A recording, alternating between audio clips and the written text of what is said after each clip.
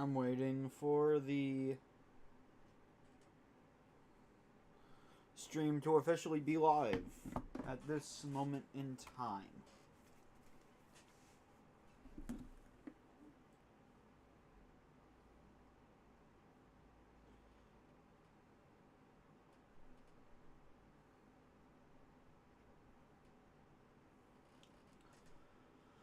I can use this time to take care of stuff I usually do after I go live.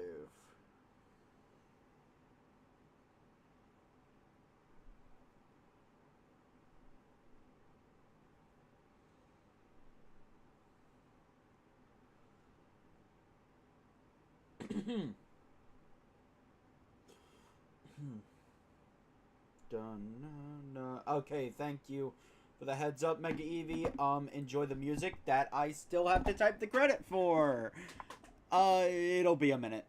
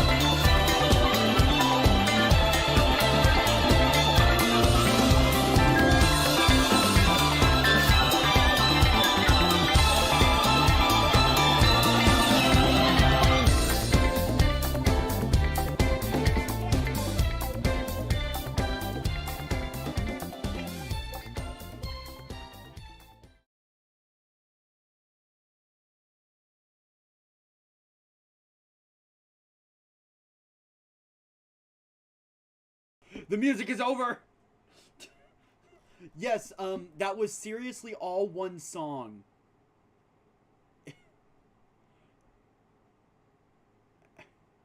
Okay, so...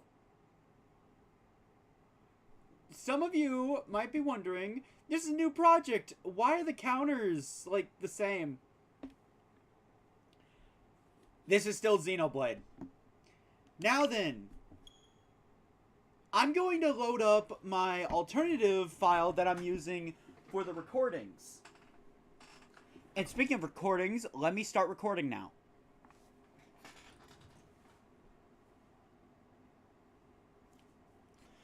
Because, by the way, I've looked, this won't appear on a file that has actually played Future Connected.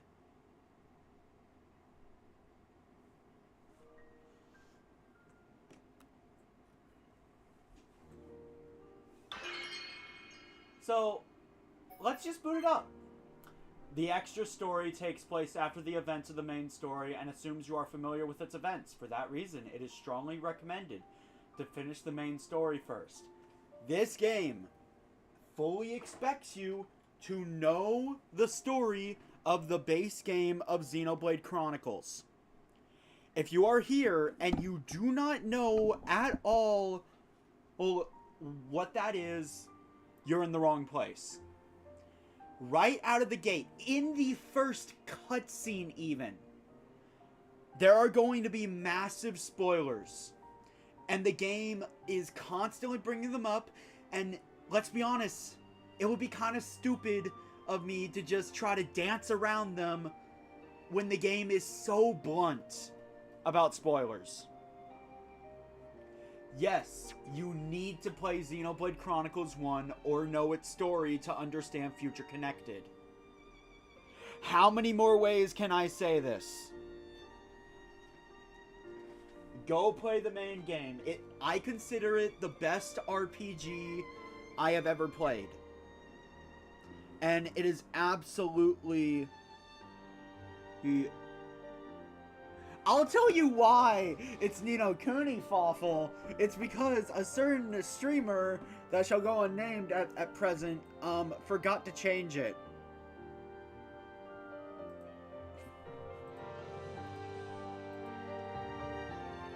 Okay, hold on. Can't believe I'm having to make these changes live. Hold on. Okay, transform, edit transform. Stretch. Yeah, it's totally an unnamed person.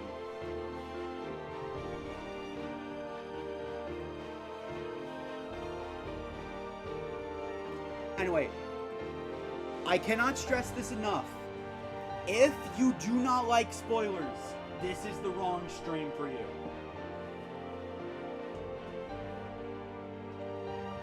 I will not be giving a story recap because, oh lord, that is going to be a lot of story to recap.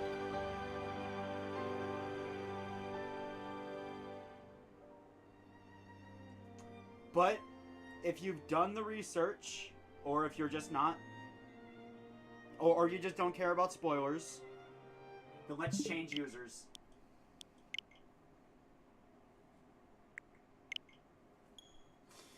And we can get this journey started. That was the spoiler-free way of saying it. I'm going to assume all of the people that care about spoilers have left.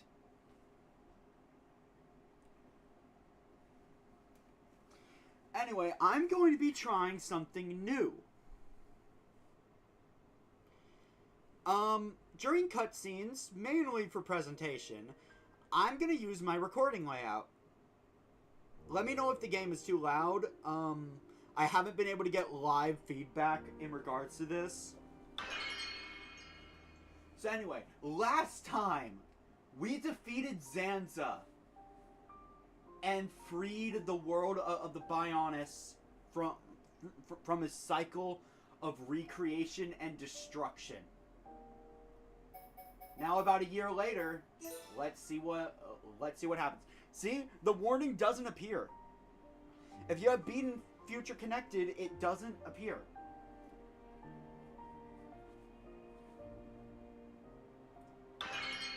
Anyway.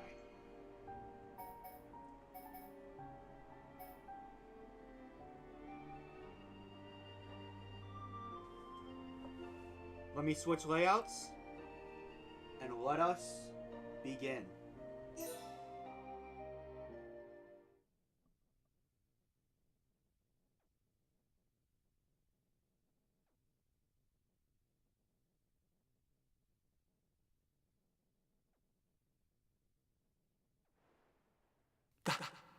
That symbol. Today, we use our power to fell a god, and then seize our destiny!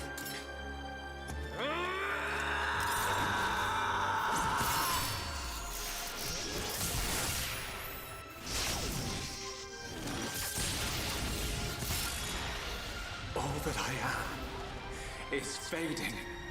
The memory of a god's existence, born from the chaos of creation.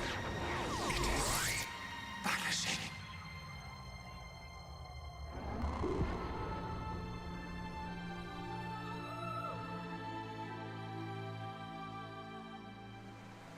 What were you looking at? The sea?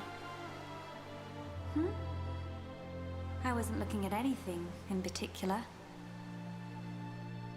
If anything, Fiora, I was thinking. Thinking about the future that awaits us all.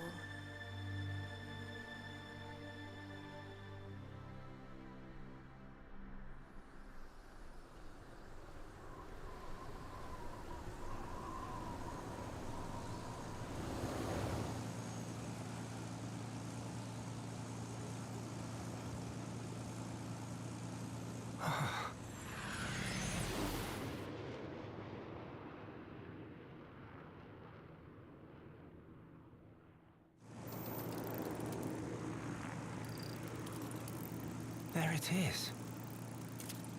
Melia, we're in sight of Alcamoth. All right, I'm on my way.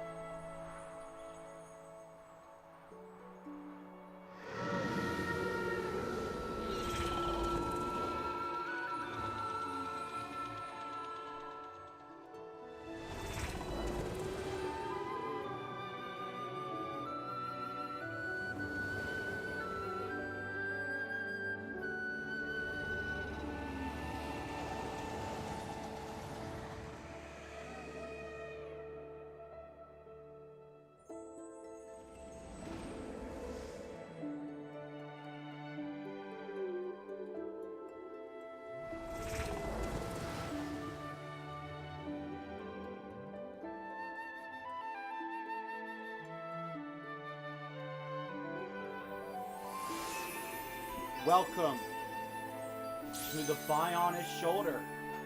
The one place of Bionis we were never able to explore.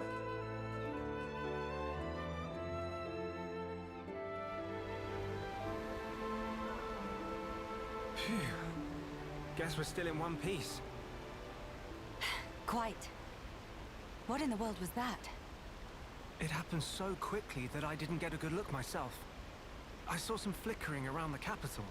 Then suddenly, a black beam. A black beam? Some new defensive measure, perhaps. The junks. Can it fly? Some components sustained heavy damage. It won't budge until we can swap them out. Right. It's fine. They're not particularly rare parts. They'll have them in Alcamoth. You make it sound very simple. Remember, we are still very much in the dark here. Good thing I came prepared. We'll probably be needing this. Sister Bon, watch out on right! I take care of it. Kino handle left side. Gotcha! Those voices. Are those?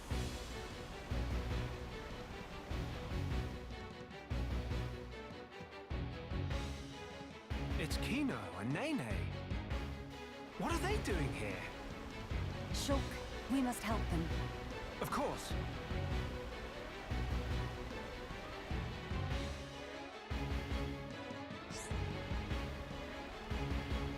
Okay. First off, Mega Eevee, I plan to get into that in a moment. But a new adventure begins. Some elements of this adventure are very different from the adventure so far. The most major points will be introduced on the following pages. Chain attacks are not a thing anymore. Replacing them is a mechanic that I hate. We'll get into it when we get into it. Just know, chain attacks are gone. Shulk has lost his power to see visions. So, this one is a hit or miss with me. I actually really like this. It's a way to up the ante, to add stakes.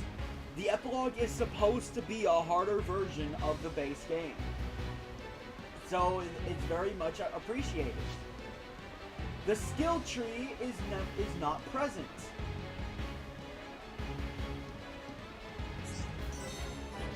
Just go over. Yes, as you can see, the skill trees are in fact gone. Now arts. Going over Shulk, the wielder of the Monado. You might notice Shulk has an art missing. The only art Shulk is missing is Monado Enchant. For those that are still watching, regardless of spoilers, Monado Enchant, it allowed the party to damage the Mechon and deal a little bit of bonus damage against them. However, there are no Mechon left in the world. Kinda useless. Don't you agree? Same goes with Monado Buster's bonus effects. Double damage against Mechon. Again, there are no Mechon left in the world. Now, the epilogue actually gives more use to Monado arts that I honestly think are useless. First off, Monado Purge, not nearly as good.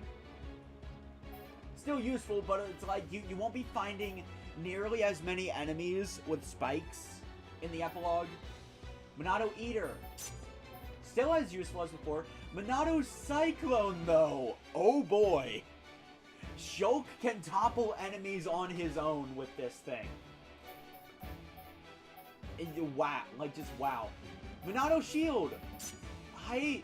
Without visions, there's not really any telling when you have to use this, unless you look at the enemy and you see them charging up a talent art. Speed.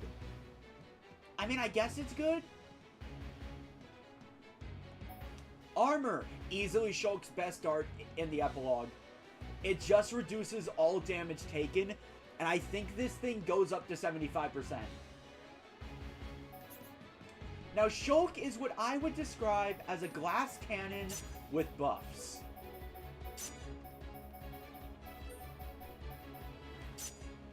Hold on.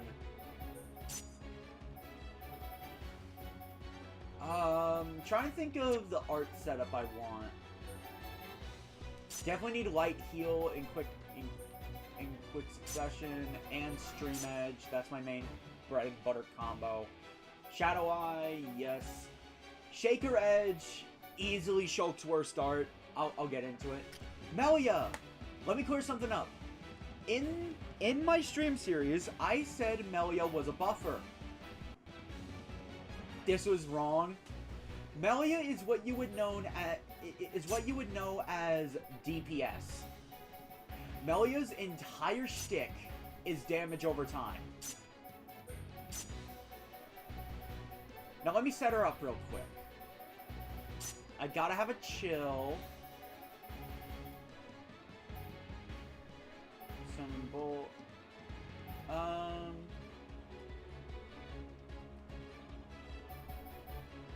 It really comes down to if I want ether up or agility up. It's gonna be agility.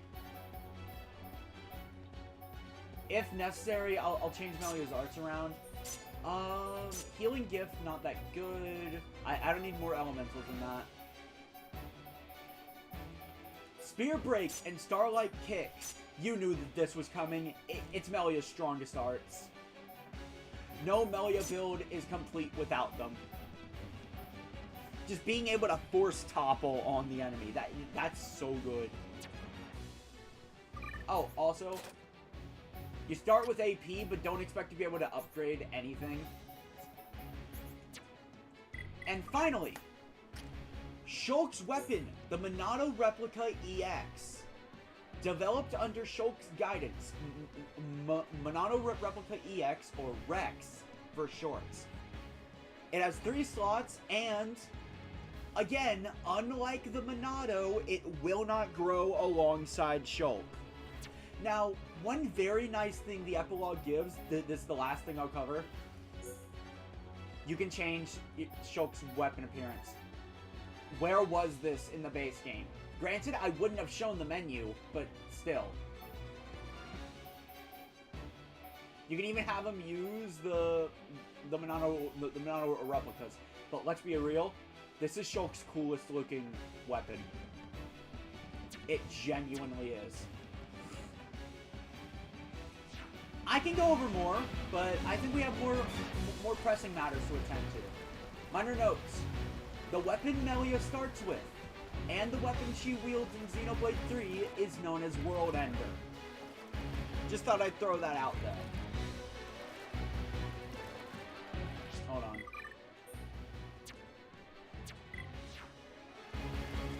Don't pay attention to the weapon menu? Really?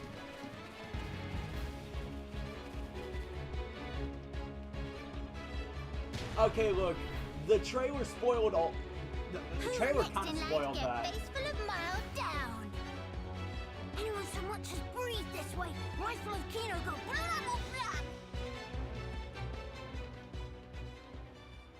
blah. Kino, Nene, are you hurt?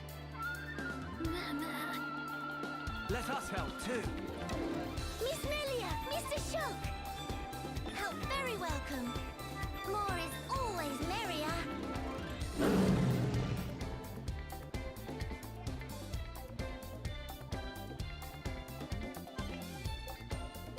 Alright, so, there's no time to explain Kino and Nene. Just know this is the party I recommend, and I forgot to change my controls correctly. Hold on. Yeah, okay, I always forgot to mention this. Just like in Xenoblade 1, I recommend using this control scheme. Because again, it sucks to actually use the D-pad to switch between arts. Better get that agility up though.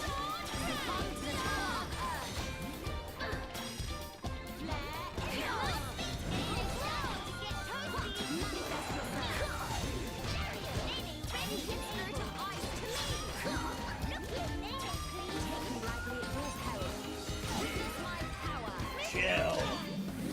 And let's extend that.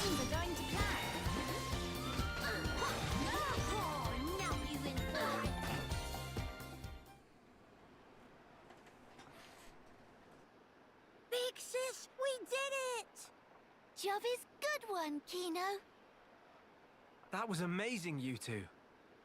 It was like seeing Ryan and Sharla fighting together again. Just so. Fitting. For children of here upon Ricky's household.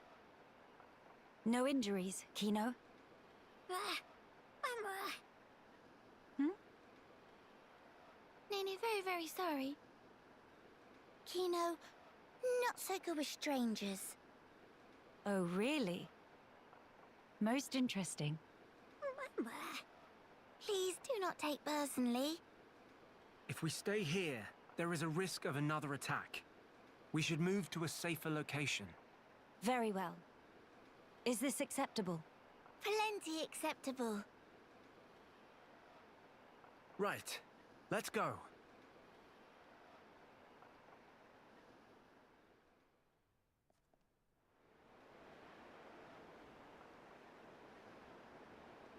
I forgot to change the layout.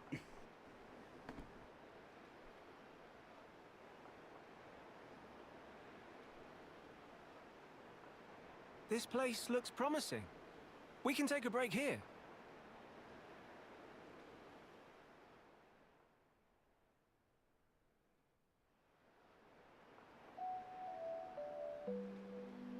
So tell us, what were you two doing out there? Rather, how did you even get here at all?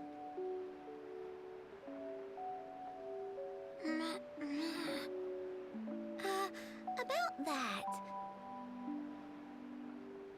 Melia, I think these two must have come on the junks. What?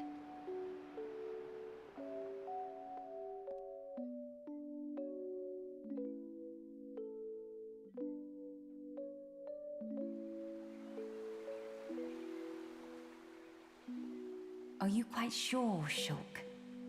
When you consider their relative positions, I think it's quite credible. The capital, on the Bionis shoulder. So,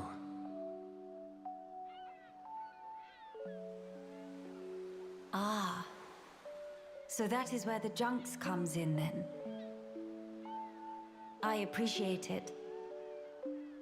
But even though we won peace with Zanza's defeat, the rebuilding continues. Much remains to be done. I realize that. And I also know that you've been putting in every effort. So why then? If the capital is on the shoulder, there are people there. I thought you'd want to go. Shulk. That's... We could be there and back in less than half a day. Mama? Me.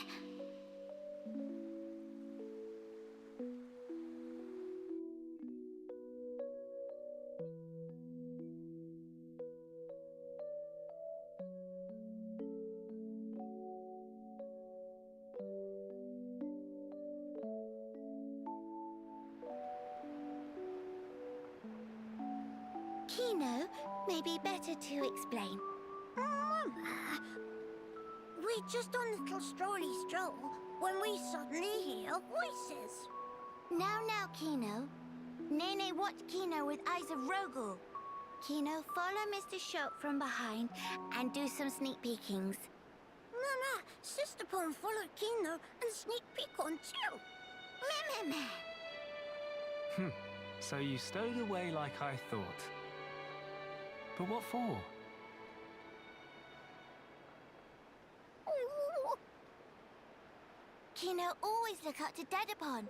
Want to become mighty Heropon too. I'm certain Ricky would be most proud. But how did that lead to you boarding our vessel?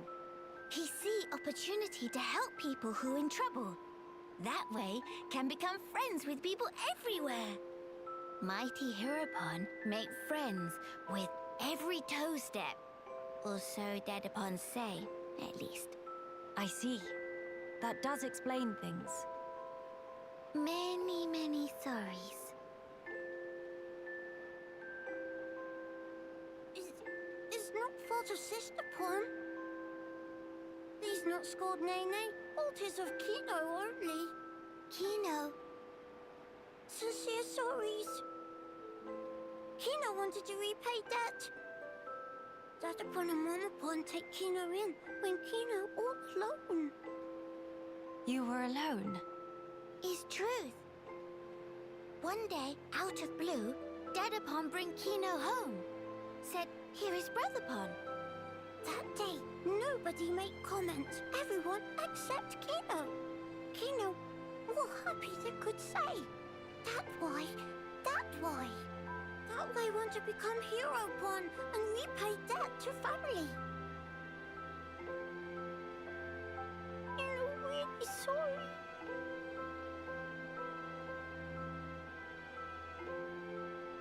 Kino, you do your family honor.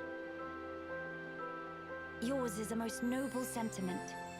I am utterly certain that Ricky and Oka are proud of you too. Actually, Melia and I are in a bit of trouble right now.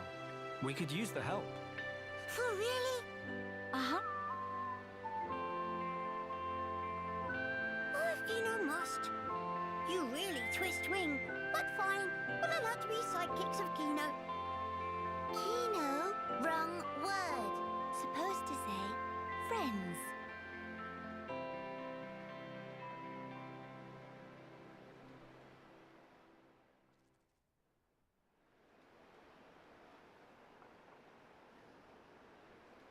So, we'll be heading for the capital to find parts for the junks. Yes, about that. It's a bit of a hike, but could we check out that cape?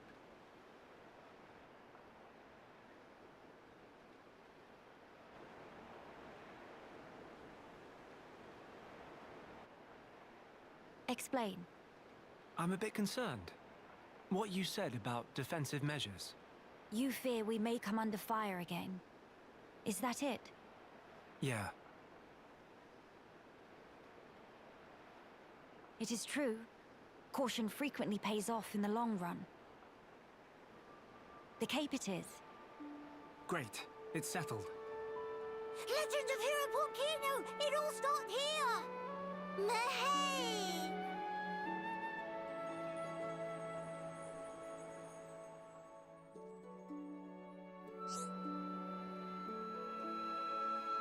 Mega Eevee, I think there's a more pressing question. How the hell is Ricky the best character in the epilogue without even being in it? Also, I would like to put something into perspective.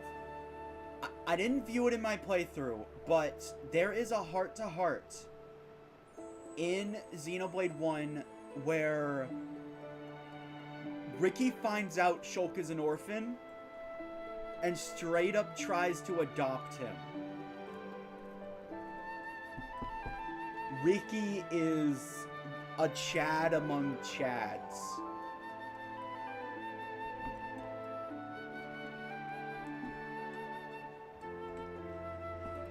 Anyway, the event theater. It's literally just cutscenes.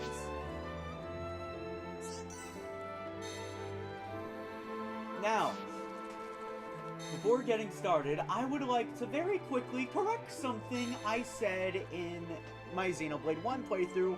Don't worry, I've already corrected it as soon as episode 2 of the recorded playthrough. Topple!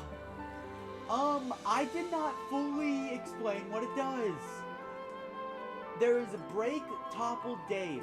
What Topple does is that it makes sure all attacks do not miss. And all critical damage does 25% extra of the damage. And here's what makes Melia a DPS. Toppling an enemy makes all ether attacks assumed critical hits.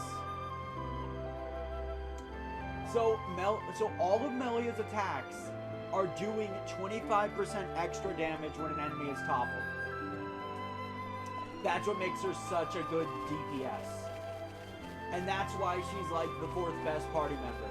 The problem is, DPS just isn't really... What the hell is that? I can take it! I go... If you don't mind, have a nice fall. Oh, damn. Hold on. Okay, ability up. You gotta burn it. You're mainly using physical attack, so I'll keep physical attack up. You got a poison. Then I'm gonna chill. Just chill out. You shouldn't go attacking people. Someday it's gonna come to bite you in the ass. Like it is now. I was explaining stuff, you stupid bird. Keynote plus psychics are non-defeatable. Did Nene knock up some? Okay, as I was saying, welcome to a quiet moment. These are your replacement for heart-to-hearts. Affinity is gone. These are literally just heart-to-hearts. That's all they are. A love for flowers.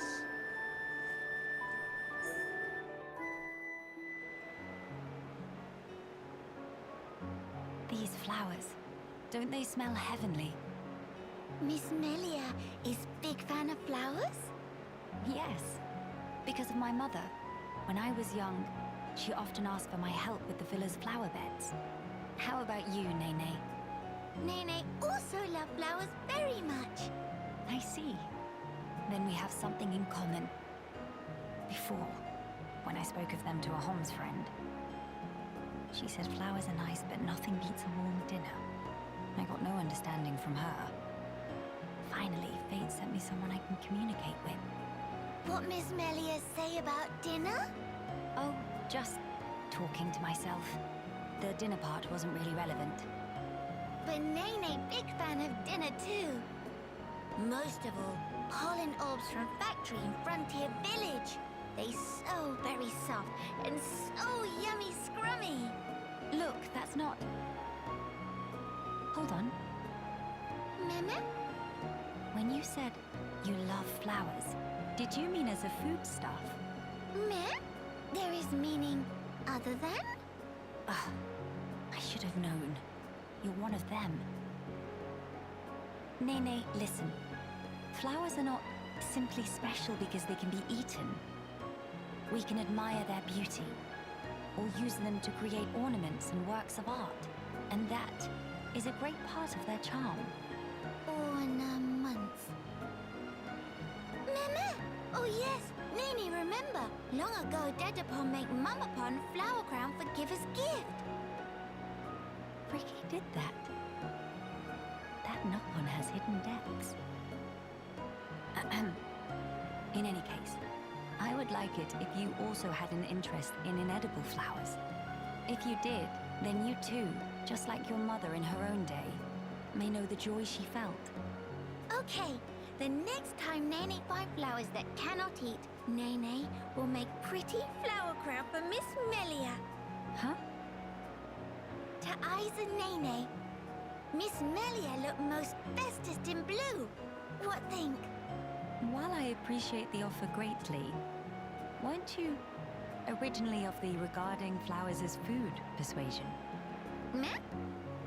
If you make pollen orbs from not eatable flowers, they bitter and not tasty. Yes, a fair point. It is just as you say. So Nopon see different but equal value in flowers depending on whether they're edible. Maybe it was foolish in the first place to try and choose only one while discounting the other. Well then, I will humbly accept the sign of your affection. Nene, roger that. And yet, why do it for me? Won't Kino and Shulk feel left out? There is very good reason. Nene just want to see smiling face of Miss Melia, bright as sun rays. Oh my... Meme? Something wrong? Nene, not say anything weird? No, not at all. It was just how sincerely you said it. I should take a leaf out of your book. Meh? Precious Nene, I look forward to the gift. Nene pull out all stops. Although, I would feel a bit awkward were I the only one to wear one. Why don't we make them together? and exchange them afterwards. Meme? That sound wonder marvelicious. Is deal? No, in fact, is unbreakable promise. Yes, naturally. You're one of them. Okay, going more into Nene. Nene was actually in the base game of Xenoblade Chronicles 1, although unnamed. When first meeting Ricky in Frontier Village and all of his children, there is a pink one. That is Nene. I think it's really cool how they actually decided to implement that in what is an extension to Xenoblade Chronicles 1. Speaking of Nene, isn't it about time we go over her? I think it is. Nene is Rhyne. And Kino is Sharla. I'll go over why Kino's actually good in this game later. Also, Mega Eevee, yes, Ricky does deserve a #1 dad mug. So, each of the Nopon basically replicates someone. Magnum Starch is Magnum Charge. Now, with my current party setup, I don't really need my... Well, actually, I kind of do. I just don't need break arts. Magnum Charge, definitely one of the best arts at her disposal. And... So, I'm gonna be honest. The problem with both Rhyne and Nene, there are too many good arts. There really are. So, I think I'm going to sacrifice Lariat for Bone Upper and Chive Sobat.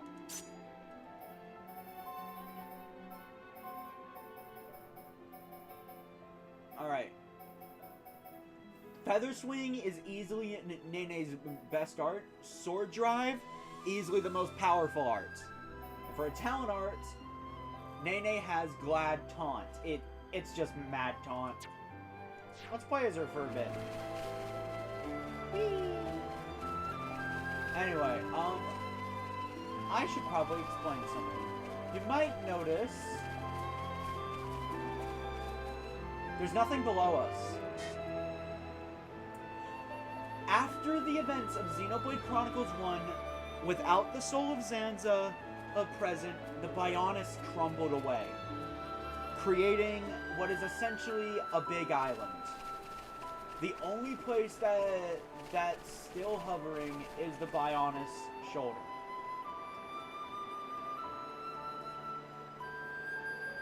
And obviously, oh, you can't see it from here.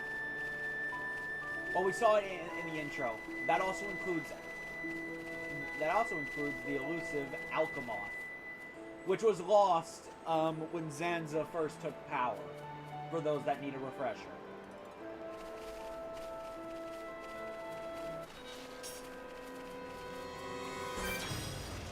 Alright. Bop, bop, bop, bop, bop.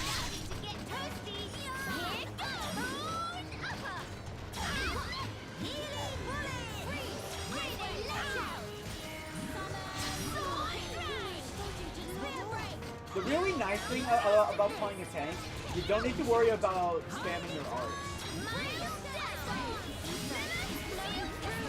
Oh yeah, shield for Smash. It's basically Shield Bash from the base game. There was a little bug with Shield Bash.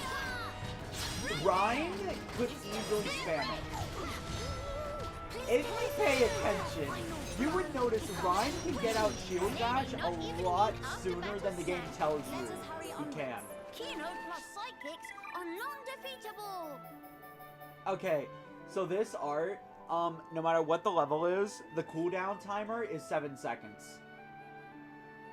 They fixed it in the epilogue, but not the base game. Am I the only one that finds that weird? Just me? Okay. Anyway, this is the build I'll be going with for Nene, but I don't really like playing as Nene. Also, this is Melia's story. Future Connected is supposed to be closure. The ending to Xenoblade Chronicles 1 was basically perfect. Except for one glaring issue. You are looking at the one glaring issue. Melia never got closure. And from that birthed the meme, Poor Melia. That's what this entire story is about. And yeah, the cooldown is weird. Rhine's Shield Bash has about a 7-second cooldown, regardless of level. All the level does is really just increase the damage.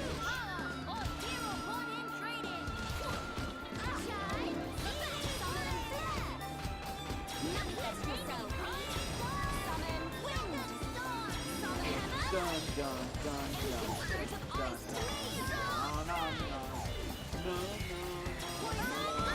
This music always bops.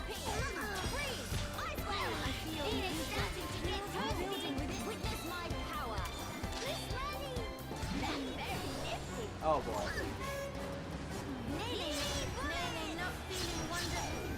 Yes, I am not going to explain mechanics that they went over in Xenoblade 1.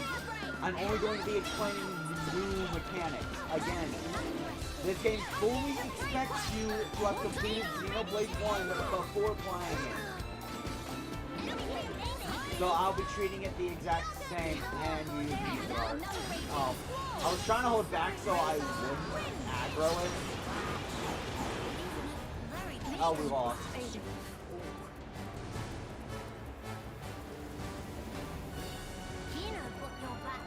Have we? We have. Mega Eevee, the command is the same as always. Alright. So, is that a good segue to talk about Shulk now? So this is the best party in the game.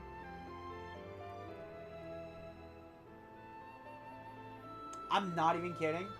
Melia is the worst party member in her own side story. Why? That just makes me want to say poor Melia. She can't win. She can't. Even if in her own side mode. In fact, I kind of wish Shulk wasn't present. And you might be asking, why am I saying a Charlotte clone is good? Well, first off, if Shulk is in the party, I recommend not bringing any... Well, I recommend primarily focusing on Days Arts. The reason why Charlotte was bad is because of the circumstances surrounding her. She had legitimately good arts. She was a legitimately good healer.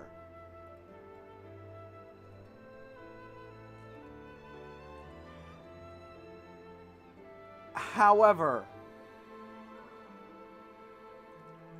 she sucks in chain attacks. That was what mainly dragged her down. So, because of that, you would think, okay, wait, but aren't chain attacks gone? They are. That's why Kino is good now. And by extension, Charla. Now, I'm gonna be honest, this is probably the worst art he has. Nene's the only one that can use auras in the side mode, and I guess Melia can too, but I consider that her worst art.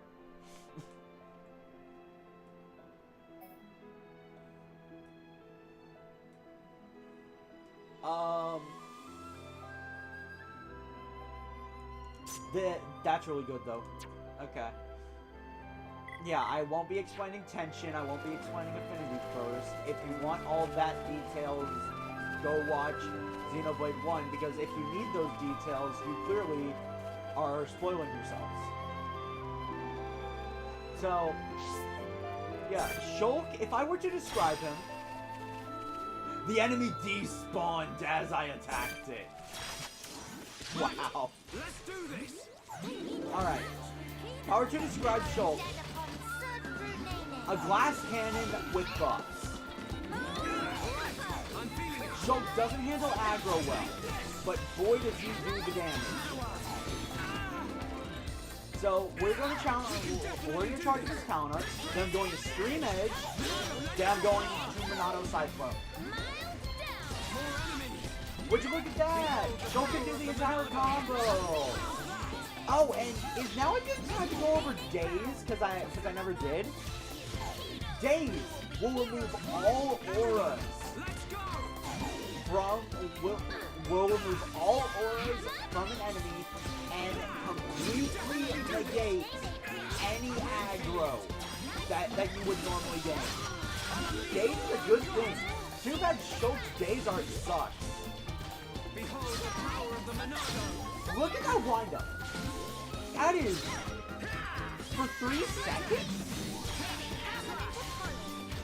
Shulk can almost always inflict break. So combine that with Nene, and you can topple lock any enemy. You really can.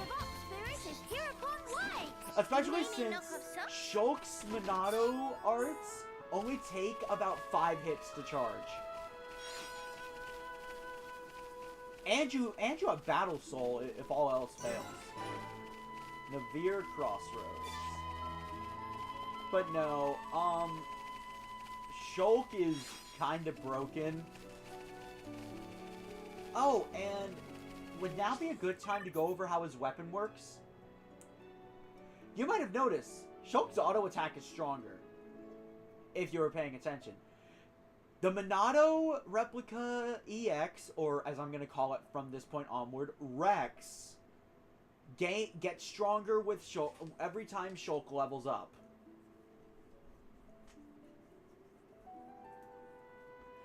Just like the Monado 2, and the Monado 3. It is not the Replica Monados in terms of power. They do grow when Shulk levels up, but at a severely diminished rate. This thing grows, I believe, at the rate of the Monado 2.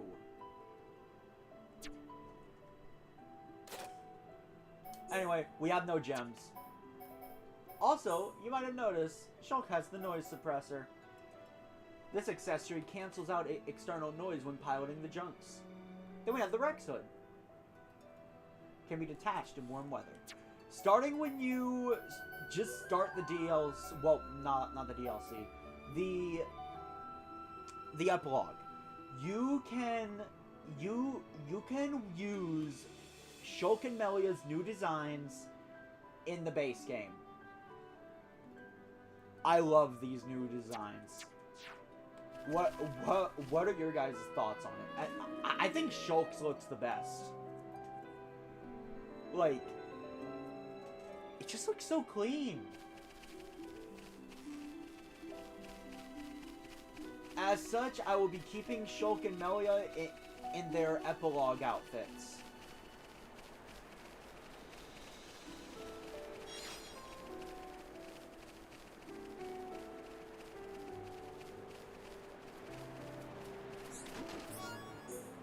I'm gonna take your leg now. Bye. Now then, those of you that hated the Collectopedia, I have some bad news. It's back. And it's even worse than before. I'll get to it when I get to it. Just know, they made the Collectopedia worse in this game. Those of you avid Future Connected 100%ers know damn well what I mean by that.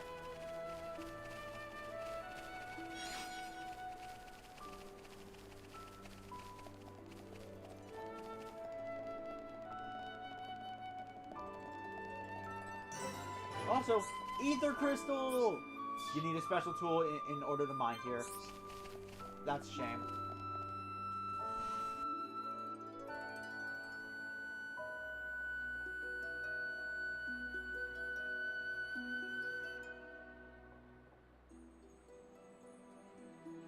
many, many bird people here. Are there really only high Entier living here? Oh there, strangers. Ah, hello.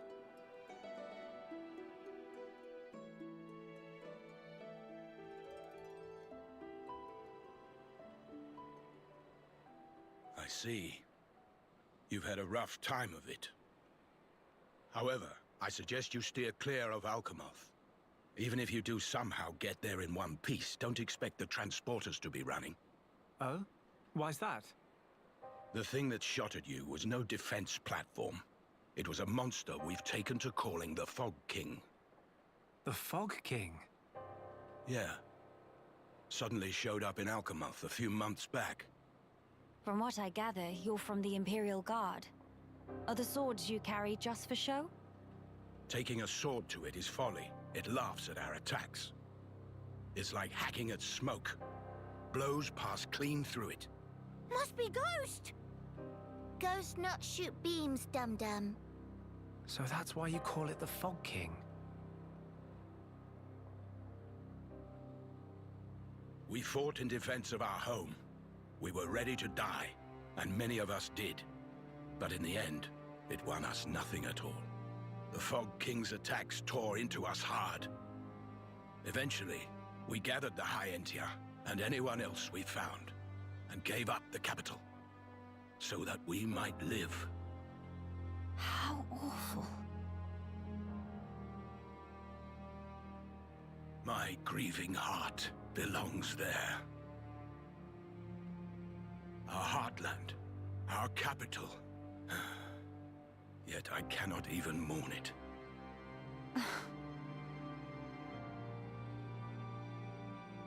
Maxis, Huh? Yes?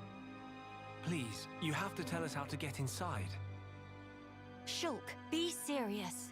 Boy, are you hard of hearing? I heard you. Then you should know better. No matter the situation, we have to go.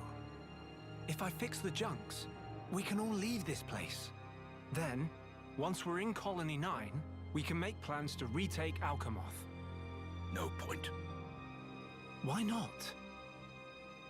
Shulk, do you think we took all that lying down? Huh? We're not stupid, you know. We did all we could. It's true. I want to go home. But that's a dream that won't come to pass, and it already cost too many lives. Maxis. I understand where you're coming from. Still, I have to be blunt with you. Let it go.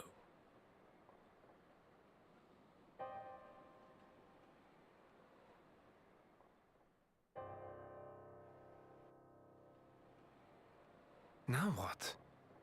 Judging from the speech, I can't see us convincing him.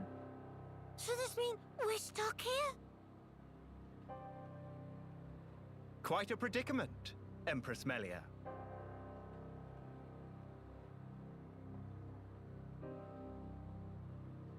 Who are you? How do you know my name?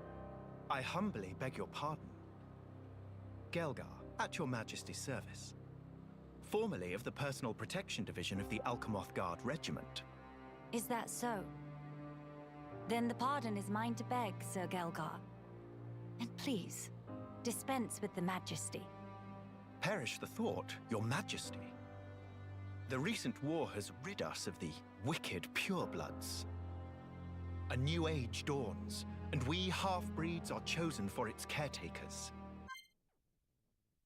Have you ever met someone and immediately wanted to rip his head off and hang said head on your wall as a trophy? I have. That was the exact feeling the first time I played Future Connected, and I met this guy. I hate him. With you, Lady Melia, as our shining paragon, I cannot but address you as Majesty. I have no patience for wheedling. Especially from knaves who spit on their ancestors. I would never dream of doing such. I merely spoke plain truth, no more. As you wish. But the Majesty address is burdensome to me. If you absolutely insist. Until you deign to acquiesce, Lady Melia will have to suffice. So kind, Sir Gelgar. Make no mention of it, Lady Melia. Sir Gelgar, we really need to get to Alcamoth, no matter what. Ah, yes. I have heard your exchange with Maxis. Hindering the Empress's triumph. A narrow-minded fool, if ever there was one.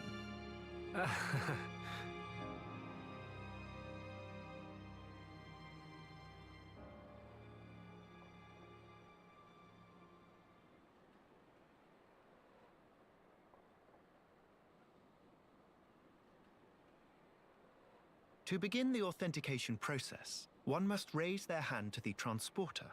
The device is configured in such a way that only some of the High-Entier in this land and the Imperial family may pass. Hence, Lady Melia should not have the slightest issue activating it. A similar mechanism to the tombs, then?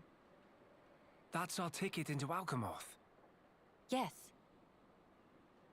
Tasty news! Friend Gelgar is good friend! Kind thanks, Birdmister. Not at all. I am but a humble servant in Lady Melia's employ. If it not displease my ladyship too grossly, may I offer you my companionship on your journey? I have a modicum of skill with the blade. Please rest assured. I appreciate the offer, but must refuse. We do not lack for strength. Indeed. A great shame. Should the need arise, I shall remain ready to serve. Certainly. By the way, Sir Gelgar, this outpost appears to consist of naught but soldiers. Where might all the other refugees reside? They dwell beyond the Grandel ramparts, which lie below this point. They live at a remove from you, then? Yes, because of the Machina who live there. What do you mean? Might you have forgotten? When the war broke out, it was the Machina's treachery that lit the fuse. Were it not for them, we needn't have lost our brethren and our home. You couldn't stand the Machina and thus moved away? Precisely. But the war is concluded, Sir Gelgar. Some simply cannot let go so easily.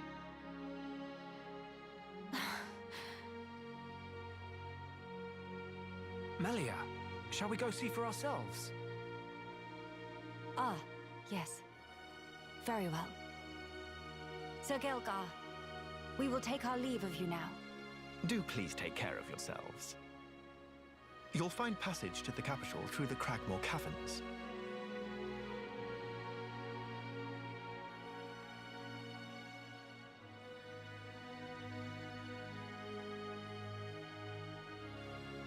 Sir Gelgar, thanks for this. See friend later. Please to be extra careful of self. The same to you all.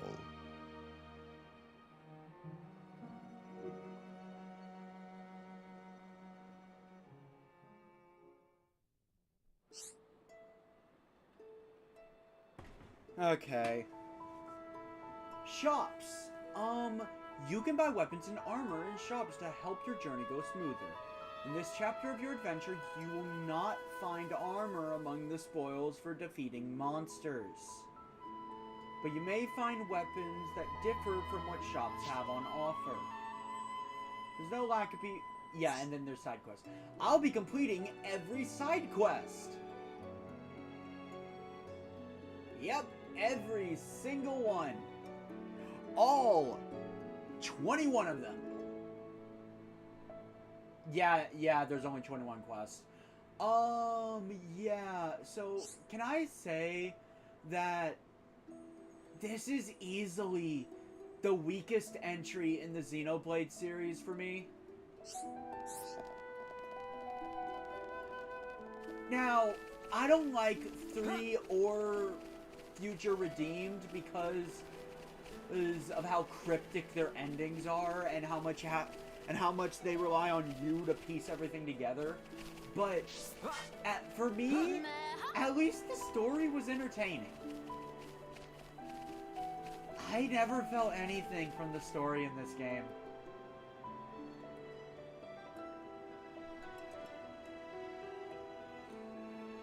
I'm going to be honest, we have learned everything that we will learn until the ending about the Fog King. If you're expecting this very complex main antagonist, like for example, Zanza, Malos, the antagonist of 3, or hell, even just Egil. If you were expecting that, sorry, you came to the wrong place.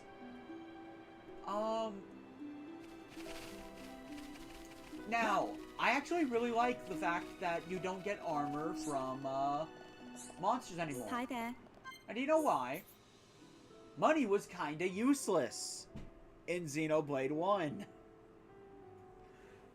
Honestly, like, you could end the game with millions upon millions of cash.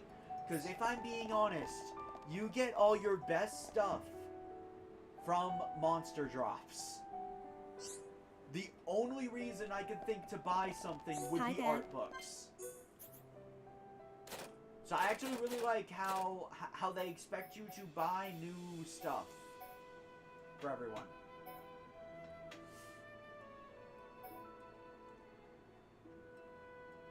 Also, Mega Eevee, I don't consider that bird character a friend. And now it's probably time to go over what a High Entia is. A High Entia is half human, half beast. Okay, that's a joke. The High Entia, also known as Telethias. You should have played Xenoblade 1. Okay, this will be the only stream I'm doing this, because it's true. The game warns you. The game fully warns you. It's your own fault if you got spoiled. They are a half bird, half human or Hom species.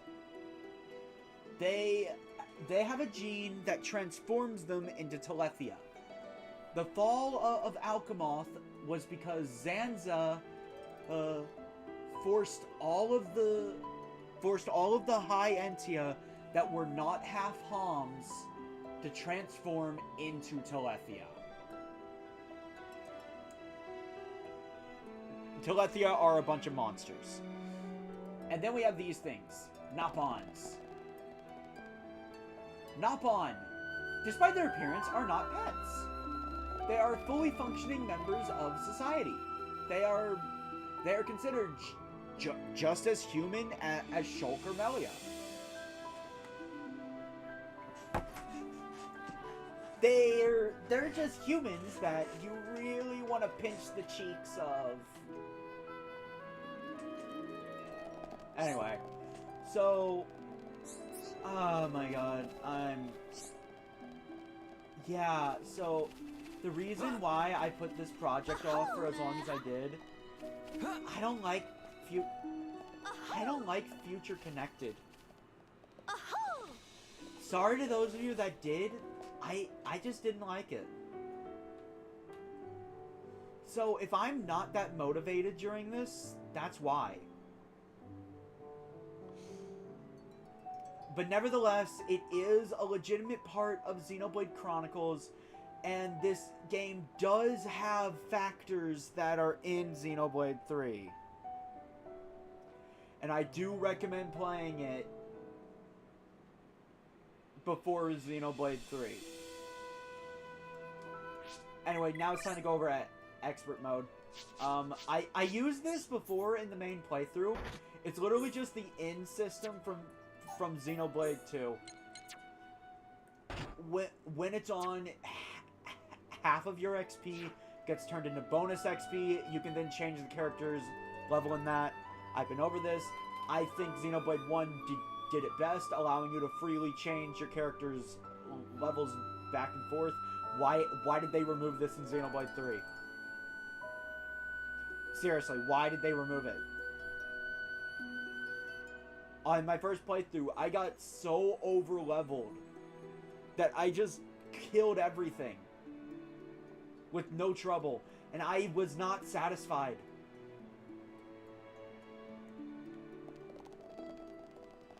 Yes? Anyway, hello. It's Hamelin? Could you go more into detail? Kino wanting to ask too. Okay. Now, one little thing that I really like about the epilogue. I know. I just got done ripping on it, but it's not that I don't like it because of gameplay reasons.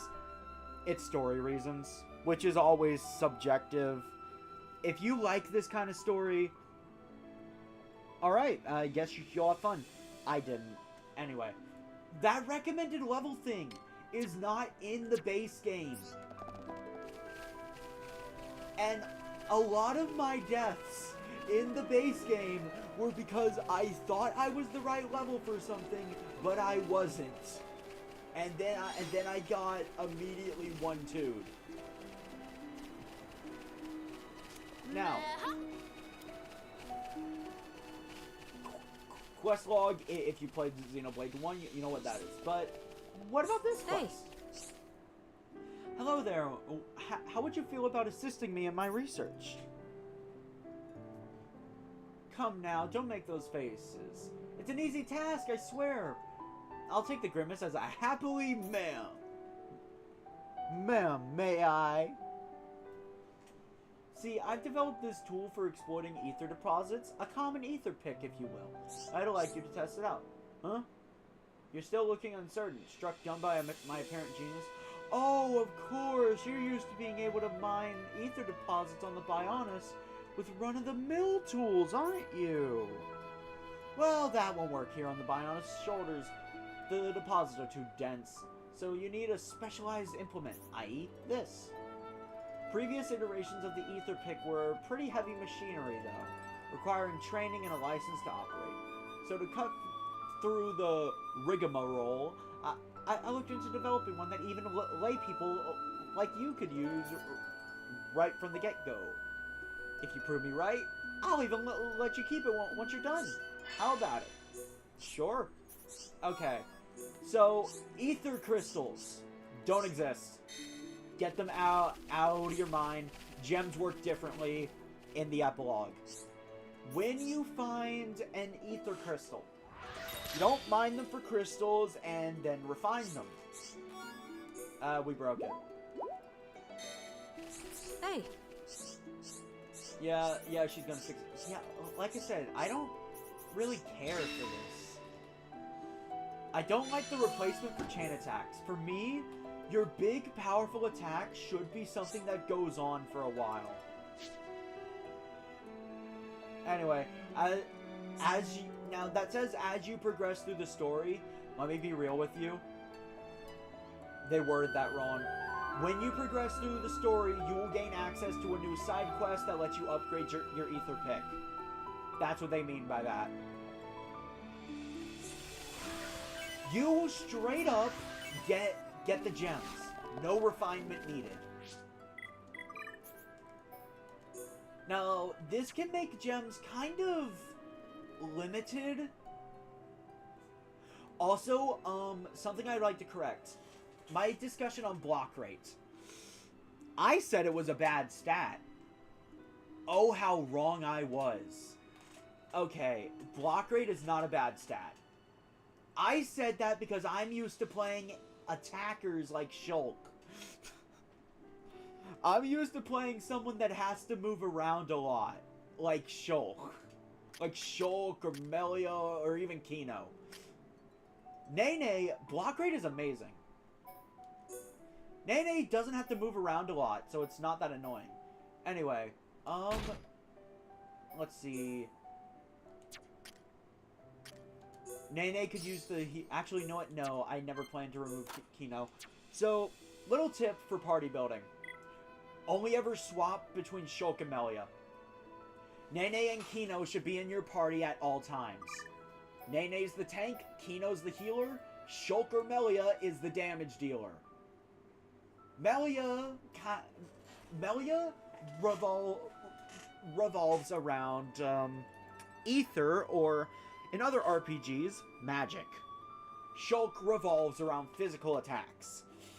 Only Shulk has 8 talent... Well, no, Shulk has 7 talent arts, and he's kinda better, and... Why isn't Melia better?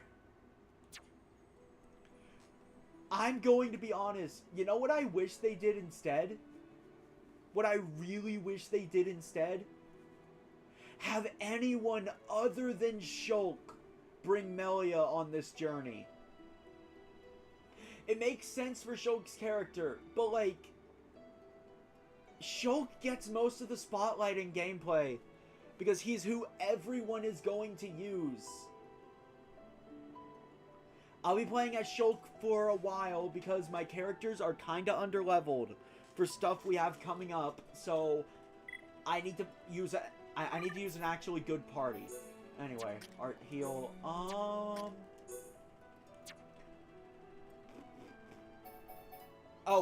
When slotting gems, I recommend you slot your weapon gems first.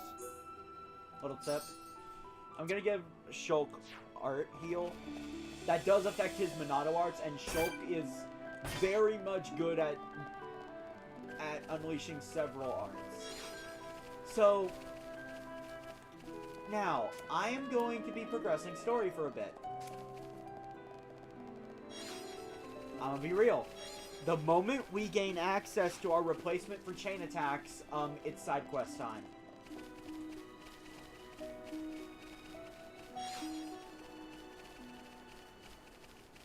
Sub-Zero Steel. Ooh, red item orb. So, something I never really explained in the announcement video.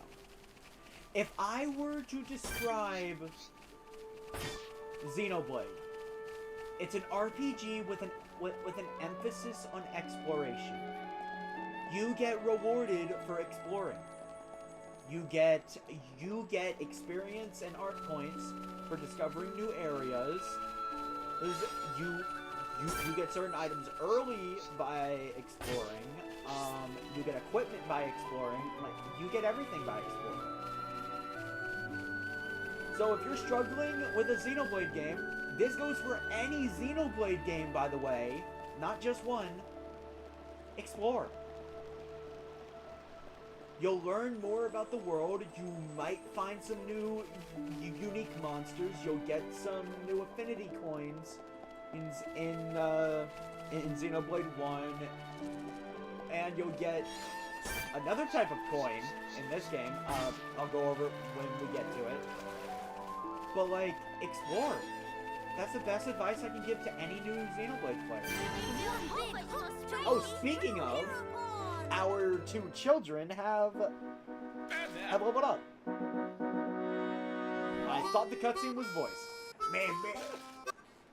Before friends pass here, please do your story. I sense an ordeal in our immediate future. Man, gratitude for stopping in tracks. What is that? Matter is a bit complicated, to be frank. If we can help, we would like to do so. Man. Although we've pretty much only just arrived here, so if it's directions you need, we might not be the ones to ask. Issue is not about where to go. Actually, It's about tracking down friends. they get lost. They're not lost, no. They scatter to designated locations to perform ordered land seven. What point of that? measuring relative and absolute elevation of terrain, plot distance, and other such. No, completely forgot to do mandatory self-intro. Qualified, certified, satisfaction guaranteed.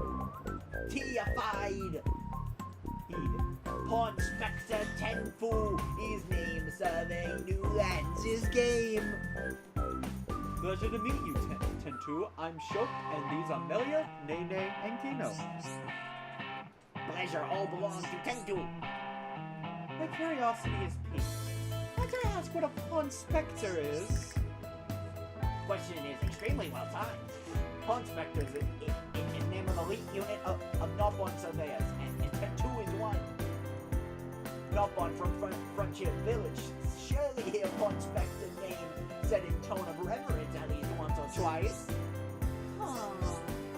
Sister Pawn, have any clue? Nene guess Data Pawn might know. Things are worse than Tentu thought. Long period of suspended activity was disastrous for brand recognition. No! Tribulation is only an opportunity. In full body costume, go on Tentu. Have to put next foot forward. Tentu and other Pawn Spectres actually come to Bionis shoulder to conduct full and complete survey. But Chief 1-1, who is brigade leader, forget to inform of rendezvous point. So, they'll tend to finish on assignment. Looks like up creek without paddle. Expect all Pawn Spectres in same boat. Tend to think she'll probably go look for teammates with monsters carpeting land. Probably even veterans Pawn Spectres they tend to have hard time. Apart from yourself, how many members does your team number? Nice round 11. 11. I see. This is a vast land, so searching by yourself suddenly seems dangerous. So you know where your colleagues might have gone? Tend to have couple inklings. Two Pawn Spectres can probably find. Then maybe they have clues for other whereabouts. Alrighties. Then we go search for those two. Now wait single minute, Kino. Still plenty of important business we attending to. Then do not get underfoot. Promise. Friends look strong, so thought maybe can go with. That way, if Pawn Spectres somewhere along travel path can help each other out. It's good matter what. What do you think, Melia? Do you really need me to ask, Shulk? She's nice. We have worked for Pawn Spectre's friends. Should really be Miss Melia that say that. Oh boy, tear duct of Tentu welling with joy. Thank you, friends. Can you tell us, to the best of your knowledge, where you would expect your colleagues to be? One was in charge of area between crossroads on the way to Champion's Gate, all the way to Nerthus Necropolis. That one is a bit of coward, so tend to not show he do survey job properly. Other one was assigned to area past Cragmore Cabins, stretching from... Okay, he's just saying directions that we're gonna get guided to it. Anyway. Alright, Pawn Spectres are the replacement for chain attacks. Pawn Spectres are AI-controlled party members that don't have HP, don't really have stats, but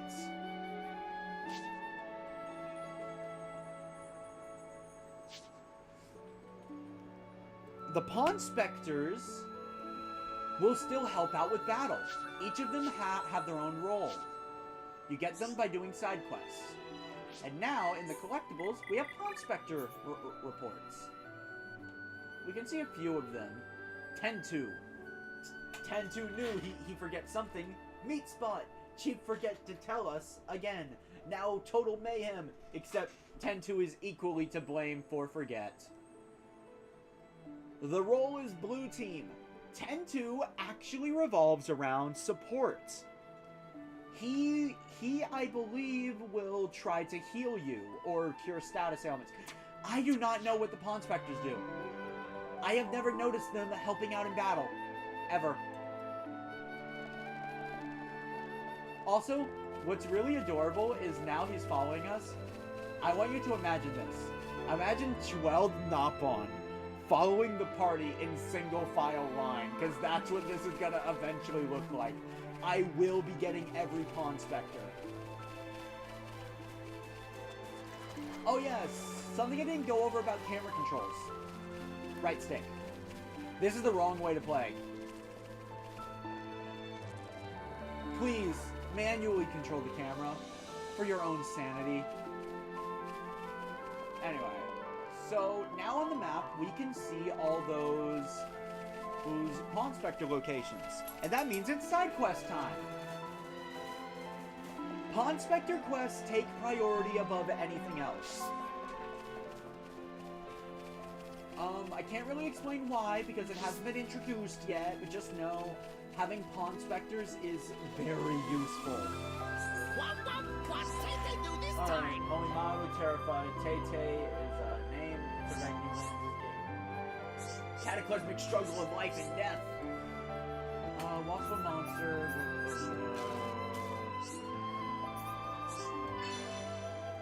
He's gonna give us a physical defense down 4 gem. That's actually gonna be good. Oh, might as well go over gem recommendations. For Shulk, you want anything that will decrease aggro or increase his damage. Melia, on her weapon, you want gems that give side effects. Melia's auto attack doesn't mean anything. The only stat on Melia you should be concerned with is her ether. That, in reality, is how much damage she will be cranking out. And by the way, it's per second. Multiplied by how many damage over time effects you have. So imagine all 3 of her damage over time effects doing like 500 damage. Okay, that's not exact math, but you get the idea.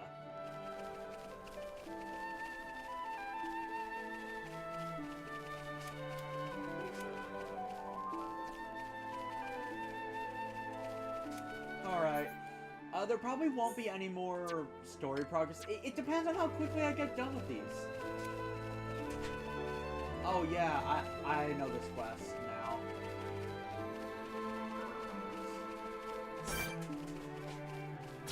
Yellow enemy? I'm not scared. I have shown. Oh, that little thing. Okay, Pawn Spectre assistance. Pawn Spectres will jump in to help Shulk and his friends on their own initiative. Each Pawn Spectre has a signature move, healing the party, debuffing enemies, and so on. Red team has offensive, blue team have healing, yellow team have debuff.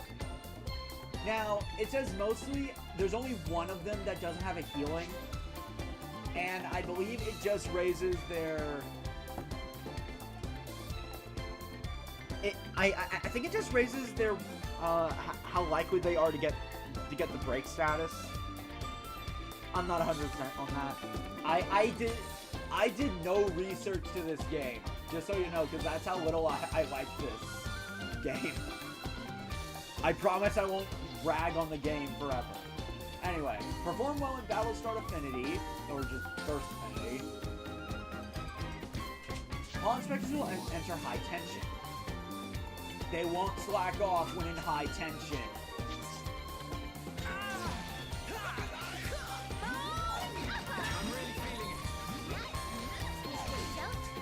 It's only one enemy, so I'm doing an air slash, combo with Minato Cyclone.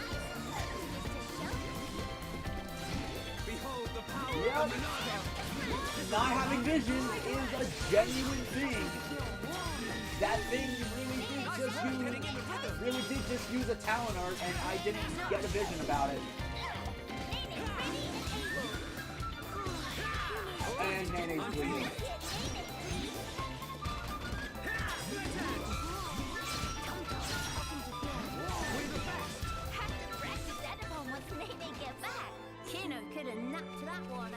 Actually, you know what? I see no better way to go over Kino than to play as him. Right? Because, fun fact, If chain attacks didn't exist, Charlo would be one of the best party members. Let's go over what I mean by that. Tino, for his neutral special, he wields a gun. I know, it's dead meat. Tino mainly has healing arms, but I'm gonna start by using Yoker stance to reduce my aggro. However, you might notice a little problem. I'm gonna heal Nate. here as soon as I'm alive. Notice how my talent art went up.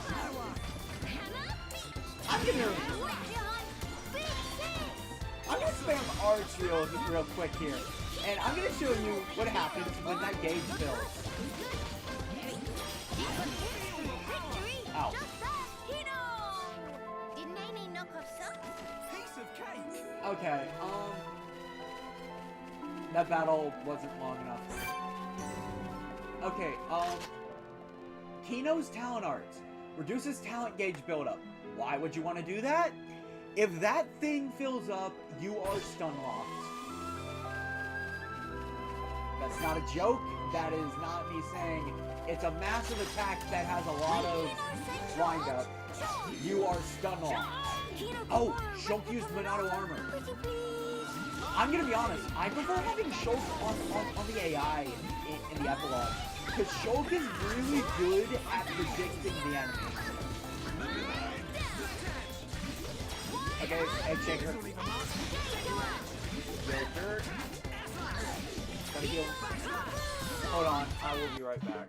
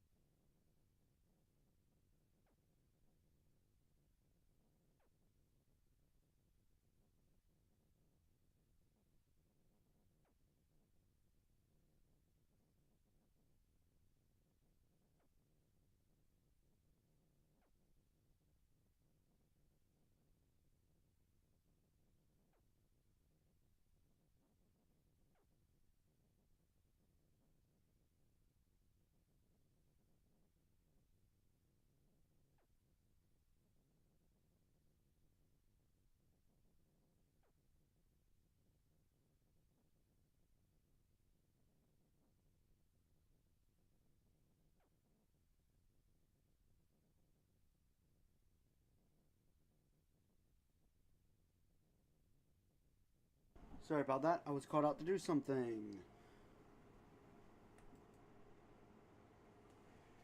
Now then. Where was I? Oh, right. This is a diva. Why? So, this is the only Xenoblade game where the healer is actively nerfed. Also, I'm not doing my job as a healer. So should never have gone down.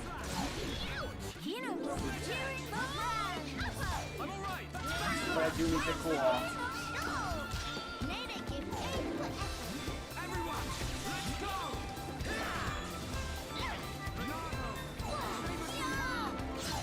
Oh, not speed. Oh yeah, hold up. Shulk is being a better healer than me. I am not. You can do it.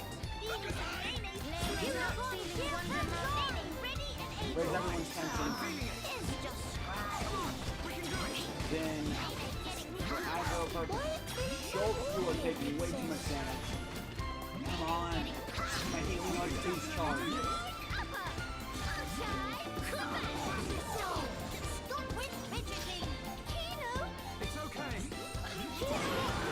Oh wait, no, he used Battle Soul.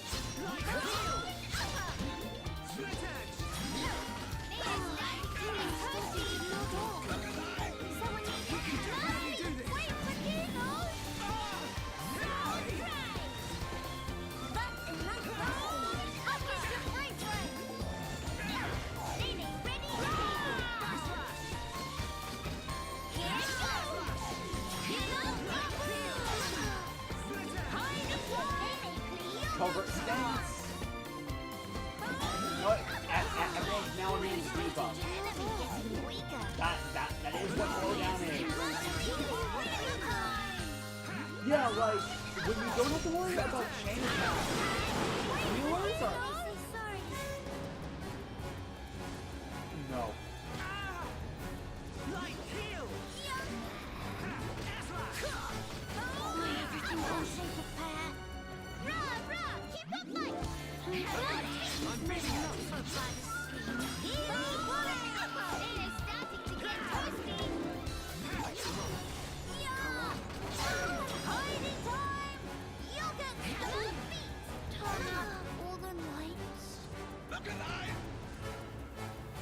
Oh, that's the first time I've ever seen a Fawn Spectre. She can't get to me. Hereupon not hero lying on floor, now it's time to turn thing around. Look alive! Cannot run in it, please, Kino! This'll leave a mark. Stay correct! That's enough wrestling. Back into free throw. All friends need is relax and relax. It's just Oh my god. even a Please. very big scratch. Now, let's take you down. Oh no! Sure. Kino, give it a nice big smack for you. Thank you. How? Shield You can do it. No, no. This'll leave a mark. Wait for Stay Kino. correct. Split edge. That's enough wrestling. Get back up. Kino, Oh my god. breaths. Might need I should not have survived that. We can't go on like this. Oh my god. I should not have survived that. Actually, you know what? Kino, maybe it's better if I don't control you now. And you know what? If I'm gonna be controlling Nene, I'm gonna bring out Guard Shift, and engage. I don't have to worry about anyone else taking aggro.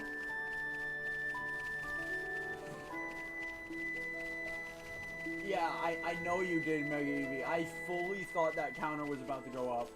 Oh my god. Pororo's favorites.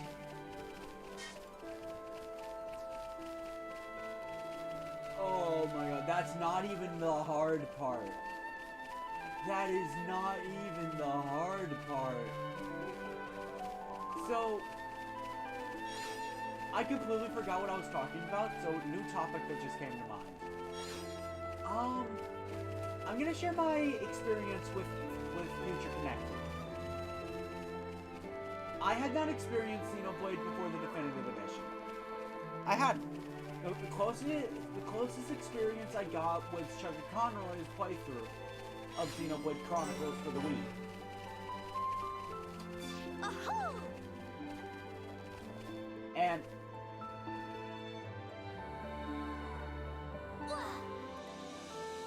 hey guys, I'm back at Colony 9! I thought I could jump on that and that might have been a secret. Good thing death is never punished harshly. It's the idiot command. So, there's level 73s down here. So now it's time to give you a refresher on what vision types are. If something has a sound wave symbol, it won't attack you as long as you're not running. If something has 3 dots, they'll only attack you if they see you in a battle with someone. If they have an eye, it means they will target you. If, what? How? Okay. If you see an eye, they will target you if they catch sight of you. There's also a symbol for ether.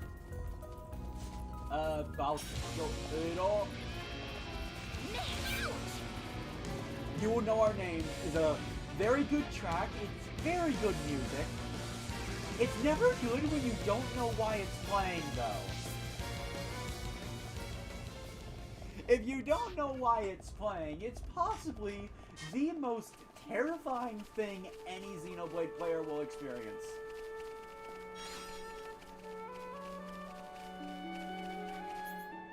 Oh, I've been playing Xenoblade 3 too much. Anyway, now we can turn this in. What did they do this time? A physical down gem.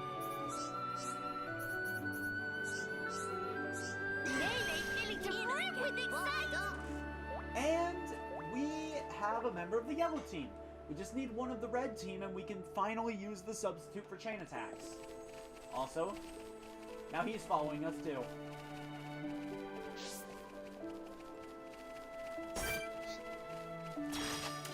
Nene, hungry for action. You cool? Nene, getting Nene, ready and able. Why is this so obvious?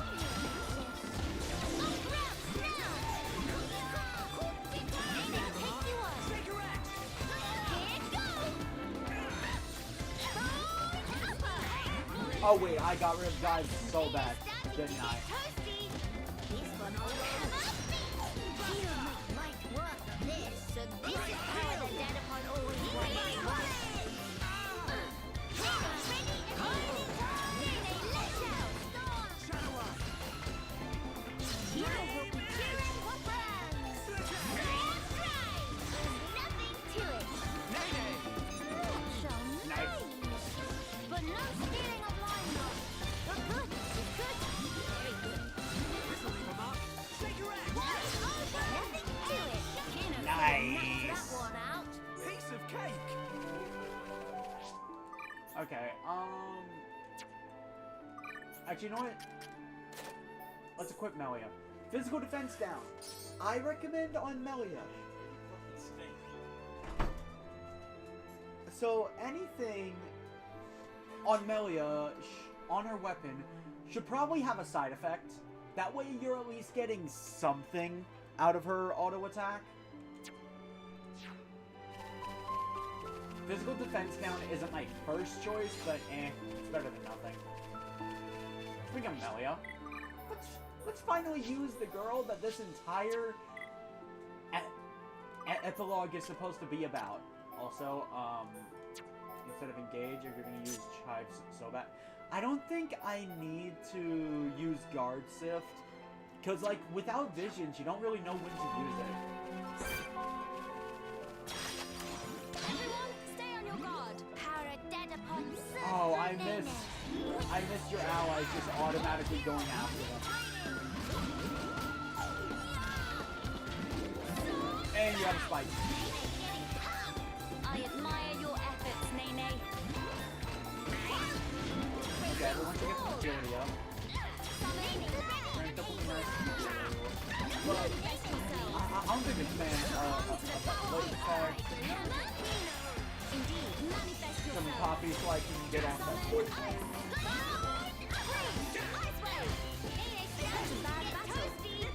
Winning just come natural to Kino.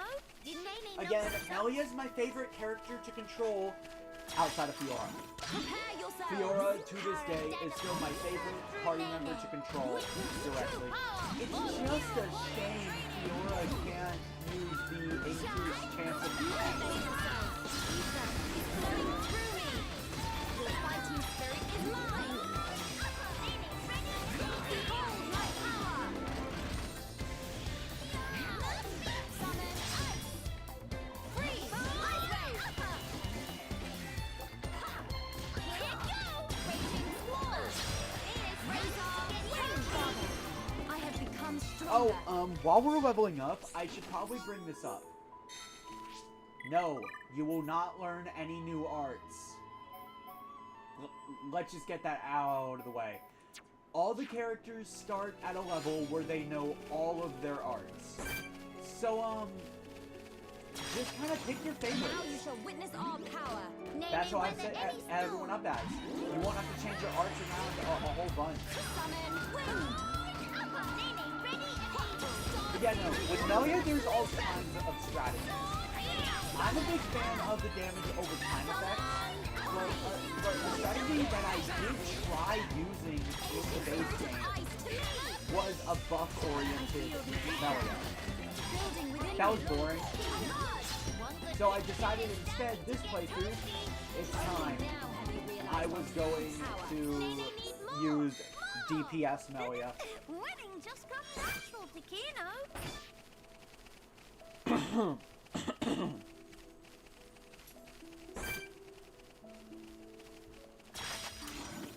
So yeah, it's not side quest time. We're probably not gonna have any more story progress. Manifest yourself. Sword summon earth.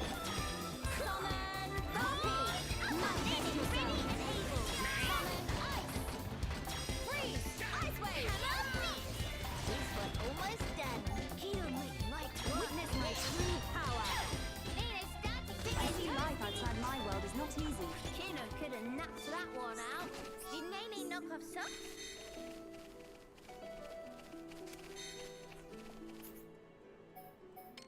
Okay, so hunting help. Then we need to place the rainbow carrots to lure out the Machina X. But first, oh, we got an official staff. For appearance reasons, I'm sorry, Melia should be using World Ender. Now, there's no spoilers in Kino or Nene stuff. I'm gonna be keeping their weapon on default. Same goes with their equipment. Because, I mean, like, it just fits. Friend Shelterer. Eh.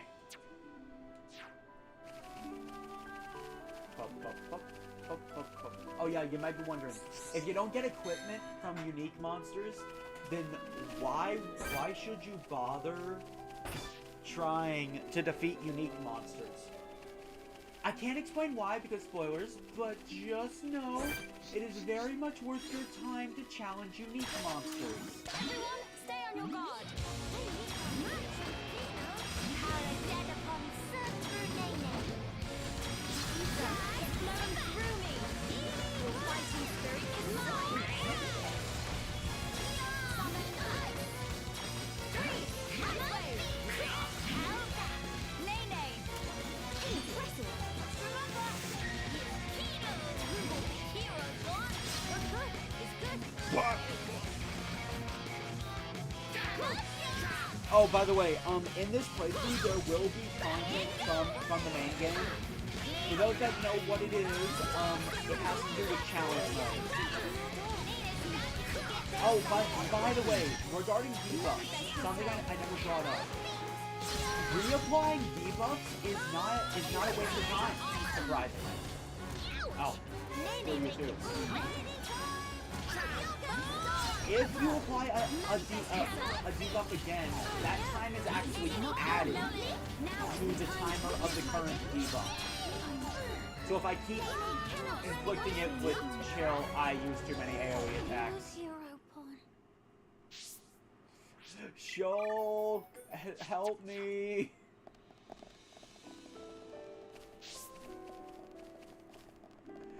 So if you were to keep applying chill, it goes from 10 seconds to 20 to 30 to 40. You get the idea. It doesn't reset the timer, it adds. Right! Let's do this!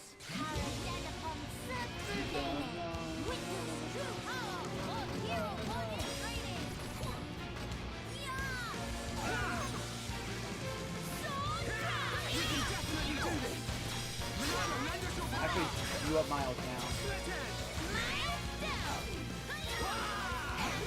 Miles down miss.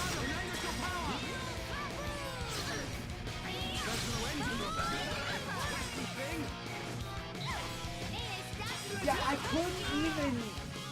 couldn't even get out the days art off.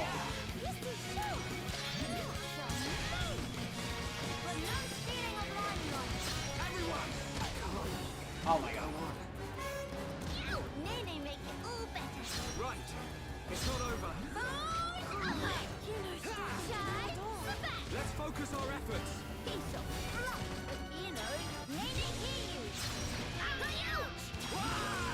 Alright, I'm feeling it. This'll be a mark. Shake your eggs. We can definitely do this.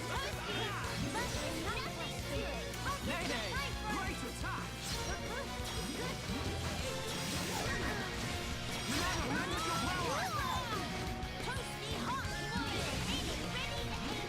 I see you warming up there, Ned.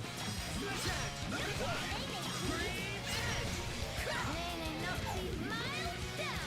Stay strong. All right. Nay, great attack. Okay, I'm gonna take her head. Okay, this is a good time to Shadow Eye. Someone need help?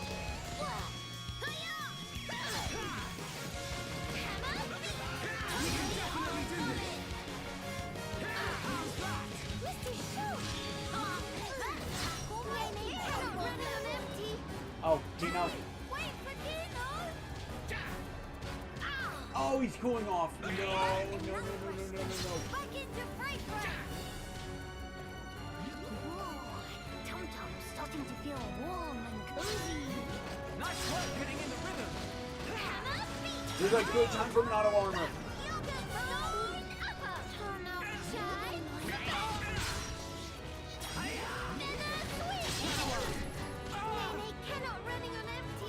You're all right, Kino. Now it's time to come. Everyone, make a run for it. Yeah, I'm running.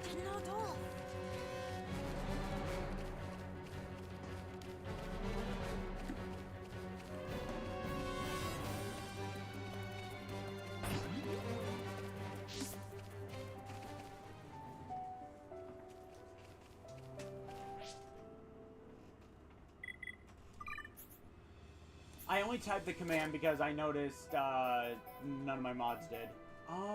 Okay, I clearly need to up some things. I don't need to upgrade Cyclone. What I need is more armor. Maybe more Eater damage. Bleed is a very good status, and Shulk's like the only one who can use it.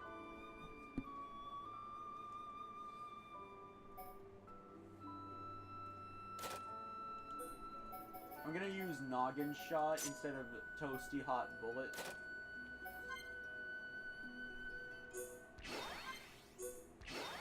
I'm gonna decrease its cooldown as much as I can. Then there's you. Iron Charge, definitely. Feather Swing, also definitely.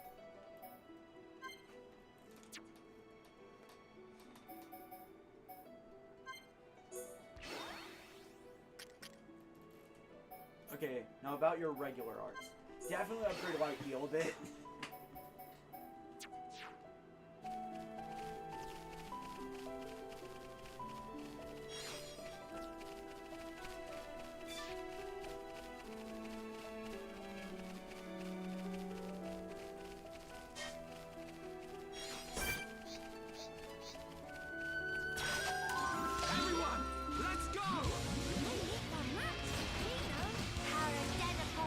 I will defeat this thing.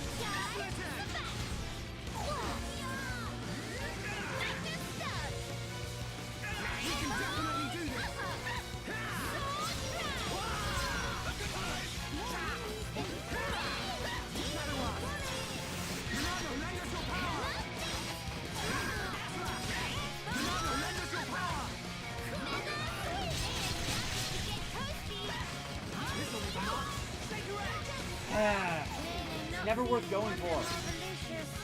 Ever. Alright,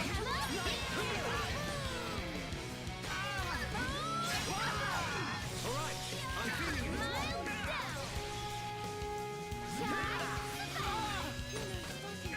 We can definitely do this. This isn't going well. Alright, not a longer.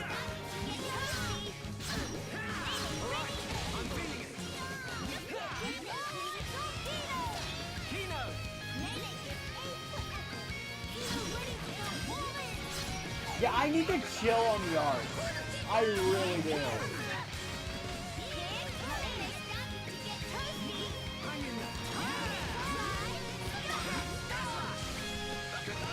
Okay.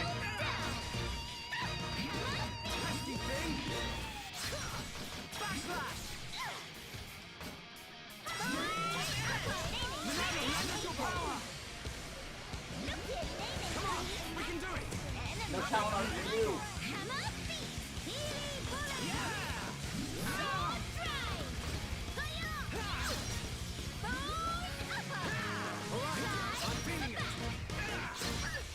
Hey, here's me. We can definitely do this.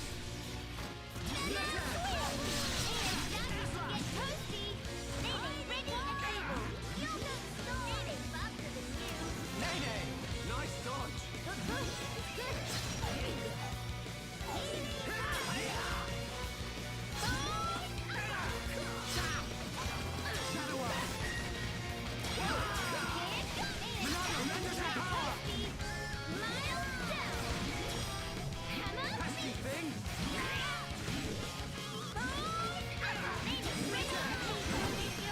Got him!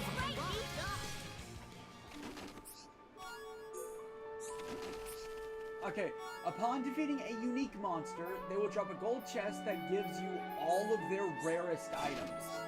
Or rather, just gives you everything they drop upon the first time you defeat a unique monster. That is more slots.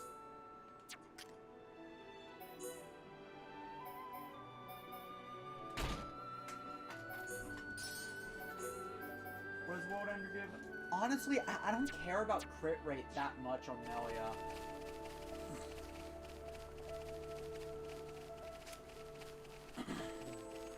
Alright, let me change the time.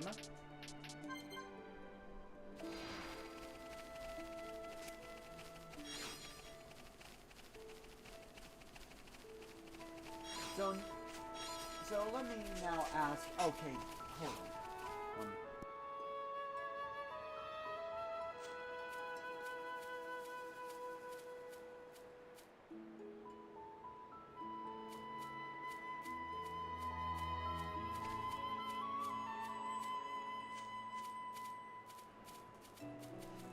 Okay, sorry about that. As I was saying, how have you guys been?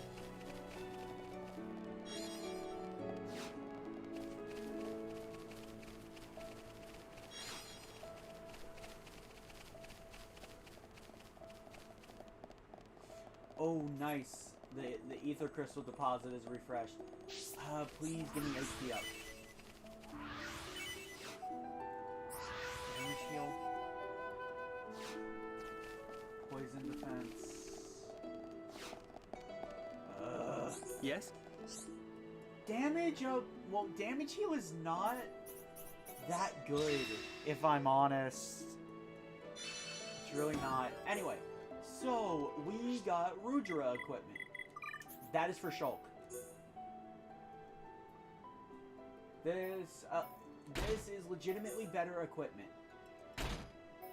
But I'm gonna be honest, I don't like the hood.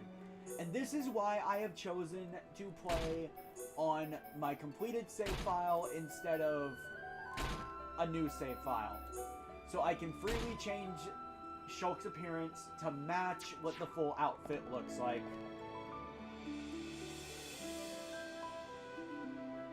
Ah, it's nice. I'm pretty good. Hey. Namir Highlands. Oh. Anamani and princess stuff is for Melia. Melia has alternate outfits too. This is how you get them. Side quests. And you still don't need to buy armor because, well, okay, scratch that. Hi there. You need to buy armor, but not for Shulk and Melia. For Nene and Kino.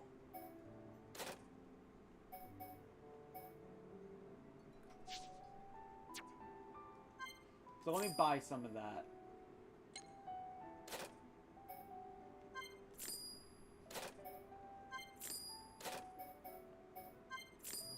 And with that, we have already run out of money. But at least our tank will actually survive now. Also, truthfully, in the epilogue, unique equipment like the Rudra jacket, I'd argue is better than equipment you can freely slot. Because gems aren't as accessible in the epilogue. You can't as easily get them. Especially not good ones.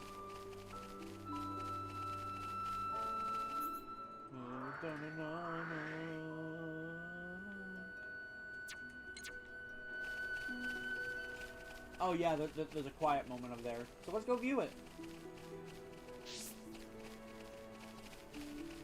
Minor note, this is very much not going to be a structured playthrough. I have done absolutely no scripting. I have taken no notes. This is literally just me doing what I want. The only condition I have set for myself is to complete every side quest before challenging the Fog King. That's it. So enjoy the jumbled mess that is my brain. Also, time for another quiet moment. All grown up. Yes, so far, Nightmare. I am enjoying it.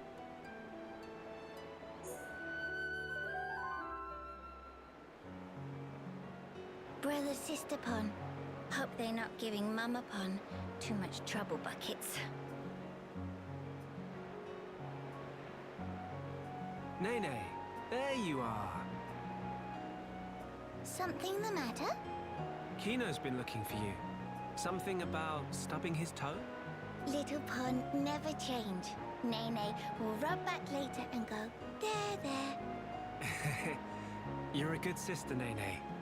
Or maybe more like a mum. By the way, what were you doing out here, Nene? Nene been reminiscing about Frontier Village, tiny bit. I see. So, that's where you were living before? Yep, in past, Nene always adventure into Magna Forest with Brother Sister Pon and climb trees every day. I assume you were the responsible one then? That silly question. Nopon boys all good for nothing lazy bones. It all too much for Mama Pon to handle, so Nene have to help take care of Brother Sister Pon and Dada Pon awful lot. I wonder what Ricky would have to say to that. Dada Pon After he'd chosen for Village Hero Pond and set off on great adventure with Mr. Shulk, house become total pigsty, hungry little pond underfoot everywhere. Wow, I had no idea. Wait, was this after Ricky joined us? So that must mean... Yep. Before Nene became friends with Mr. Shulk and friends here, we actually met 1 year ago back in Frontier Village. Dadapon, stomach rumbly rumbly. Dadapon, need food. Dadapon, give grub.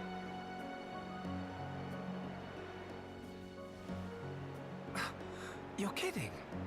I'm sorry. I feel kind of bad about this now. Though, in my defense, you've really grown. It's almost like you're a whole different Nopon. In Nopon biology, aged between 10 and 15 often experience growth spurt. That why, when compare Nene now and Nene 1 year ago, it not too surprising if not realize they the same person. It's still quite a surprise. I never knew that a Nopon could grow that much in a single year. Now Mr. Shulk can rely on post-growth spurt Nene more than ever. We can always count on Nopon. Us Homs could learn a lot from you. But Nene had these moments lately when get teeny bit lonely.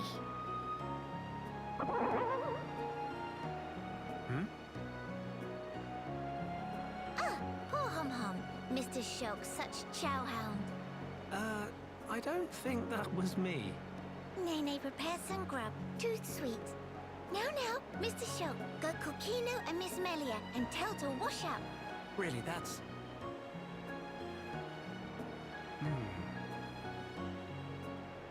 We thought she was so grown up for always taking care of Kino. But really, she's just a kid. No wonder she's lonely. Mr. Shulk, something happened? Tell me too rumbly to move, or what? Wait, I've got it. Mama? I'll round up all the others. Then after, we can all chip in with a meal. It'll be more fun that way. Mr. Shulk would not say no.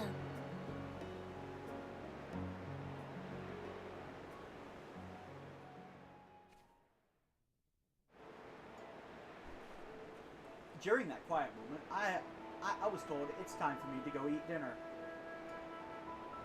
I will return shortly. Also, the only thing Homs would learn from Nopon is how to get even greedier. Anyway, I will be back.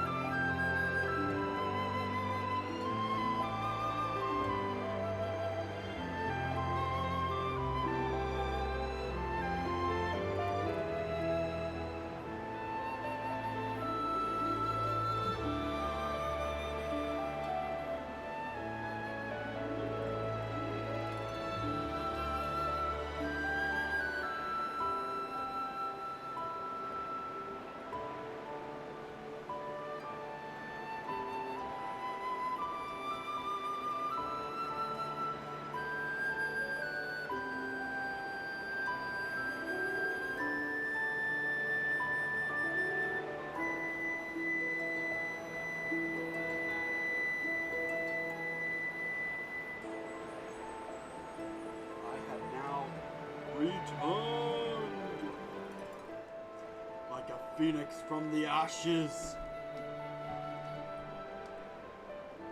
I am back.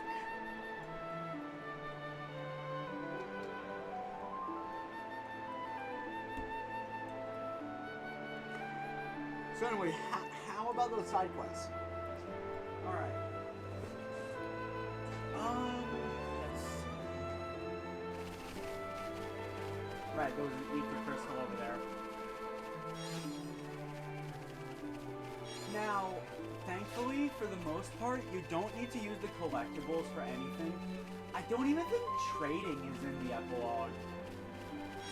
I haven't seen a trading prompt yet, or I'm just blind. Oh, chill attack. Oh, that could be good on the or just slow.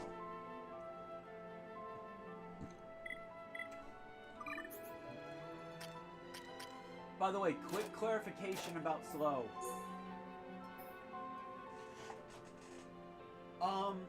If I remember right, slow does not slow down all the enemies' arts. I think it just slows down their normal art charge, so I don't think it really affects talent arts.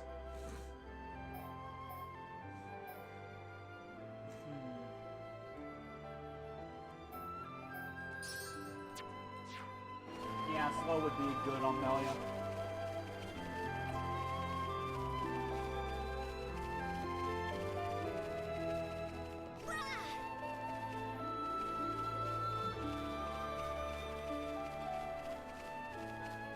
And you know what?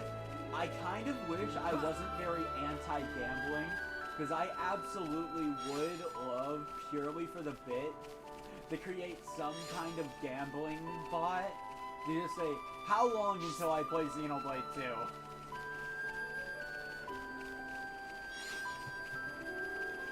Because I've been taking a break from researching that. I'm probably going to get back to it after this stream ends. But place your bets, place your bets. When will I play it?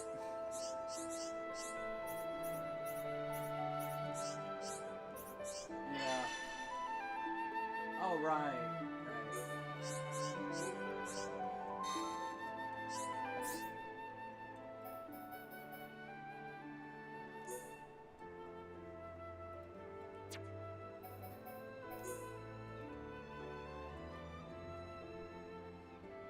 I'm sorry, 3 hours?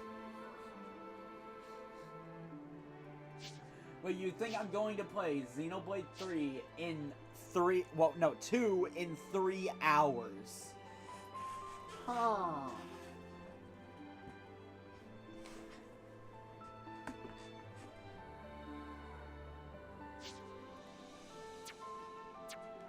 Oh no, I have a different game planned after Future Connected is done with. Oh, I finally got an HP up.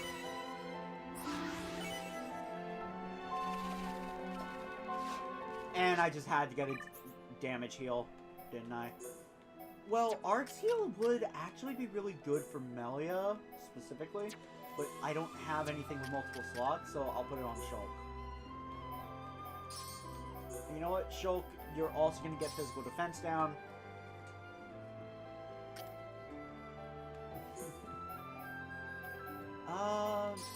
You know, you also get slow.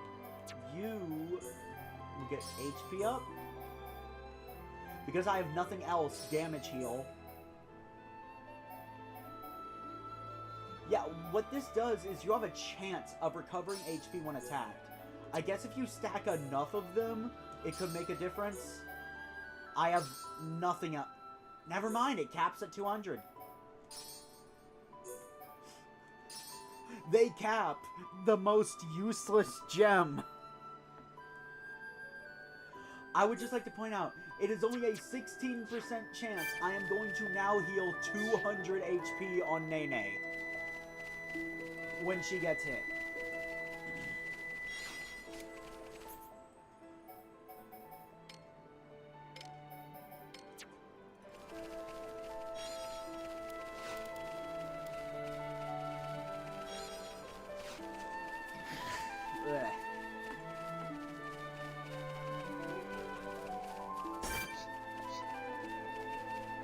But it's a little too soon to be talking about the project after this.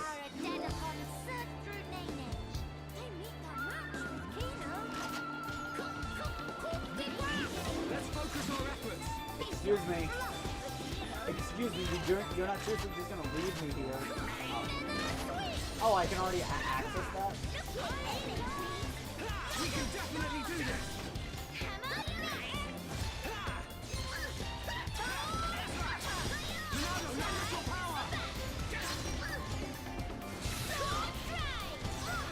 Right, this guy's gonna be in the topple. Go fearless, Nene. I'm feeling it. Dun, dun, dun, dun, dun, We can definitely do this. Ronaldo, lend us your power. Ronaldo. Let me get some bleed in on this. Behold the power of the Monado.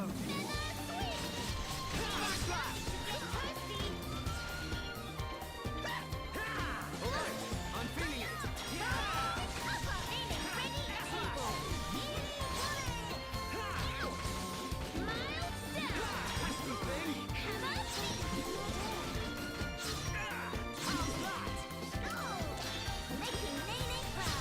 Everyone, let's go! It's over. Morning just come natural to Keno. That feel like running on a mill.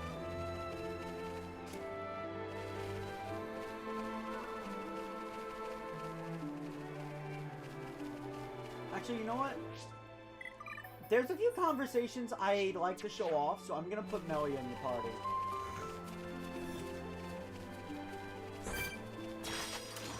Everyone, let's go! I'm gonna mute now so you can actually hear the conversations.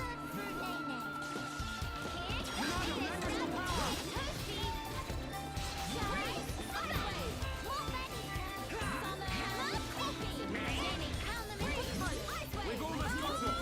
Alright, I'm feeling it.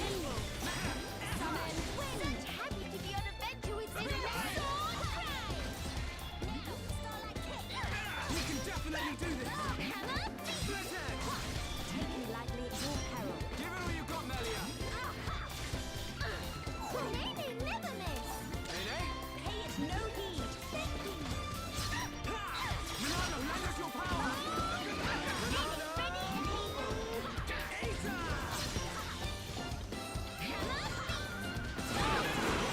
Too easy. Let us remain vigilant. Nene need more. Okay, there's a specific conversation I want to show off. It has to do with Melia's very common line of, so this is the power of the Monado.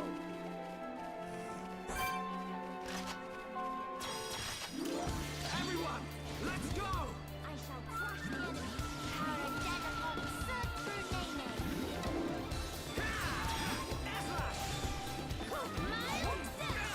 We can definitely do this.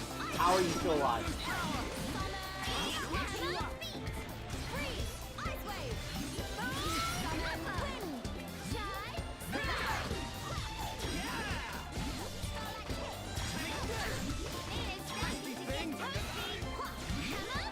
I fear I approach my limit. Alright, I'm feeling it. Do not hesitate, Shulk. We can definitely do this. Ronaldo, lend us your power. Behold the power of the Monado. Nene. Behold the power of the Monado. You'd think Shulk wouldn't be saying that given the dialogue I'm trying to show off. I'm feeling it. I see you warming up, Nene. It's over. Let us hurry onwards. That feel like run a polar mill.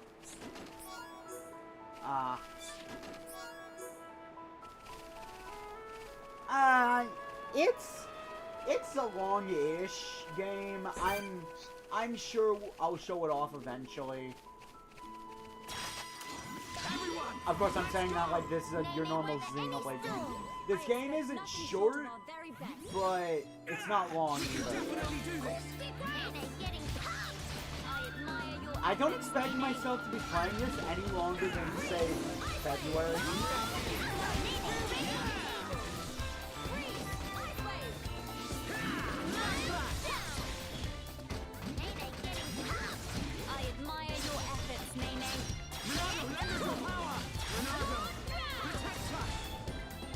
Behold the power of the Monado! I'm really feeling it. Do not hesitate, sir. I approach my limit. Someone need help?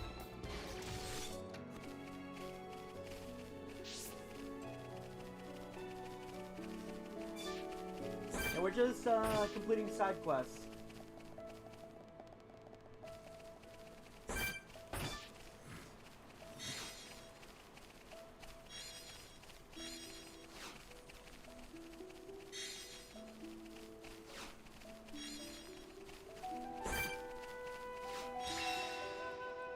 Okay, that's one of them done.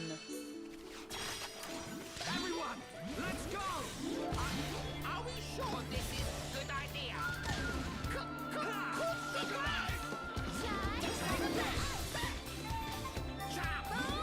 We can definitely do this!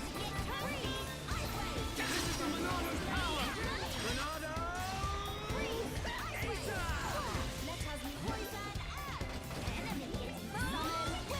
I need to be even stronger!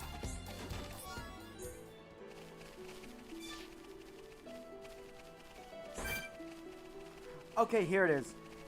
That symbol on the Aqua Nebula means it will aggro onto you when you use any art that has ether. You can tell if an art uses ether if there's a line drawn through it, like Shadow Eye, Battle Soul, or Light Wheel. Or most of Shulk's Monado arts. The bad part about having Nop on here is they can't really get behind the enemy. Shulk and Melia can though.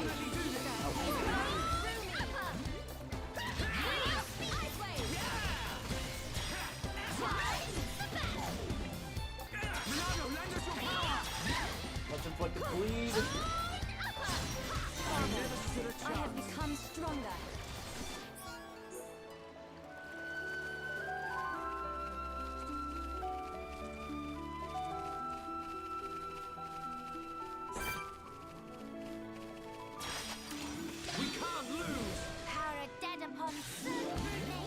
Also, if I'm being honest about something, isn't it more realistic that the party be around level 80 right now?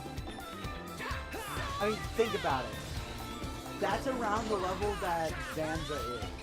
Isn't it more reasonable for Shulk and Melia to be around level 80 at the start of Future Connected? Good job, everyone! Let us hurry onwards. Nene need more! More!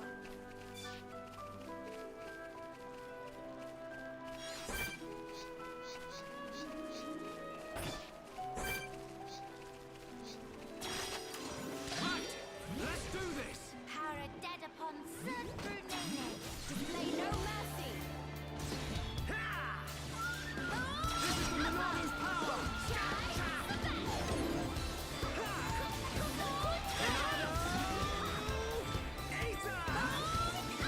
Nene's starting to get toasty. So yeah, Monado here, I have learned is actually pretty good, specifically in the epilogue. That bleed damage, it is nothing to be, like, it is nothing to smooth at. Everyone, let's go!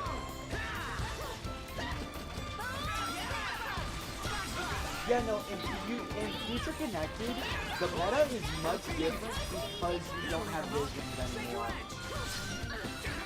Nothing to it. Nene, great attack! Good, good. It's good.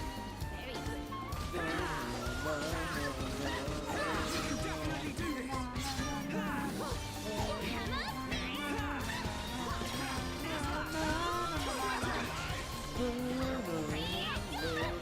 It's a catchy song, alright?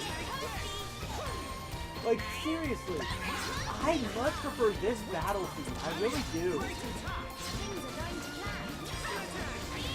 I wish there was an option in the settings to have this battle theme play over the original one. But it's good. It really is a good battle theme. I see you warming up, Nene.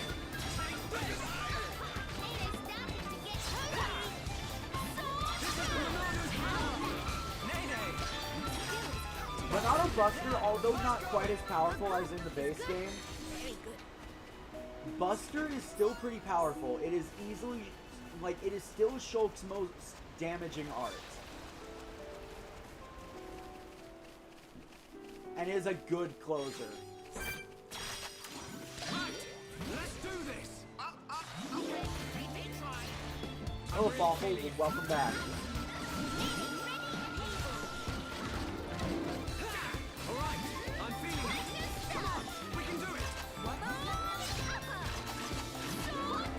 Alright, I don't have that yet. A magnificent strike, Nene. That was too easy. Let us remain vigilant. Nene need more! More!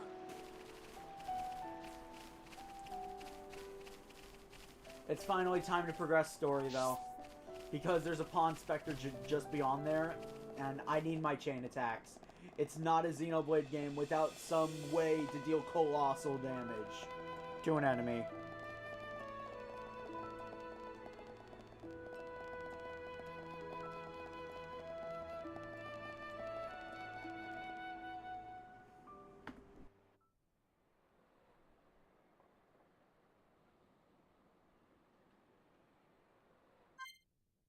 It's a Xenoblade game. Of course I hate progressing story, Fawful.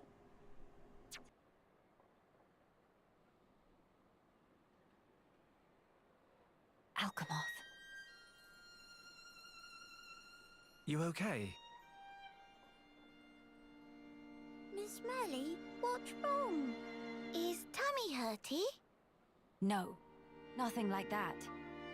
I'm just remembering what we heard at Companion's Cape. I have been mistaken in my thinking. The war is over and peace has been restored. We are rebuilding, slowly but steadily. I'd thought that with peace came happiness. Indeed, that even here, people would embrace it with open arms. But the reality is different. The wounds have not yet fully healed. Quite. Those who lost their home. Those seeking the light. Those who bear grudges. Though joy for them is still scarce, I thought only of me. But you didn't. Not at all. The High Entier of Colony 9. Actually, everyone who remained. You worked hard for them. You, Dunban, and Atharon led by example. Just so that others could smile. Yes, yes, keep on happy hat. Kino lose that upon a momopom, but still full of bounce. Kino. Exactly. Before, Kino cried every day. Did not even want to go potty alone. Sis! Why you bring that up? That's completely irrelevant to discussion. Embarrass Kino not cheer up, Miss Melly. Agree to disagree. Anyway, cannot abandon hope. Dedapon's words. Hope. To become the hope of the High Entier is a fate that you choose for yourself. As long as you remember this, it is certain that you will be worthy of that name. You are the hope of the High Entier. You will not transform into a Telethia. Even after the Bionis has reawakened, you can still succeed the Imperial line. You have the power to end our suffering.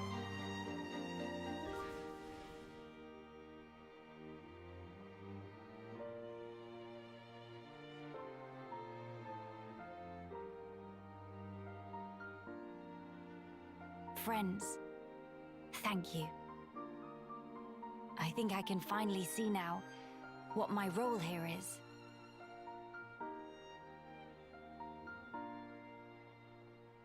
Onwards.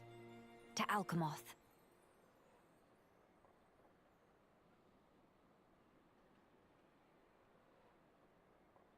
Waffle the waffle.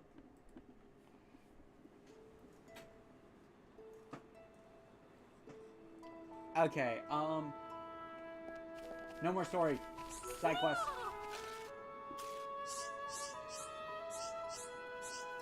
Yeah, it's another Pond Spectre, but this one is kind of annoying. I'm gonna be honest.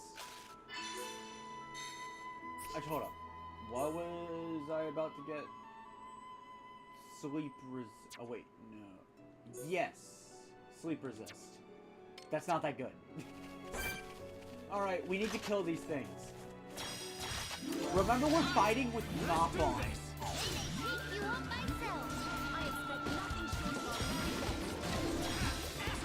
Water is your mortal enemy when there's a knock-on in the party across all Xenoblade games. It's over. Dun, dun, dun. But we cannot be reckless. And then there's this. How you just can't get the chest for an extended period of time. Everyone, let's go! I expect nothing short of our very best. They may pick you up myself. It is done. Get toasty. Ronaldo, lend us your power! Sword strike. Ronaldo! Asa! You got through that pretty good. Captain bragged to dead upon what made they get back. I see your strength is the genuine article. Oh, I didn't do the tactics right. That sucks. Alright, I'm feeling it. Yeah, but no. It's Xenoblade! No self-respecting Xenoblade player has ever, once in their life, legitimately thought, I should do story. I would love to hear you come up with one. I have never met any self-respecting Xenoblade player that legitimately thinks of the story first and not side quests. Alright, I'm feeling it. Side quests are life. How's that? Everyone, let's go! Dream Edge! Ronaldo, lend us your power! This'll leave a mark. Shake your edge! Nay,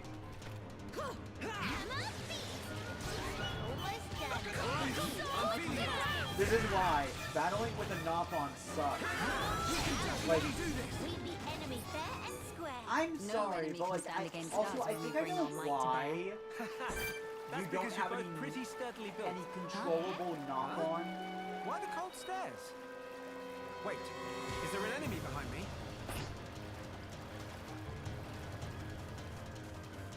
Hold up. What did Shulk just say? I completely missed it.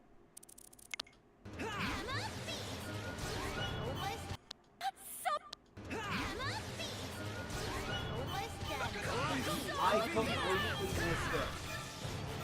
What did Shulk say? We beat enemies fair and square. No enemy can stand against us when we bring our might to bear. That's because you're both pretty sturdily built. Huh? Huh? Why the cold stairs? Wait, is there an enemy behind me? Oh!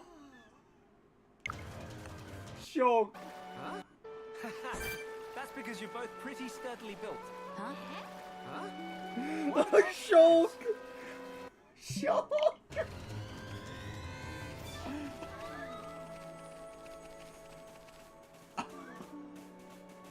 Oh, yeah, I'm okay.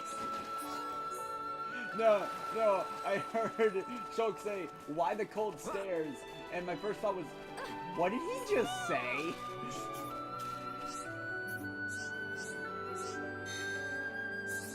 Moro Cobb. Here, join my team.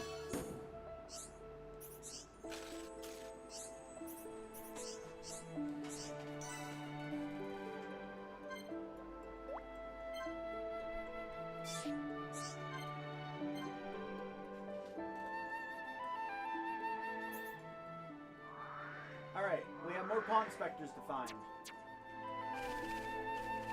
But first, let's go to Junks. Hello, Forever DM. Welcome to the stream. I think I remember you as that one spammer that got banned. I could be remembering wrong, though.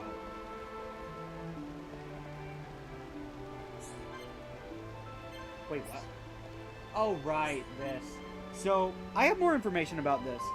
If you can have the party members for it, but it's not viewable.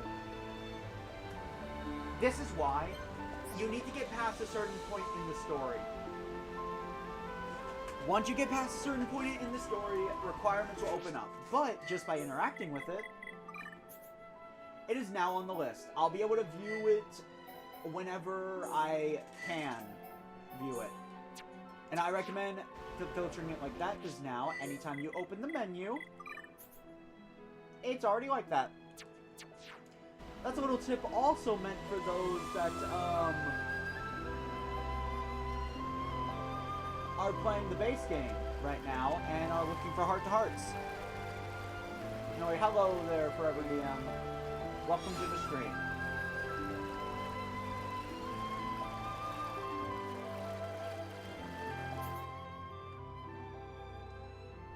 Now I remember why I saw that, and my first instinct was, don't go to it. I knew there was some reason. I made a mental note for myself to not go there. Now I know what that reason is. I'm sorry, it was killing me this entire time.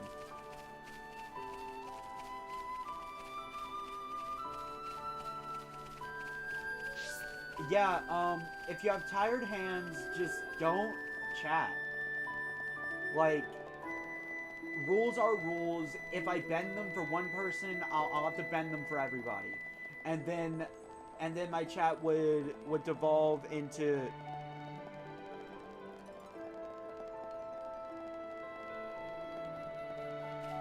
pure chaos that is uncontrolled and not good-hearted. I can't bend the rules for anybody.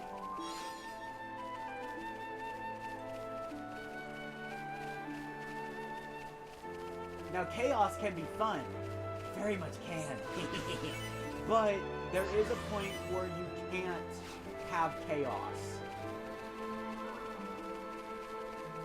There is a point where that chaos gets toxic. And I'd like to avoid getting to that point. So I can't just bend the rules for everybody. And it wouldn't be fair if I bend them for one person and not another person. You guys understand, right?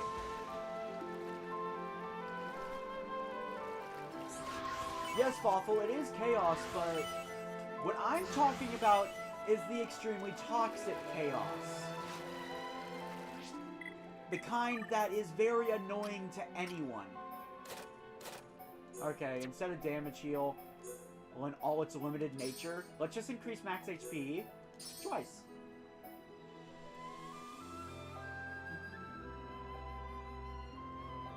Yes. Positive. Happy New Year to you too. Do I have anything else? Anything else at all? You know what? Pierce Resist is better than damage heal. Now let me see here.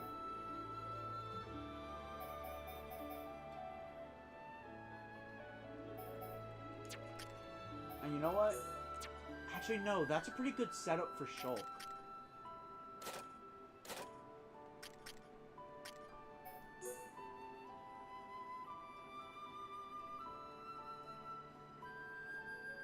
Forever DM, this is your last warning. If your hands are tired, put them away from the keyboard.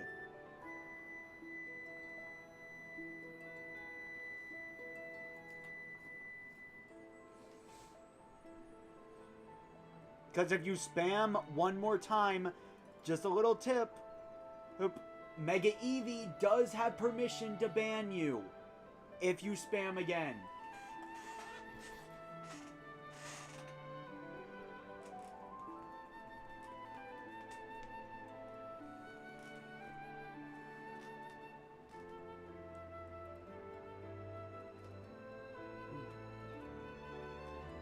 Yes, just please be more mindful. Spam makes it a lot harder for both streamers and mods to read chat and make sure rules are actually being followed. That's why it's banned. Now, what was I doing before that? Oh, right. Well, lightning attack. Then art seal.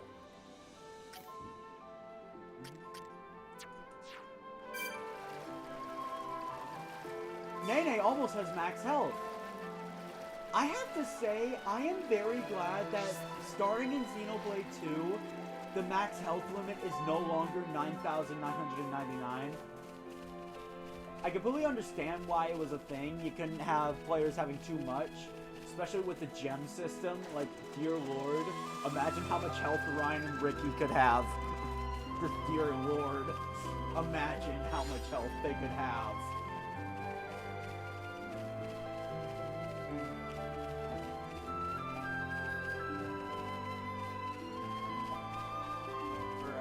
So, I think I know where I want to go. The only question is, can I survive the journey? I haven't seen any red enemies yet. And with soaking the lead, I think I can take it. But this guy's vision type, I'd like to kill him now.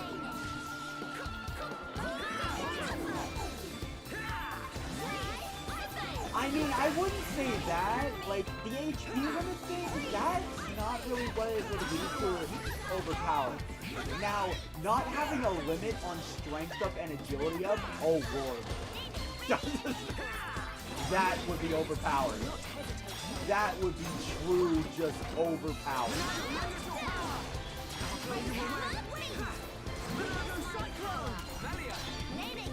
Oh, I thought I could have done the Cyclone off the time.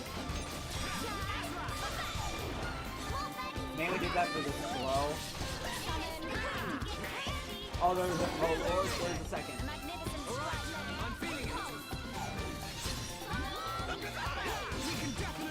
Probably time for Monado armor.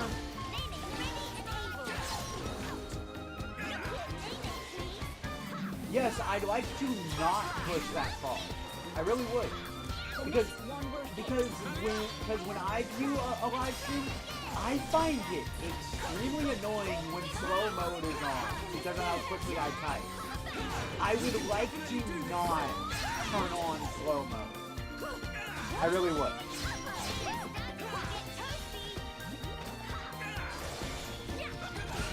Nene, what are you doing? Okay, you finally use engage. Should I upgrade engage? And your resist break. I should not have set up for that. I should have used Monado Eater there. Yeah, I'm gonna be honest. I don't really like using Monado Buster in the epilogue. Monado Buster without the aid of chain attacks isn't that powerful.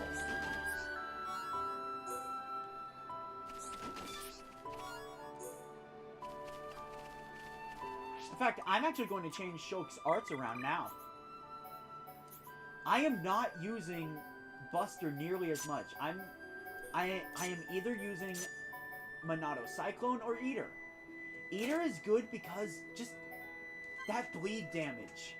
Easily the best bleed damage in the game. I think that is worth it for how much wind up you gotta deal with.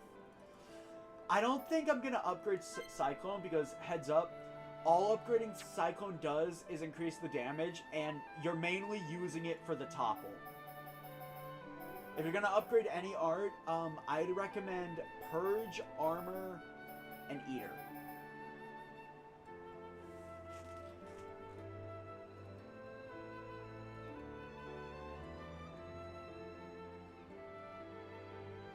Yes, Fawful has it right. That's why I don't want to turn on slow-mo.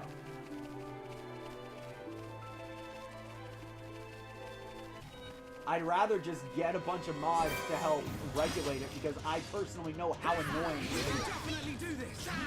If it can't be helped, it can't be helped. But I'm gonna go as long as I can without slow-mo.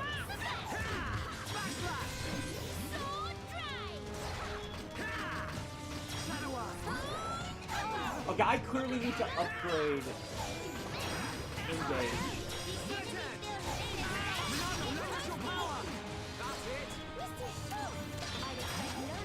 Let's extend that.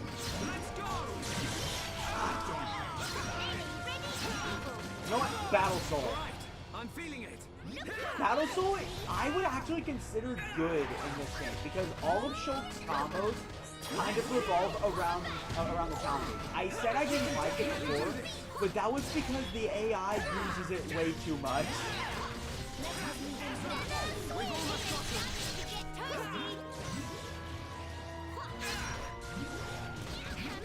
But yeah, no.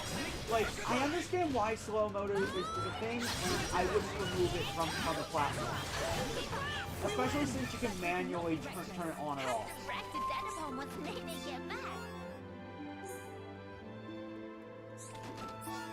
But I don't want to limit my viewers like that. Like, if I don't like something, I'm not gonna put it in my streams. That's kind of the whole reason why I'm replaying Xenoblade 1 and releasing it in recorded format. Because I am not at all proud of my Xenoblade 1 playthrough on the channel. And I want to fix my mistakes. Anyway. Okay, I'm gonna be honest. I'm looking for a red team. Oh yeah, I wouldn't go that far. Oh, agility down. That would be good.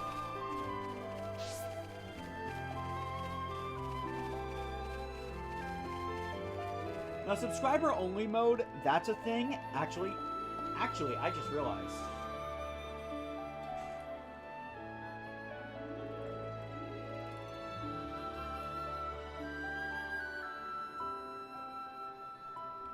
Sorry guys, subscriber only mode is now on.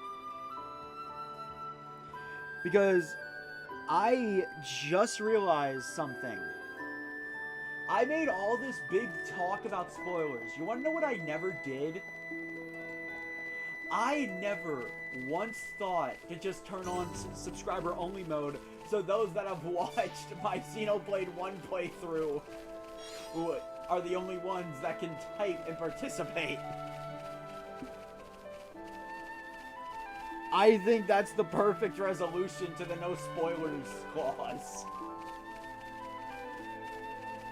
Because Epic has told me that before. If I'm worried about spoilers, turn on subscriber only mode. So I thought, why the hell not?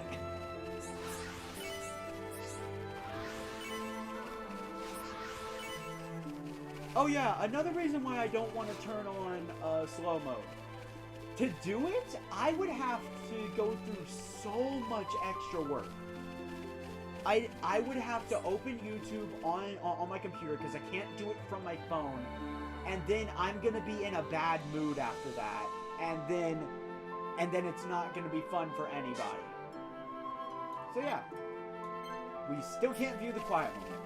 Oh wait, no, I think I know which quiet moment that is.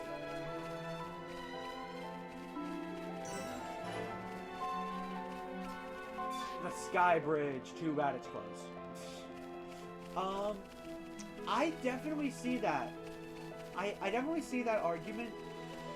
Thoughtful, but like, my thing is, I don't like putting that unless I have to. I will be right back.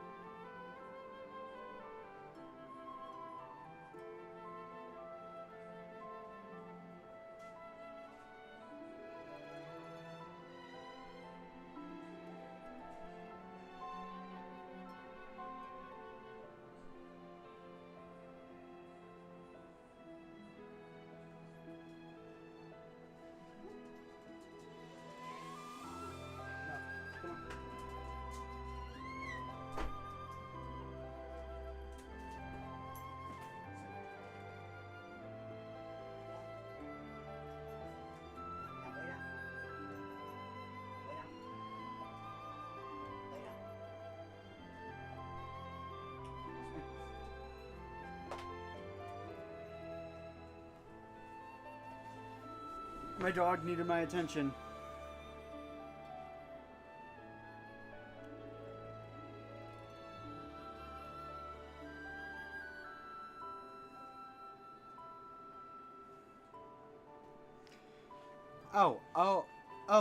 I see all the...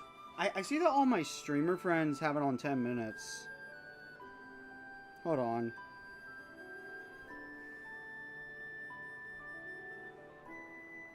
It's now at 5 minutes. So, the main thing about subscriber-only mode is go into the Xenoblade community and you will notice all of us kind of care about spoilers. And that's putting it mildly. I do not want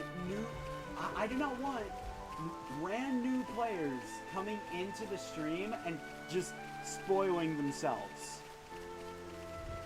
Also, the subscriber-only mode, a lot of streamers I know only do that because of bots. It's a situation where one person ruined it for everybody. They had a bot that just started spamming. Now, oh god. Fighting that many? No, oh my god. Don't have a choice now, do I? Shield! Shield! Shield! Oh my god! I fear I approach my limit. Please hang in there.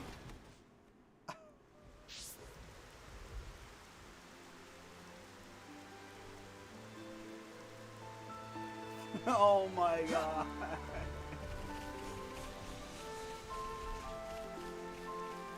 Hold on.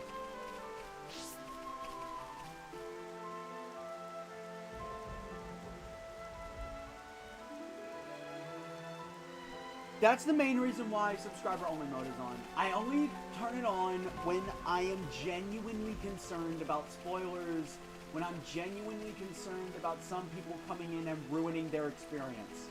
Because in this stream and all other future connected streams, I will absolutely be talking about full game spoilers from Xenoblade 1 as that you are fully intended to beat Xenoblade 1 before playing this. That's my main thing. I'm trying to get to that pawn specter. I can handle, after I remove Melia from the party, I can handle a level 68. Yeah, a lot of people are scared of higher levels in this game. I'm going to say this now. I see you warming up, Nene. I'm really feeling it. I agree. I fully agree, Thoughtful, but people will be people. See, so I've deleted them now, but I have legitimately had people get mad at me for spoiling Xenoblade 1 in the finale of Xenoblade 1. In post, I got hate comments that I was fighting the final boss and that I should be more mindful of spoilers, but then it's just like, if you click on a video titled finale, it's not like I hid it or anything. Like, it was right there at the front. So if you got spoiled, maybe pay more attention. Like, I'm sorry, but like, now there are certain cases where yes, it's very blatantly just spoiling the game. But if you click on a video that straight up says finale, that is not the YouTuber's fault if you get spoiled. Also, I was talking too much, I wasn't paying attention, I should use Monado on.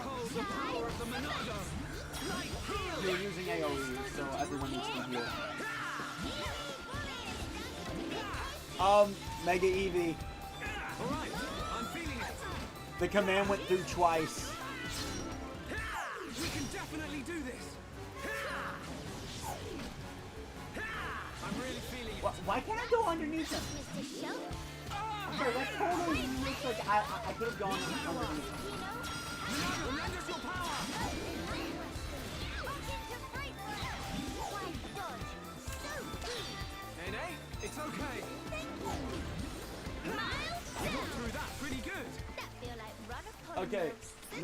Mega Eevee, here's a little tip. When you type the command, wait about 15 seconds to account for stream delay to see if the counter went up. But, okay, next time I get to... Actually, you know what? I'm at a landmark. So, hold on. After accepting this quest, I'm just going to jump off the side so the death counter is accurate. Deal? I don't feel like fixing it this time. Oh, another blue one.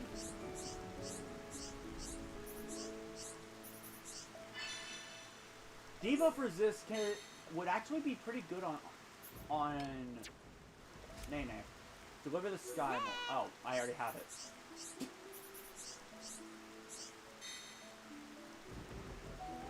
Heli for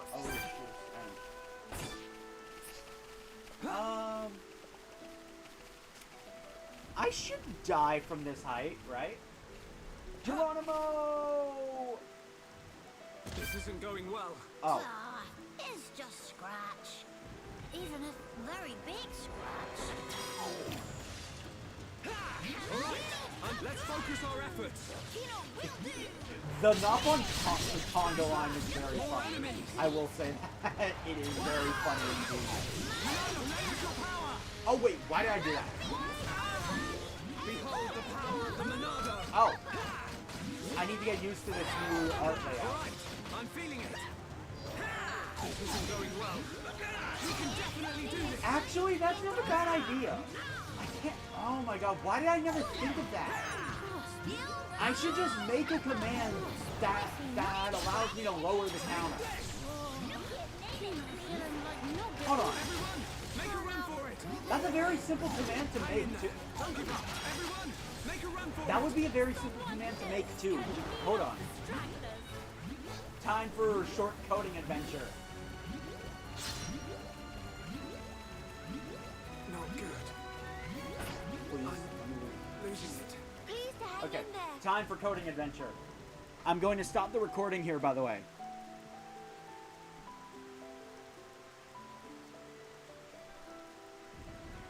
This likely won't be a command that's typed a lot, so probably shouldn't be a command that is named something easily typed.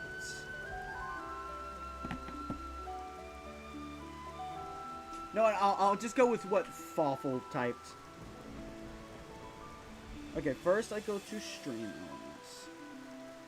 Coding it. I can't show the coding adventure. Well, actually, hold on. Can I? Hold on. Lag spike now. Just bear with me here.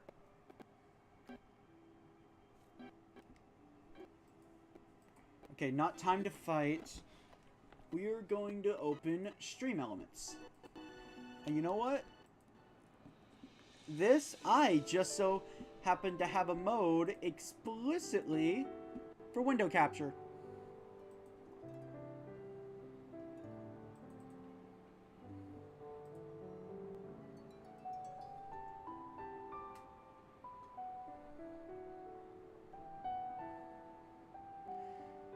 Xenoblade music is best music for this. But let me... no, I won't do that.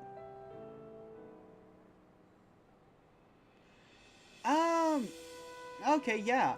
See, I've been waiting for suggestions like that, because I wasn't sure if I set everything up right. I'm still new to hosting a server. I'm still new to, streaming in general. Alright, let's go to commands. Alright, I go to custom.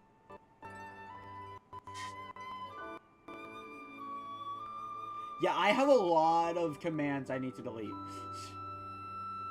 I still have the, that looks like a homing shot.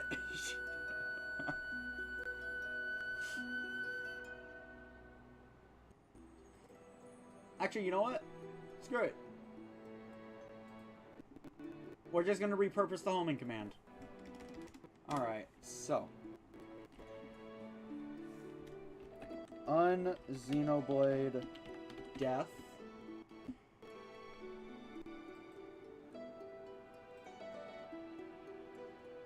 Moderator.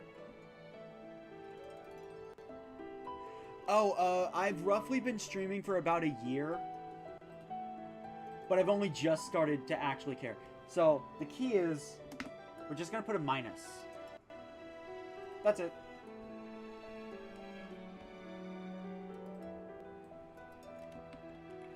And you know what? It gotta be funny. Mistakes were made. The counter is now that. Because something I've learned. I can't change the counter in the background. That's actually why the chat command,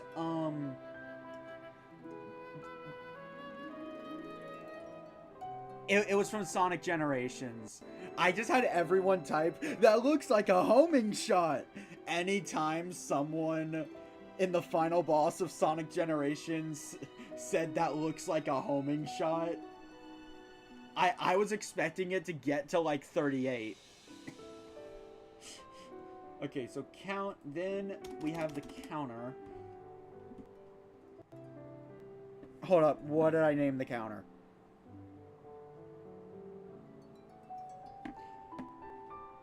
Hold up. We copy that, so it's not wasted. What did I name it? Okay, it's named Xenoblade. Well, actually, you know what? We're gonna test the command, so I don't need to lower it.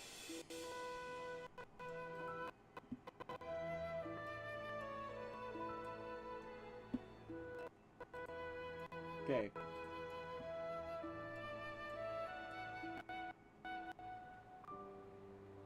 Moderator. Yep, I thought so, but I couldn't think of it. Yeah. Let's see. Xenoblade Death. That is not spelled right. I had caps lock on. Xenoblade Death.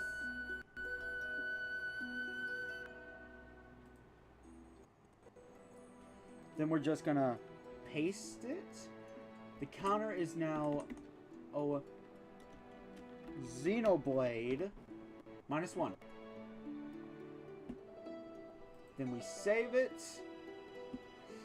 Then give it a couple seconds, and Mega Eevee, try typing it.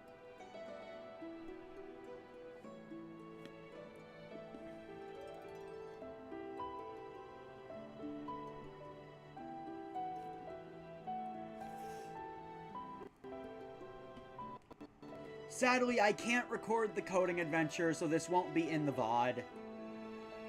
If I record this, let's just say stream delay would be through the roof. Actually, we're gonna need the counter on screen. Hey, it's lowered. What do you know? It works.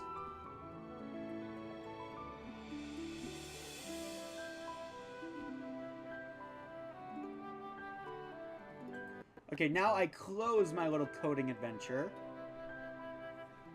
And for recording, I close that. Then we have our capture card, so we're still good for cutscenes.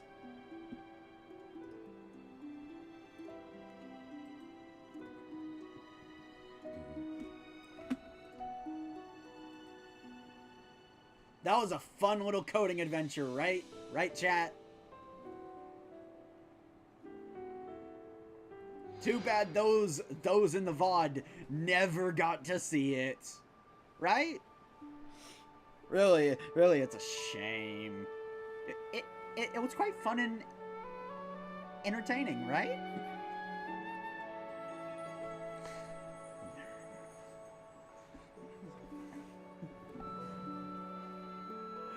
Yeah, I need to do maintenance on a few of those commands. Why did I never think to just have a command that friggin' fixes it? If somebody happens to type it twice. I think it's passed through my mind before, but then I immediately dismissed that thought because, like, then if I have multiple mods, it's like they'll type the command multiple times. So then you'll have to keep doing it multiple times. I very much could just make it, well, only I can use the command. so the counter would always be correct, but still. Yeah.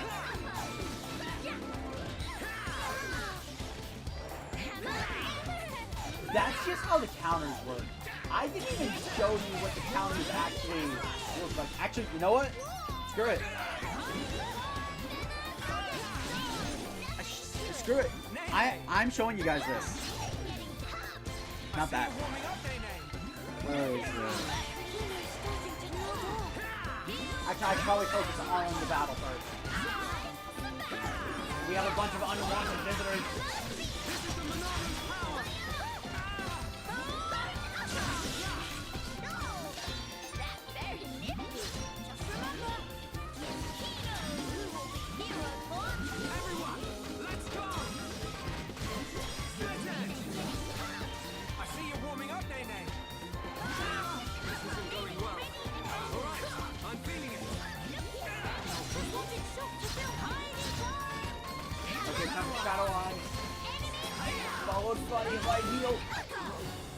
Oh my god, he put me to sleep before I could get it off. Nene, it's okay.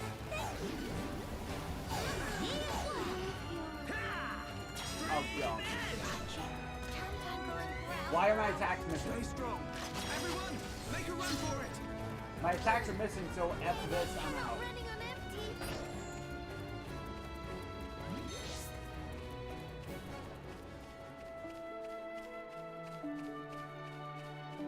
No coding adventure for them. Okay, so screw it. I'm showing this to you guys. Why do I have that as shiny? The death counter is not linked with the friggin' text. So I'm just gonna point out, you might have noticed is I also just noticed I don't have deaths as the right font. Some of you might have noticed, also I'm talking about this because there's nothing else to talk about. You might have noticed the font is different from the from the actual counter. That's because Stream Elements actively refuses to use the Mario and Luigi font. I use the Mario and Luigi font for all of my text-related needs, but it doesn't work on the counter. The Mario and Luigi font. And that's also why the idiot counter is not pure black. I wanted it to be pure black, but I couldn't, for the life of me, I couldn't get the freaking color like that. No, it's not. It's the Mario and Luigi font. I have one for Ace Attorney 2 when I finally resume that, as per my bet with Sonic.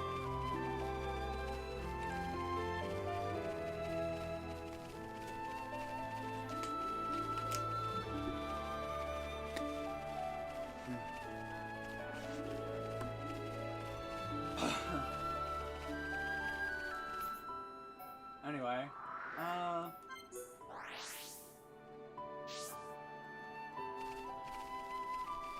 oh, I don't have to fight him again. Nice. Actually, you know what? Fall for Race is a good point. Mega Eevee, why did you think it was Comic Sans?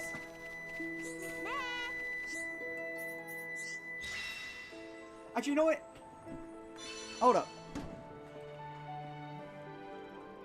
I'm now changing the death counter to Comic Sans, so you're gonna have a side-by-side comparison.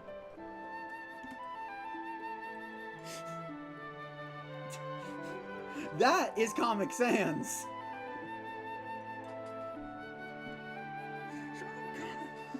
That is Comic Sans. I'm like, wait, has nobody picked up on that?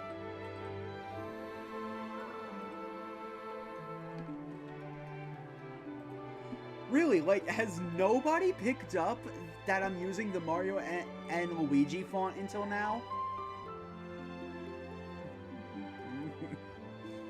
Yeah, no. But like, I'm curious. Has nobody picked up that I was using the Mario and Luigi font? I kind of used it and thought everyone would have just understood. I need to be even stronger. Especially when I got someone named Fawful in my chat.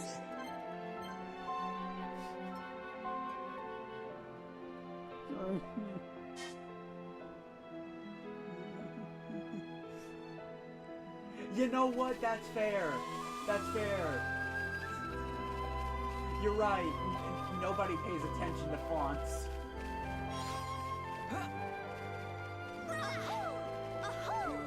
Oh, there's a private moment down there.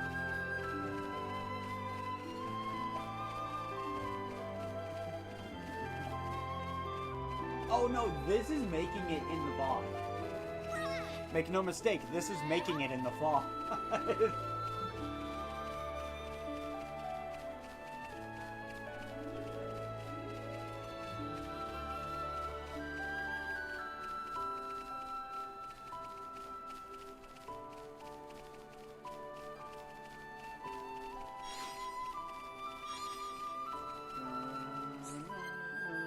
I can't view it yet.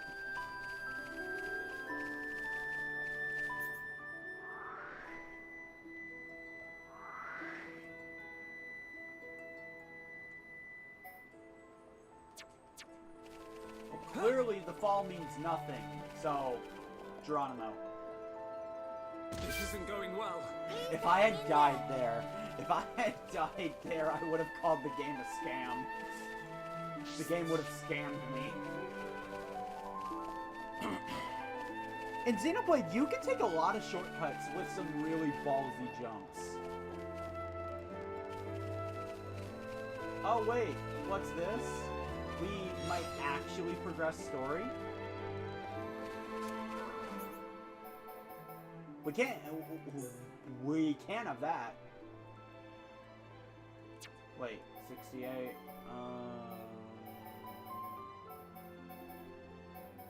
no story allowed in this stream.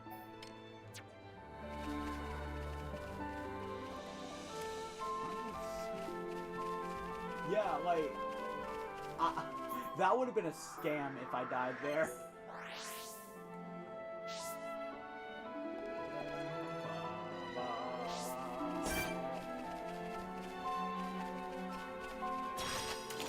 Everyone, let's go! Nene takes you on myself. Thanks so much, Kino. Tum-tum's starting to feel warm. Actually, hold up. I'm thinking. Have I really been streaming for just an hour? Unleash all I've got! Almost there! What was I doing this time last year? Score one for Mr. Show. Just wanted sugar. It's over. Never give up. There is a Hereupon way. Have to practice that upon once Nene get back.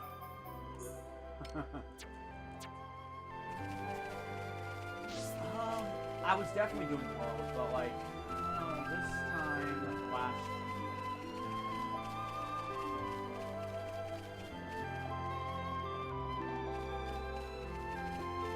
I know it's been a little over a year, like, okay, so technically my channel is like 10 years old. I just only started really posting content about a year ago.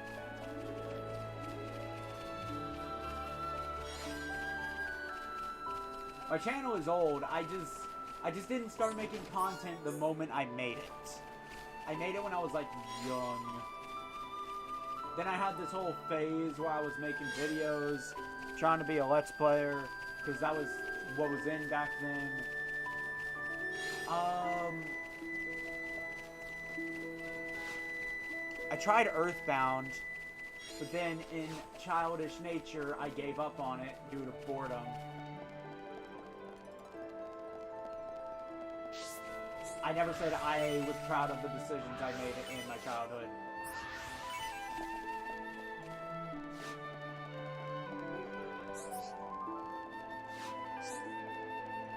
Huh? We're turning west.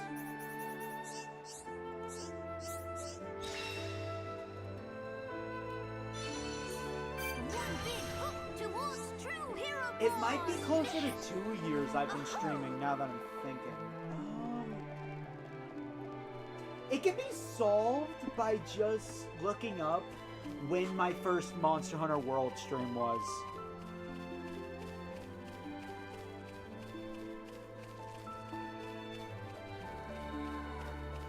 It will absolutely be cringe, though. I'm just saying that now.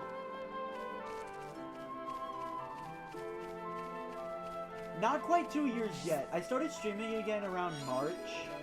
Well, I started streaming around March. Funny enough, my birthday also doubles as, I guess, a channel anniversary.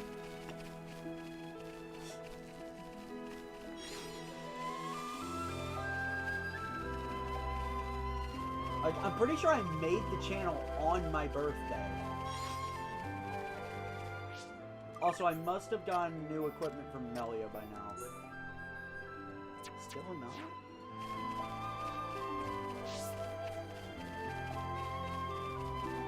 I disagree on that. For those that don't know, I don't know if they still do it in school, but Kahoot is like this question thing they do in school.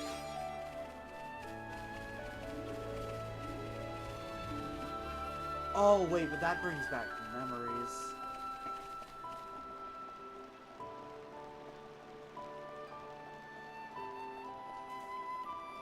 Oh, right, July.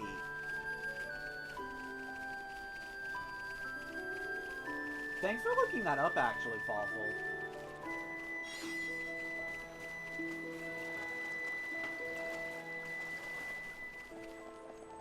Actually, why am I walking?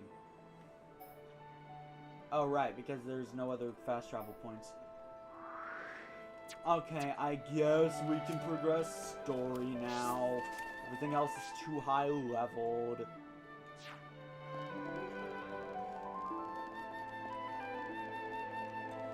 It probably is biased, and I can definitely say Mario & Luigi music has its moments. It really does. It has its moments. But can we all agree that there is nothing in the world that can beat Sonic music?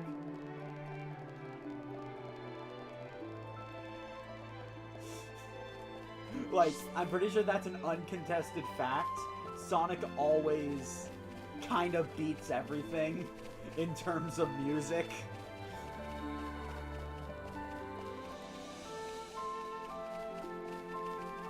That's not even biased, because I didn't grow up with Sonic. Like, it's just the songs I listen to the most.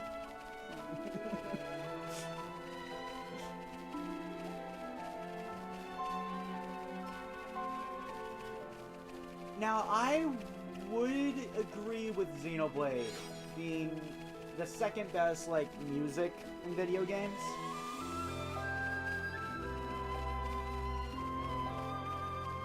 But for me, it varies depending on the Xenoblade game. Well, you should listen to some of the tracks, like, they hit hard. And keep in mind, a lot of those tracks play either during the final boss or just levels. This guy!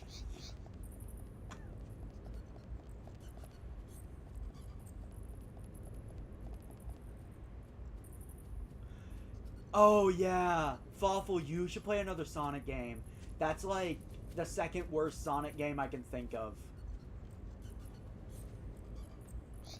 So this guy, oh boy. So,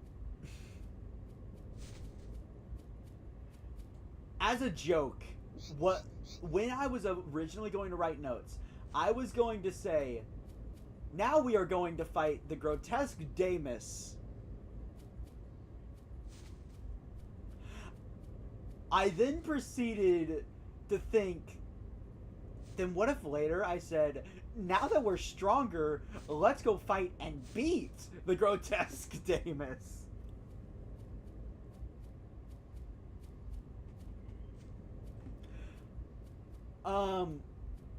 So I was gonna set myself up for failure. Hey, okay, SDM. That spam. Everyone, let's go! Alright, so my advice, take out these pods. Or rather, wait for them to hatch and let's... Oh god, I've already triggered it. Okay, we're in for the fight of our lives. I would say this is the hardest fight in the game for me. Yes, even harder than the final boss. Yes, Thoughtful, if you are picked as the second mod, that I will be announcing at an undisclosed time, you will be given the lowdown on who everyone's alts are. What? How dare you topple me?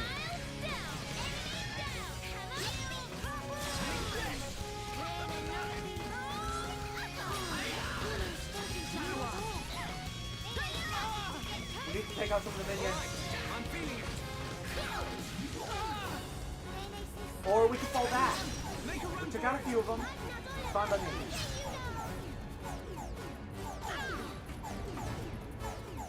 Yeah. This isn't going well. Again, I have not picked who the second mod will be. It's based on several factors. Though I can reveal this, it is primarily based on how willing you are to follow the chat rules. Like, that's kind of the first check on the list.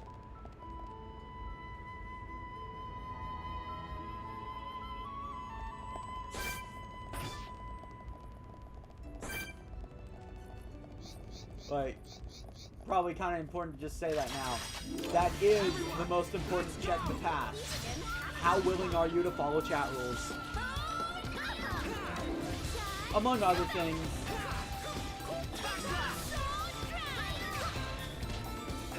This isn't like the last mod application though. See, the main thing about it, last time I picked Mega Eevee because I was desperate. I desperately needed another mod. That is not the case this time. Otherwise, Mega Eevee would only be getting mod right about now. Wait, what? Oh, why did I do that?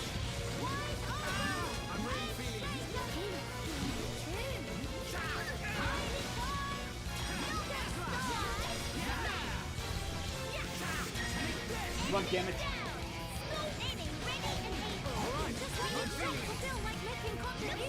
I was hunting for Baton Specters so I could freaking have the substitute for chain attacks in this fight. I guess I don't get them.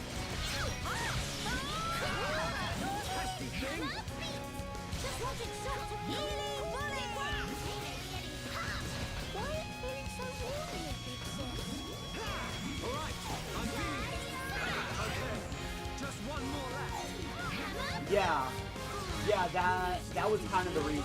I was desperate. If I wasn't desperate, Eevee would have only gotten his mod like this month. We can definitely do this. That is not the case this time.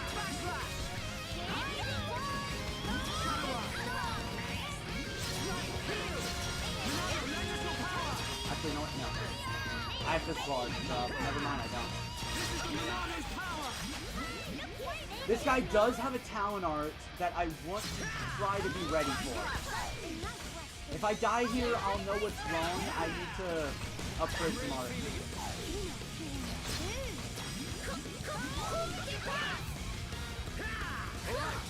Yes. Target me. And that's the talent art.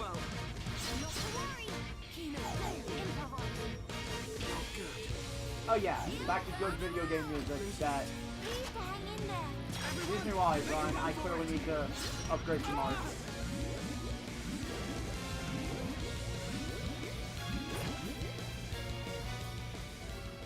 Yes. Oh yeah, I can definitely agree on that. Final Fantasy has some good music.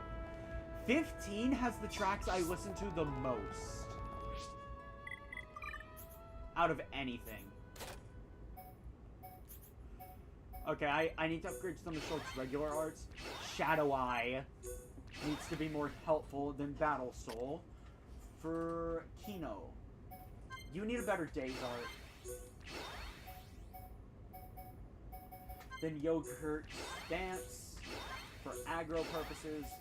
Then it's probably time you finally get better healing.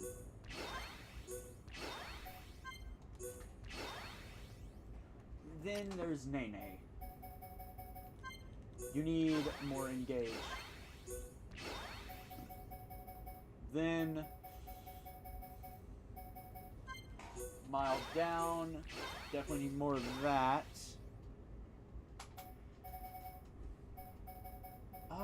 Feather Swing.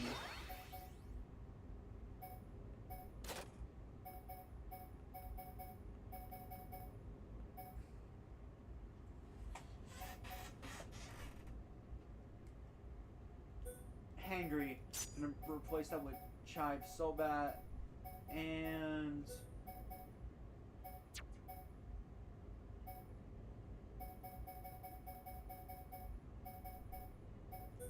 Lariat instead of Bone Upper. I don't like putting a Days art on Nene. 7 is the most popular one.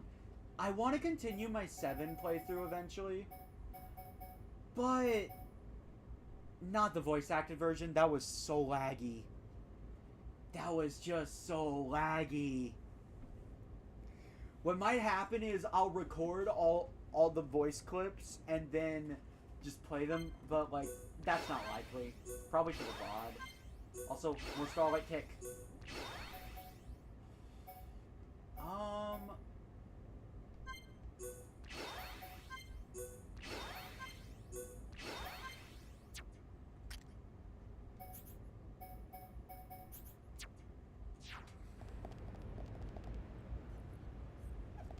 I never played that Final Fantasy. Should I? As much of a Final Fantasy fan as I am, I have not played every single Final Fantasy.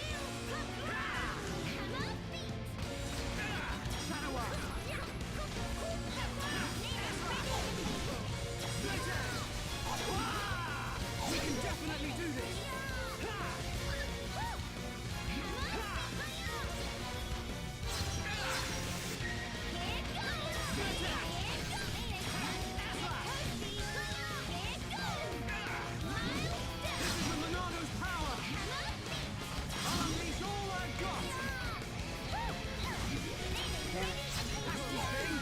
I already used it.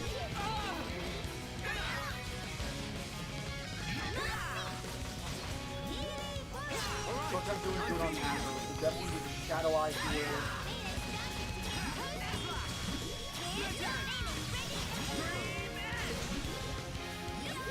Okay, I broke him. Oh, I am not getting a Cyclone off in that time.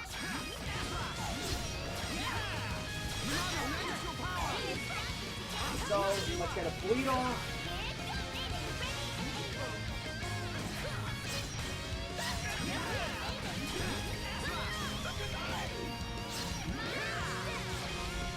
No.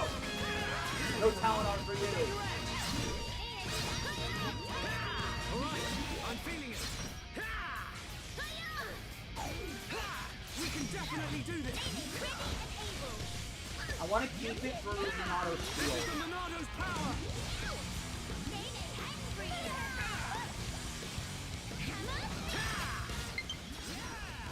And there's a little battery again. Oh, I thought he was about to use a talent art.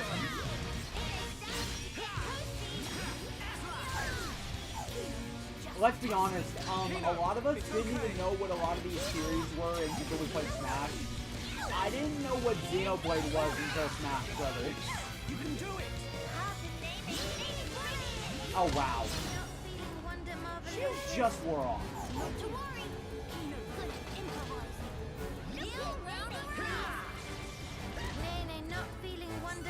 One-Winged Angel hits differently when you know the context of Final Fantasy VII.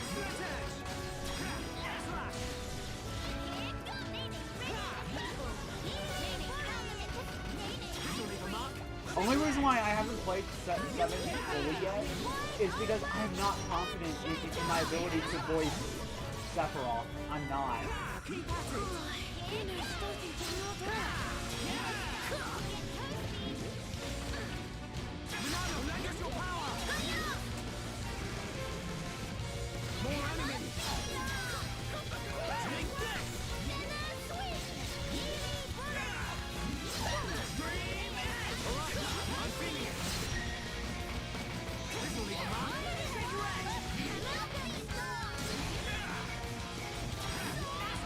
Oh boy. The enemies respawn. Nice going! Good. It's good. It's very good. There we go.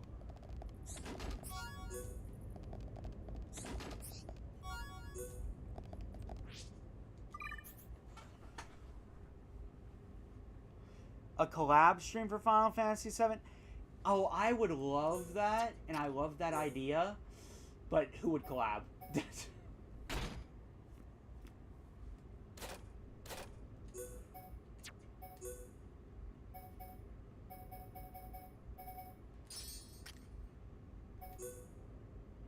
Oh, 3 slots. Give me that.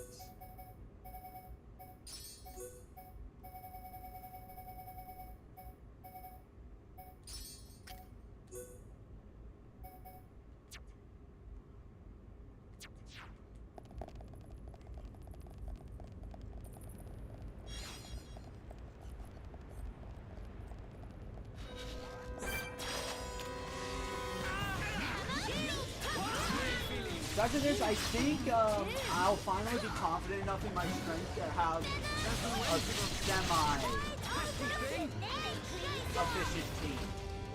AKA, Melia will be entering the party. This is legitimately the best party. This isn't going... Nene! Yeah, nice going! Very good. We can definitely do this! Almost there!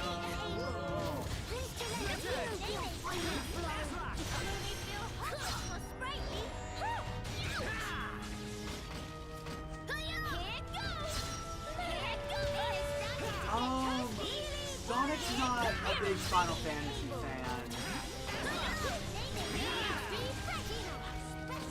Also, Cam's only plays Final Fantasy X. That's the only Final Fantasy he wants to appear for. Never give up, Spirit. It's Europe's way. This is the Monado's power! How's this? I'm really feeling Buster!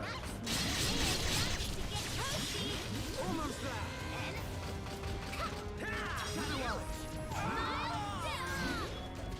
Alright, I'm feeling it! How's that?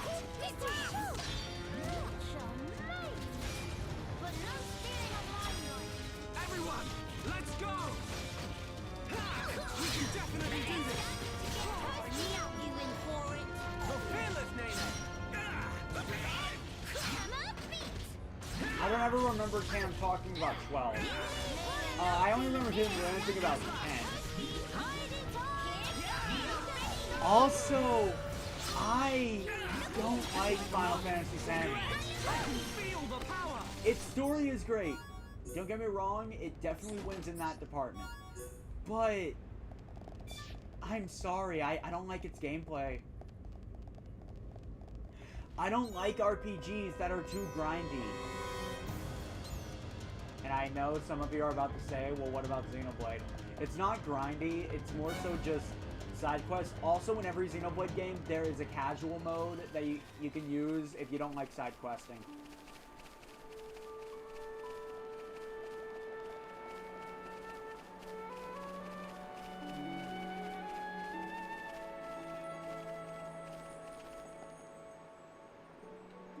This isn't going well. Not to worry. Kino good at improvising. It worked!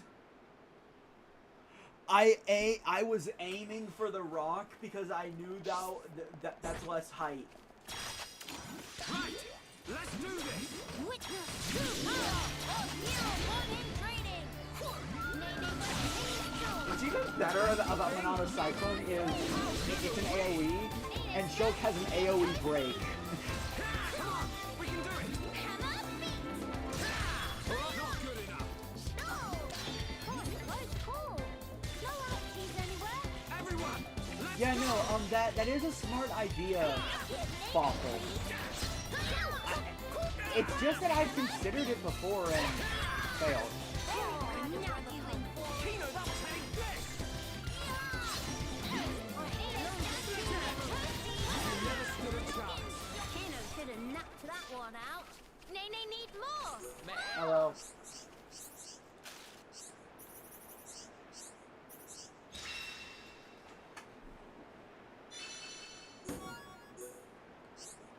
What I don't like about Final Fantasy X is just the no experience share. Then when I say that, people usually tell me, well, you just have to attack with every character. Okay. Yes, that is true. Effectively, no time passes. But that's still my real life time that's being wasted. I just don't like how experience is dealt with in 10.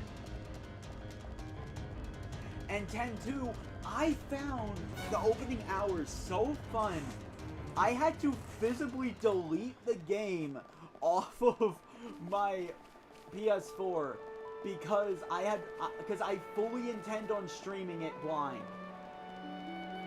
And I wanted to try it out to just make sure that, you know, it wasn't going to be a situation where I start playing and I hate it. So I stopped streaming it.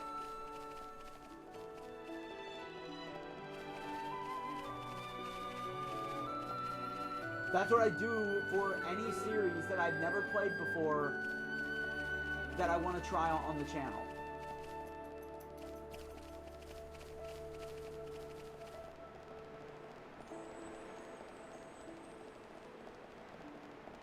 Yes, it is. It's annoying.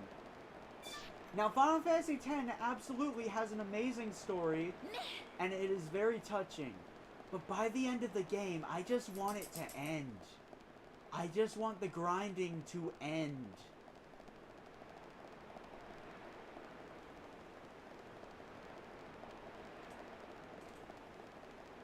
I'm sorry, would it have been so hard for them to put in experience share? Literally 7. 3 games before had it. Why doesn't 10? And yes, there is experience share in Final Fantasy VII.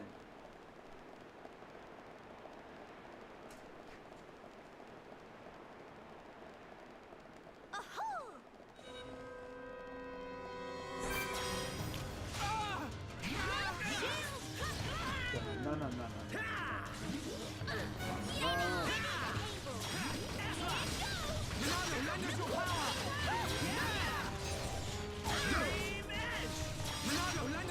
Oh, you're me.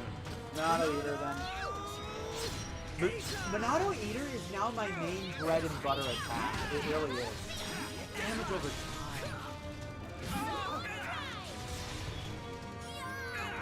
Yeah, I never played the Final Fantasy rhythm game. Are non-defeatable. Have to brag to Dad upon once Nene get back. Oh my god. Okay, my dog keeps scratching on my door and it's getting on my family's nerves. And I don't know how to get her to stop.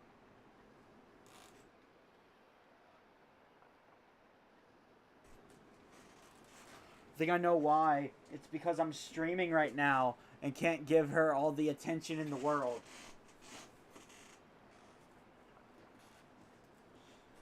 I fed her. I took her out. She has her toys. I gave her a treat.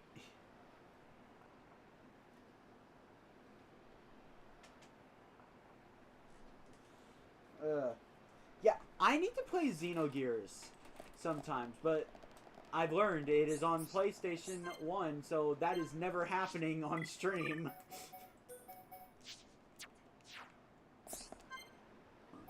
A life without visions.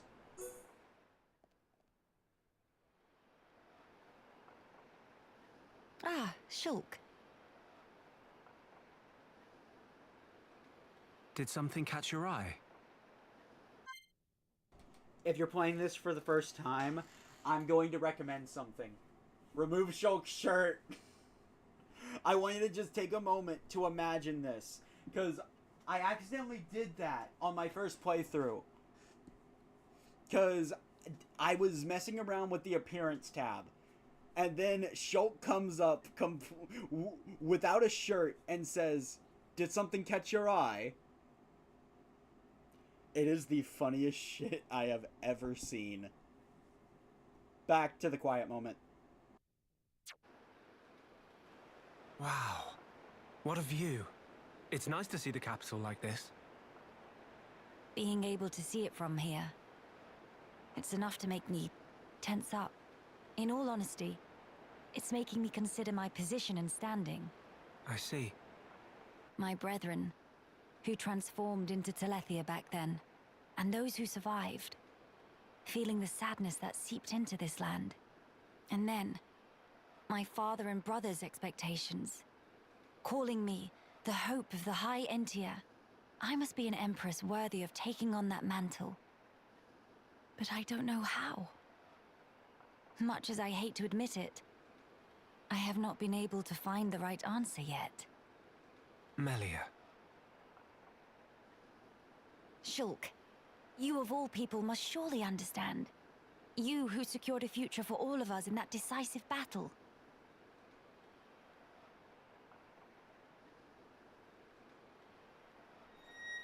You know, I've been thinking a lot lately about what my visions were. Oh? The future that Zanza wanted. That was certainly one of the things I saw. But we fought to deny that future. And in doing so, forged our own path. That's part of it too. But now that I can no longer see them, I find myself doubting. Were we really, actually determining our own fate all along? Well, it's a good question. But look, you have saved me more times than I can count. That did not come about because of your visions. You used your own judgment, and you chose to act, did you not? And thanks to that, I believe I've grown as an individual as well. I hardly think I said anything funny. I'm sorry. You're right. I want my actions to have meaning too. Not to craft Zanza's future, nor defy him and bend the world to a future of our design, but to give the freedom to choose. To all beings that call this world home. Freedom to choose, huh? What would my father and brother wish for? I wonder. I don't think you need mystic visions to work that out. They just want you to be happy, right?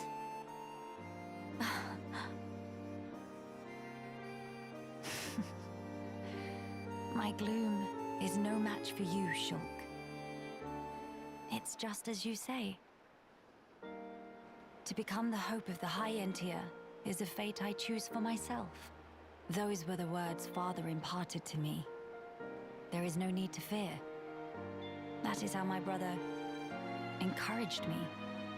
I've been so impatient and homesick. I nearly forgot those most important words. I can hear Father lecturing me even now, chiding me for my foolishness. I give you my thanks, Shulk. It's nothing. To lack clear-cut answers is hardly a sin, but a sin it would be to cease searching for those answers altogether. For the High Entia who live on in this land. Nay, not only the High Entia. For the sake of all the people of this world, that they may decide the future as equals. That is the vision I choose to guide me. That is the future I wish for. Yeah, if anyone could make it happen, it's you. But I won't lie to you. The road ahead will be long and arduous. I hope you won't mind me lending a hand. After all, that's the future I want too. Shulk. Indeed, it'll be my pleasure.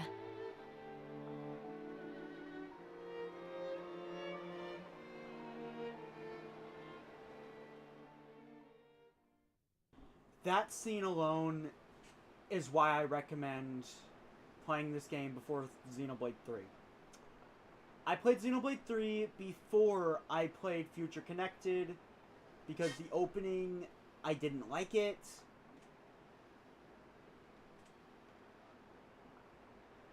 And to me, that recontextualizes Xenoblade 3. I won't go into why.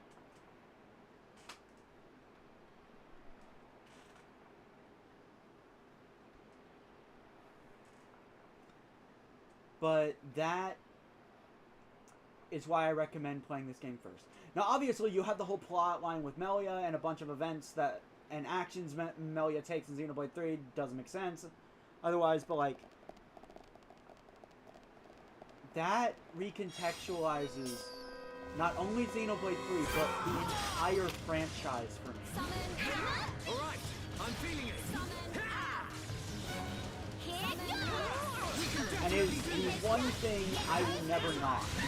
That is a genuinely sweet cutscene.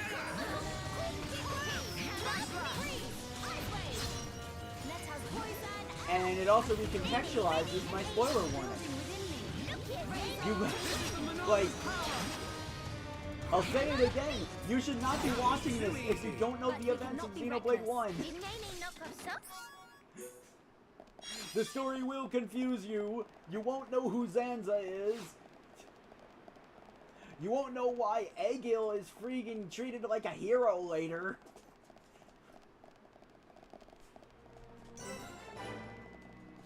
Also, Sultanar Seal Island. This was actually in Xenoblade 1. It flew up along with Alcamoth. Also, okay, it's DM. Mega Eating wasn't fast enough. I very much saw what you typed. No hate speeches.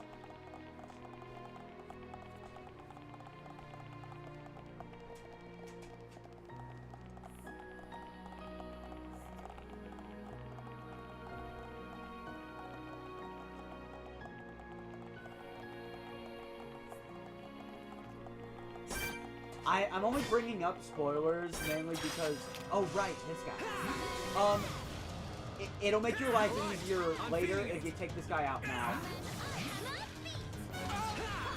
You have to kill the guy for a later side quest. He'll drop an item you need later. Also, for the love of God, don't topple him. Actually, can he be toppled? Nope.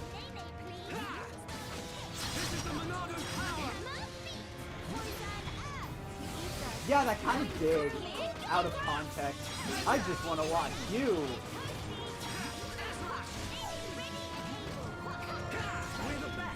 Faded ID tag. Now, there is something else I want to grab. Oh my god, I got it.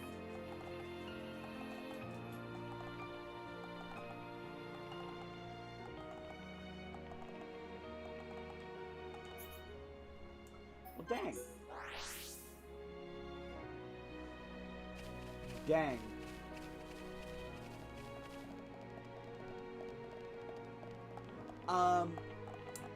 On my brief practice run of this game to make sure I remembered everything,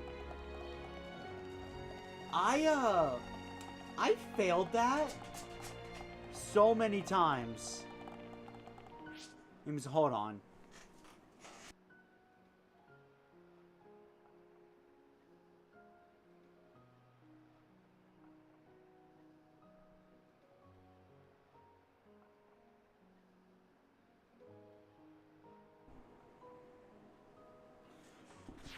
I was fully expecting the fall. By the way, the fall is not fatal. I'm just going to say that now. That fall is not fatal. Okay. Okay, SDM, you are now banned for 3 months. You know what to do, Mega Eevee.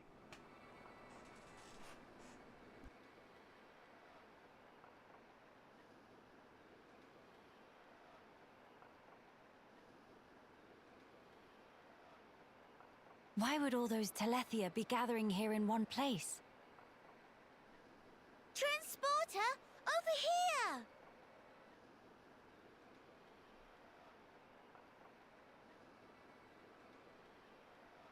Huh? What is it? The transporter is running. So it is. But how? Maybe somebody activated it. In any case, we can't afford to dally here. Agreed. Let's go.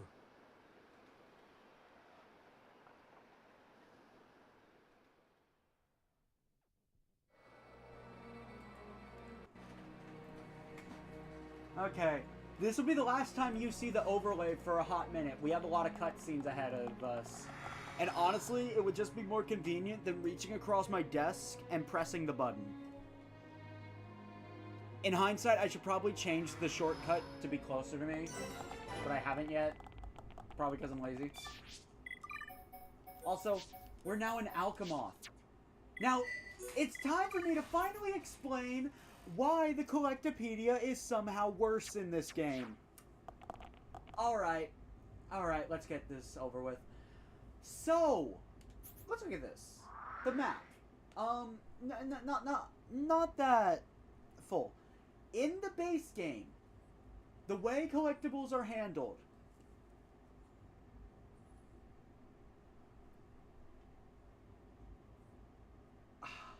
So, basically, there are two maps being loaded. There is the map that tells you where you are, and the map that has all of the collectibles. When making Future Connected, for some reason, they accidentally rotated that map 90 degrees.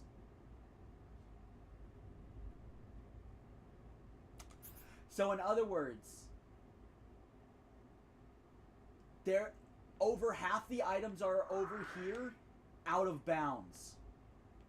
They are in the out of bounds area of Alcamoth. To get to them, you'd have to clip through the wall, which would kill you. So, do not get them all in one go. Make routine trips to Alcamoth and slowly make progress as you progress. That is the best way to go about it. You will not complete it for a while. Anyway, welcome to Alcamoth, the former imperial capital of the High Entia.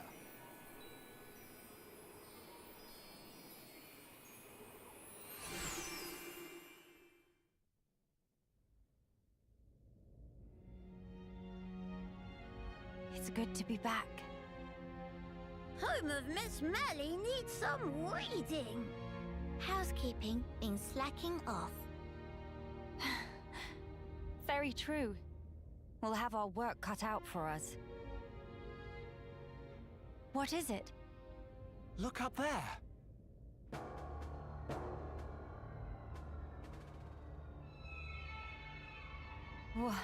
What is that thing? Look like hole in sky. That's simply impossible. This world is still in its early days. That could explain the instability. That, or it's still being reborn. Does that really explain this? It could do. That Fog King creature. Is it from... It's a possibility.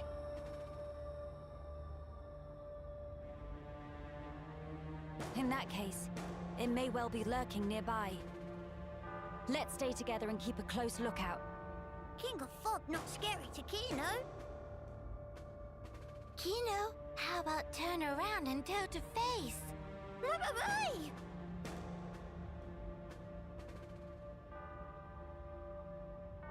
Gotcha! Little joke there. No, big meanie!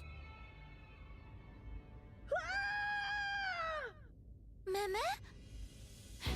A child's voice. Where? Up there!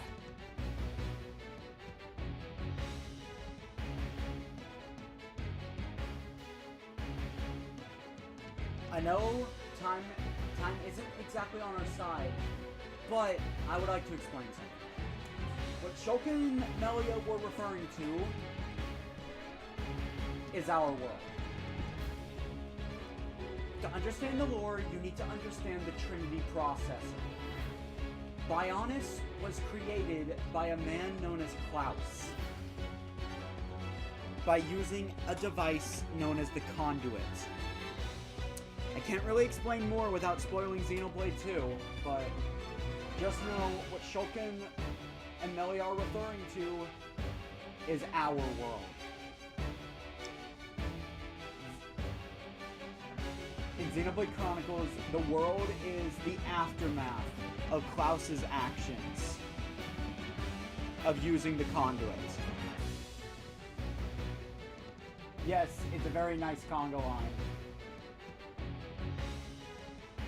Alright. Also, one minor change. These things were conveyor belts. They are no longer working.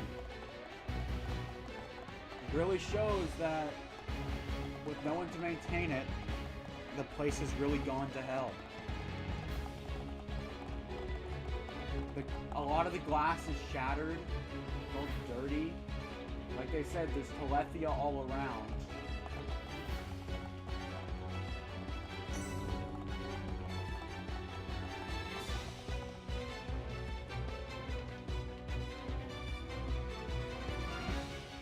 Over there!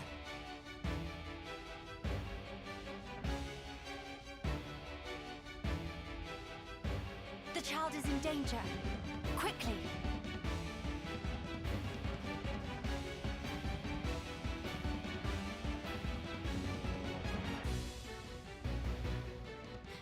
Are you all right, child? Wait, Teelan. Ah, Miss Melia.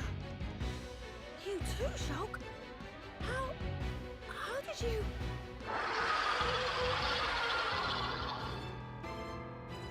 We can talk later.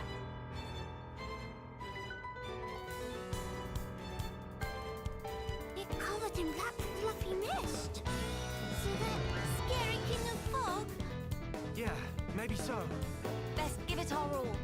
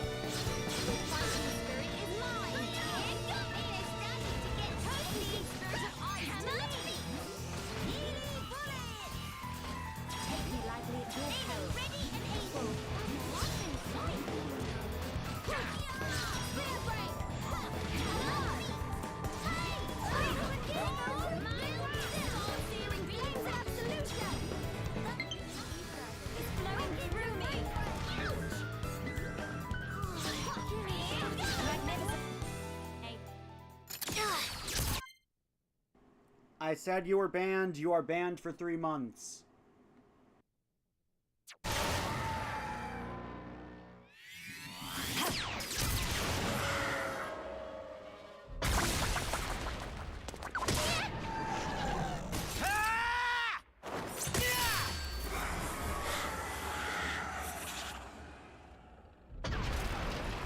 King of Fog all cleared up. We can only hope. Look! The rift! It's... Oh no! Oh no!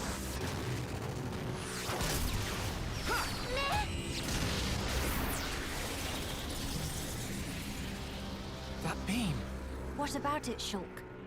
That was the same attack that brought down the junks. Then that would mean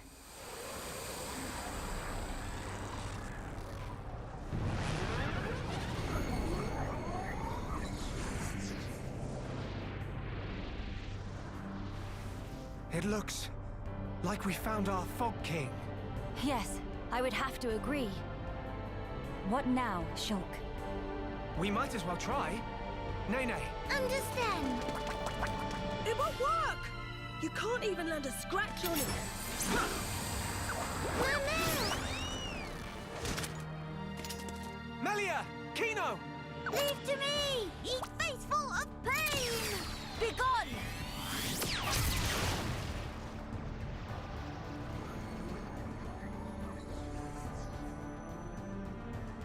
King of fog, bright dust!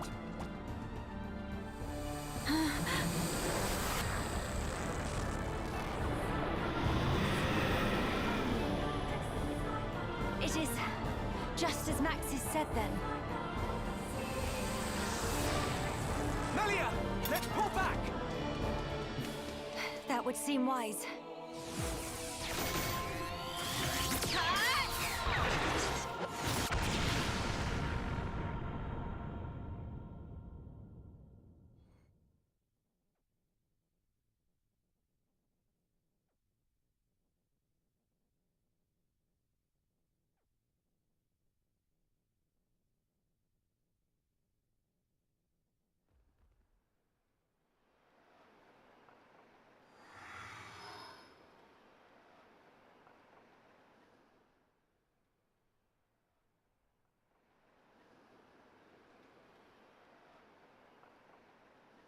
Okay, this should be far enough. Those things can't follow us all the way out here. Oh? And you're certain of that? Yeah, sure. The Telethia will keep us safe. The Telethia will? Well, that's what Radsum said. Though, I don't think they realize it themselves. Ah. Right. Your mother was one of the affected. Yeah. Oh, I haven't thanked you yet. Thanks a million for saving me back there. Why were you alone in such a place? You could have been hurt. Sorry, miss. He get told? Pipe down, not obvious. I snuck in to gather research material. But then I tripped over some rubble and, And that's when you were spotted, huh? Were you the one who activated the transporter? Yeah, I was given special permission, so I could conduct my research. That said, I normally don't go anywhere without Big Sis. You have a sister? Well, we're not actually related. We've just been living here together. If I remember correctly, you wanted to transform Telethia back. Yeah. Oh, hey! My lab's over on the far end of Zen's thoroughfare. You want to come with? We can talk more there, where it's safe. You have your own laboratory? Not as grand as my old one, mind. We still don't understand the Fog King, or the monster that attacked Teelan. Maybe the Telethia are connected to all this. Teelan's research could help us make sense of it all. Yes, indeed. The thing that attacked... Ah, you mean the Fog Beast? Fog Beast? Is that what you've been calling them around here? Fog Beasts always appear around the Fog King, so the name seemed appropriate. Makes sense. Right, I'll be going on ahead. You won't be guiding us on the way? I need to clean up, else there won't be anywhere to stand. All right, see you. Hey, wait! He's gone now. What is it about science boffins? Always doing whatever they please. Huh? He get told? He probably have it coming.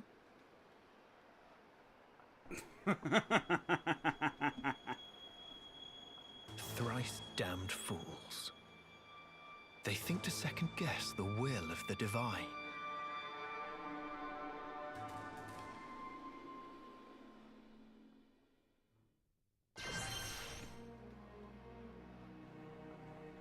Yes, it does. Okay. We won't have another cutscene for a while. Remember when I said you'll want to kill unique monsters? This is why.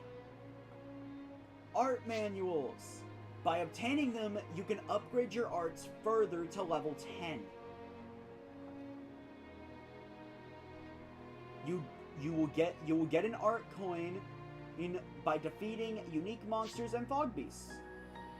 And we should already have some of those art coins, because we defeated some unique monsters. So now every system has been unlocked except for one. Let's go back to Alcamoth. We weren't done there. I didn't even collect any of the collectibles. Also, Fawful, I don't know why he does that either. Mega Eevee, you remember to write in the Discord that he was banned along with all his alts, right? Finally. Anyway, this guy wants bird feathers.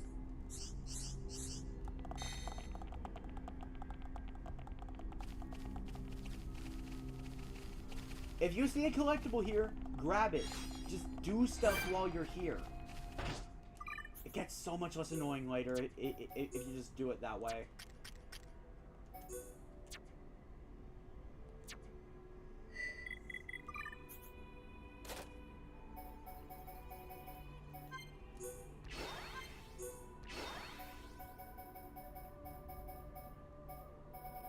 Alright, I almost forgot.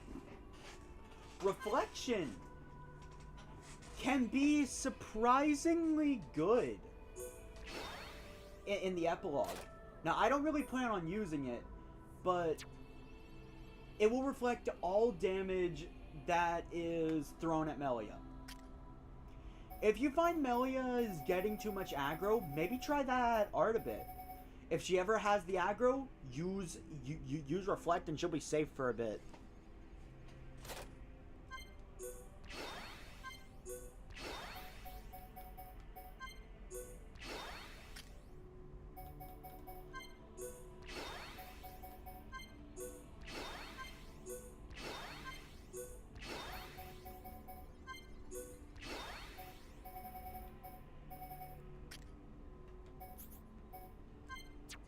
I should probably upgrade shield.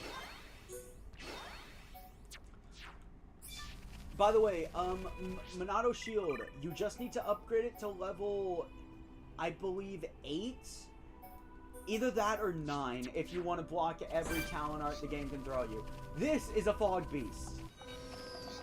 Now it's probably a good time to go over level difference. Yes, this is a genuine thing. If you are 6 levels below something, you have natural debuffs when fighting it. This isn't like RPGs where one level means a few stats. No, sometimes a single level means you're not getting majorly debuffed in a fight.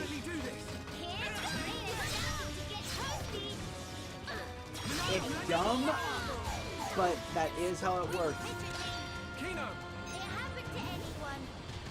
Mega Eevee.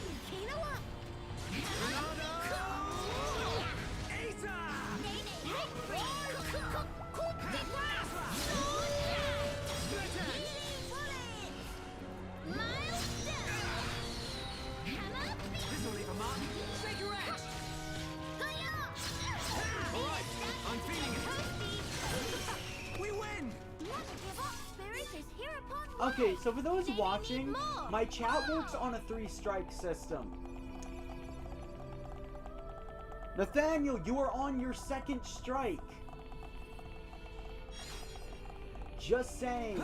3rd strike and you will get a permaban.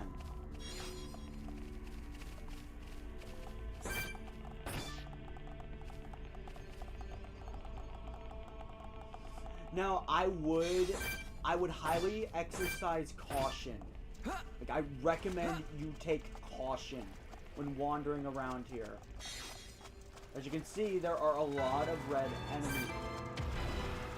Oh yeah, earlier I was trying to be quiet when this music was playing. This is my favorite track in Xenoblade 1. It's called Fog Beast. Make a run for it! I'm not fighting a red enemy. The Fountain of Eternity. Pretty run down now.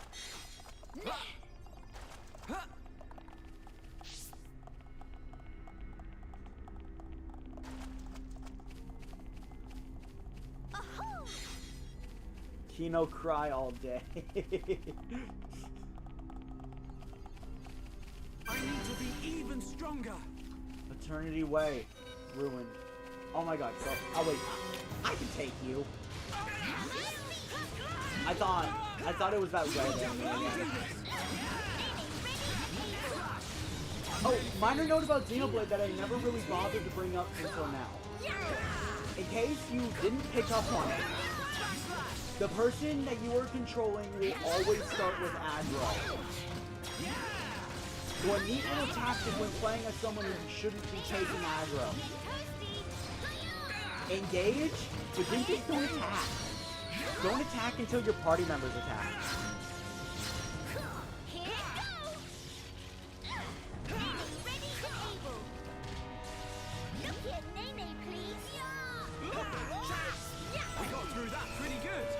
Thank you, Mega Eevee. Undefeatable. Have to brag to Dad upon once Nene get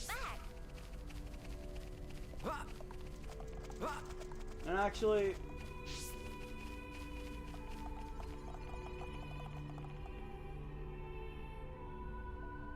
I'm gonna mute so we can listen to this music.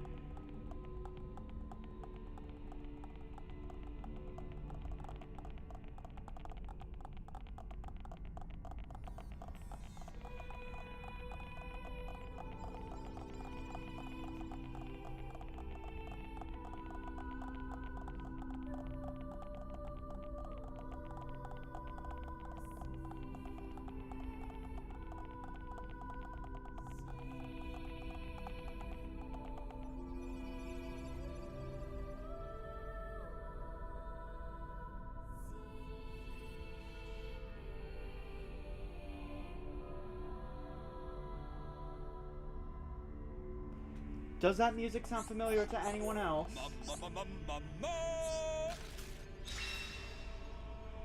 As I was saying, my chat operates on a 3-strike rule. Okay, I should probably plug my controller in. That has ruined so many cutscenes so far. And now, we finally have a member from all 3 teams. We now have the replacement for chain attacks. Union Strikes. By befriending Pawn Specters from all 3 teams, you have unlocked the ability to perform a special coordinated attack. The Union Strike. Doing so requires spending 3 bars of the party gauge, but it deals damage to enemies in a wide area and has extra effects. Red Comet does major damage to a single enemy. Blue Caress heals and grants regen and debuff immunity to allies.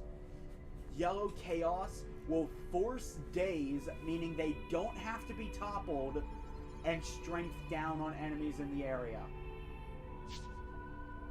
The more Pawn Specters you're able to befriend, the more powerful their Union Strikes will become. Extra chances never happen. Okay, I have a funny story about this. So those that watched the announcement video, I was not going to show the extra chance, but while I was gathering footage for it, I got the extra chance. So then my first thought was like, I gotta show this. I gotta show this. But in reality, the chance is like 1% or something. It never happens. Just assume when you use a Union Strike, you're only using it once.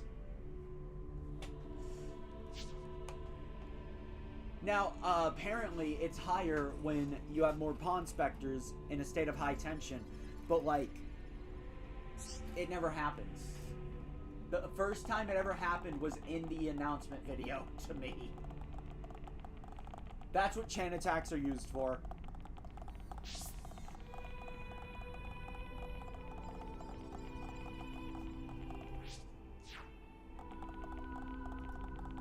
Now, I don't like it. I'll be honest.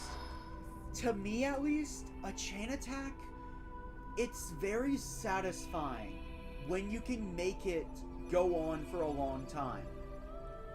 And that usually happens when you fully understand it. It's like this in Xenoblade 1, 2, and to an extent 3. It's not like this in Future Connected. And what I love most about Xenoblade 2 is that they give you control over chain attacks. And I mean full control. If you set up the enemy right, your chain attacks can go on forever. Legitimately forever.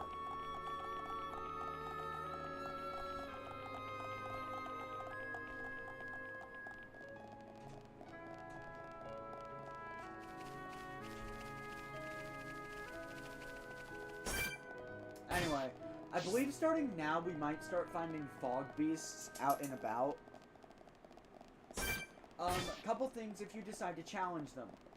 A fog beast will call reinforcements, or rather, they will corrupt the nearby enemies.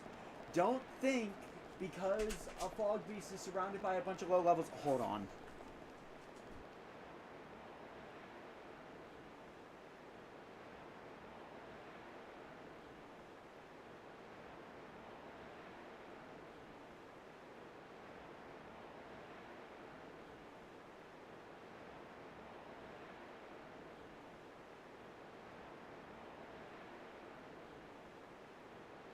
Sorry about that. Don't think that because you find a fog beast around a bunch of low-level enemies that you can take it. If you try, that fog beast will then proceed to corrupt all the nearby enemies and raise their levels. So if a fog beast is red, there is no way, no how you can take it, no matter the circumstances. Yes, it was. I don't know what's up with her today.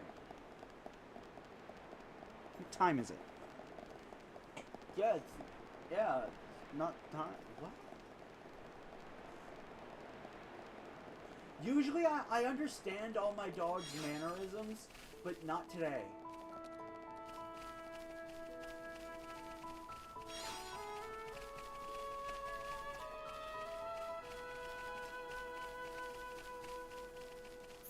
We can just speed this up.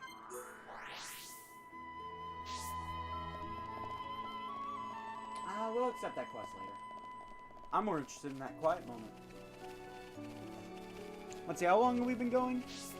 Almost 5 hours. You know what?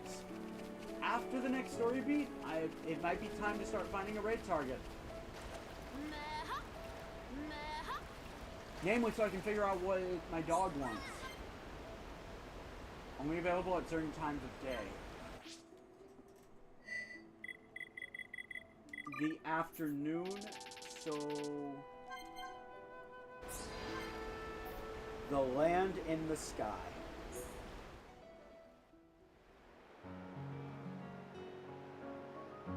So high up! It really is, isn't it? When They shouldn't be. I fed her like right before the stream started.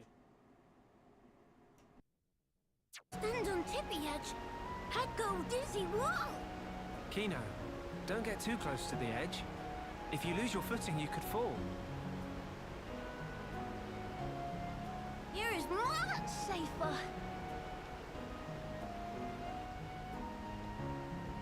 Strange view when come to think about. Clouds look like floaty fluff below feet. You're right. I don't think I've ever been this high up before either. No. One moment. If clouds are in direction down, this continent floating even higher up than clouds. Exactly. It's floating much higher up than Frontier Village in Magna Forest. Or even Erith Sea. Strange, so strange.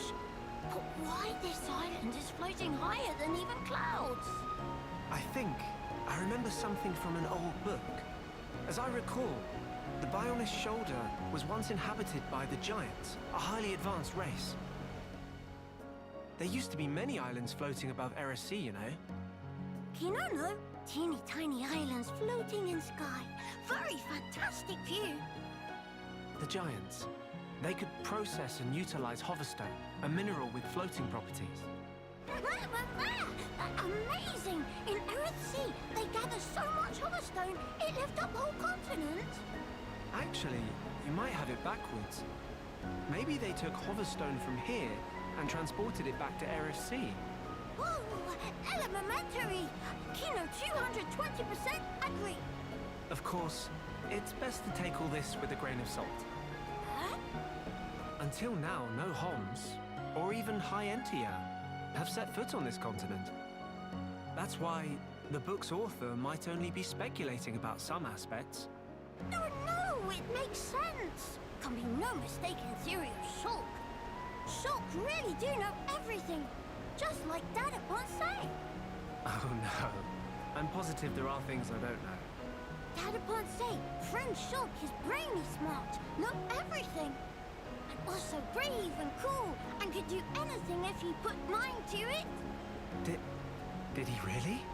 I'm actually a little embarrassed now. Nothing to be embarrassed about. It's only good thing.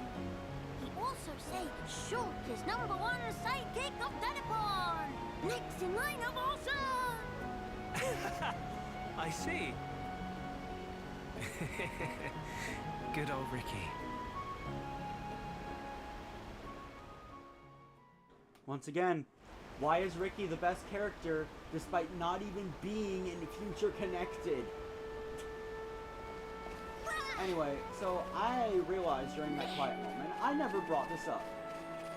This area did in fact exist in the original Xenoblade Chronicles 1. I'm going to disprove a lot of rumors I tend to hear about it right now. The shoulder is not a scrapped area. It's not. It wasn't scrapped.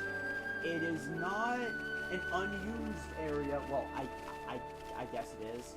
But you were never intended to explore it in the first place. The shoulder was a testing ground.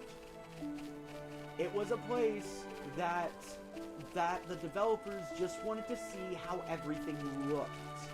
It was a place to it was a place to test out the controls, to test out how the art style looked, to see if everything could run on the Wii. That's all it was. It was a beta test area. So a lot of the stuff you have seen so far is brand new. I believe the only area in the Wii version is this little cape right here with the town all the way to here. Anything above ground was there, but nothing underground. It was your basic caves. It really was just a testing area to see how the game looked.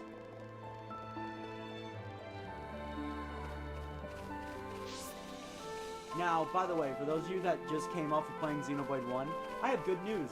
There are no timed quests. No, really. To my knowledge, there are no timed quests in Future Connected. So rush through the story if you so please.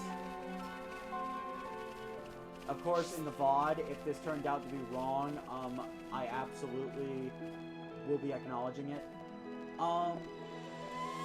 This is open now. We actually could have fast traveled here earlier, but Also, before we go forward, Teelin is actually from the base game.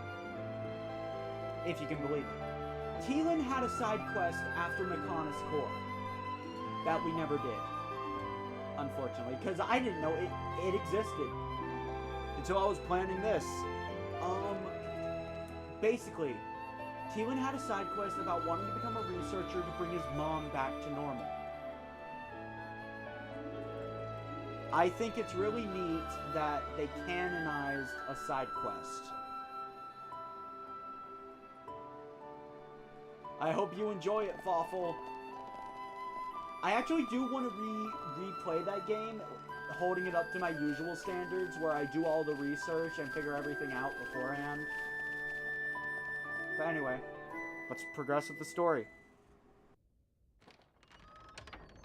How many times have I told you, you do not go there alone? But I really needed that material. Doesn't matter. Why did you disobey me? If something happened to you, we would lose everything. Tyrea? Melia? Huh? Wait a second. You know Melia, big sis? Tyrea's your big sis.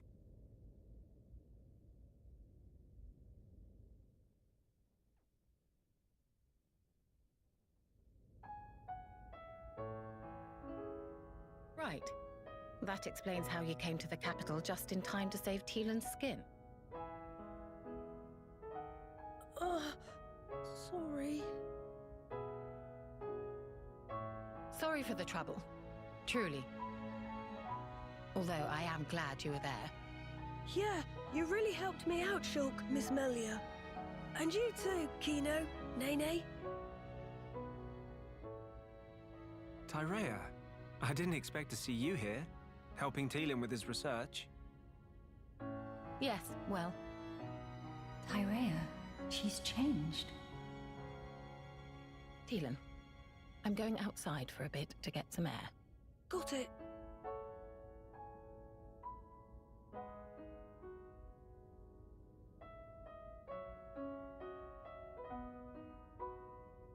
I didn't know you all knew Big Sis Tyrea. How'd you meet each other? Well, that's because Tyrea and I share an older brother. Huh?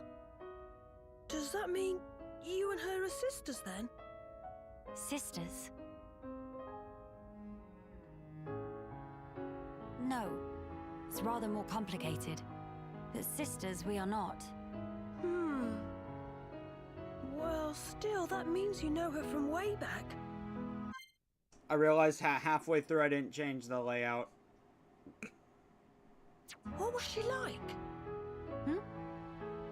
I've only known her here, in this place, so I gotta wonder how she was before. She was...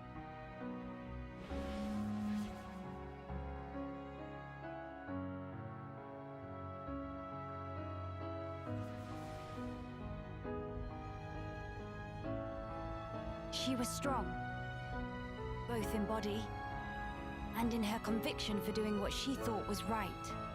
Wow! Pretty much the same as how she is now then. When it comes to our research, she's even more committed than I am. So she has not forgotten her mother. Where did you and Tyrea meet? It was when she saved me from the Fog King.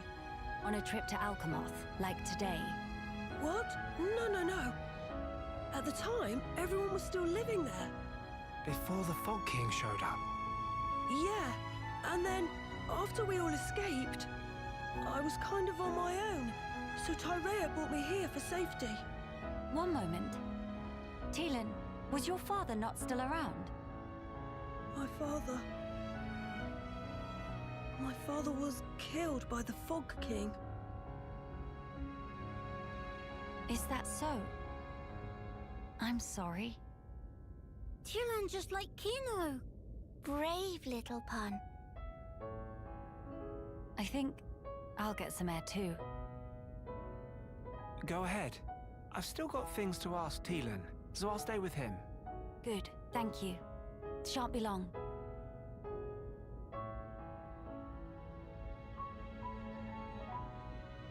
Miss Mally, Kino go too. Kino, please read room.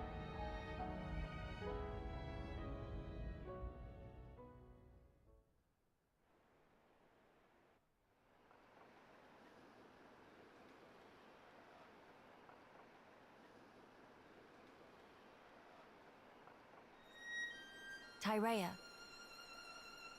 Of all the people to meet out here, How did you... pure chance. After everything, I wandered aimlessly looking for somewhere to die. Then, at some point, I landed here. So then, you were here all along? That's right. And so, when the capital fell here, I thought Mother had finally granted me my boon. But it was full of Telethia, and survivors cast adrift. Not to mention this Fog King. Yes, he'd be the one to end it. Or so I thought. Until fate had me save Teelan, and death ceased to be an option. Your mother, she did not grant you a dying place. She gave you our future by crossing your path with Teelan's. My helping with Teelan's research is a simple matter of give and take. If you really believed that, you would not have treated him half so warmly.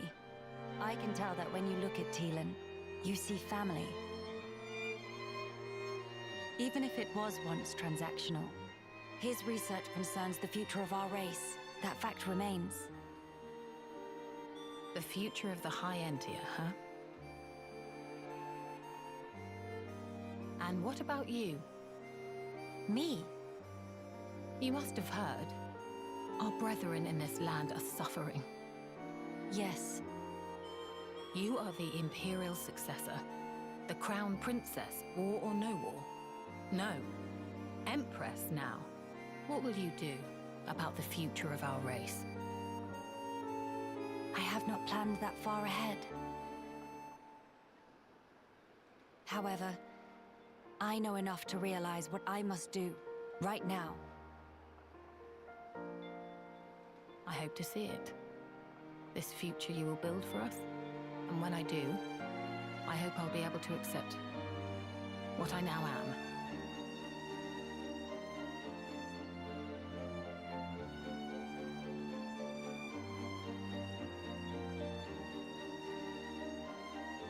Empress Melia, so you are ready to lead us after all. It shall be my privilege to clear the stones from your path.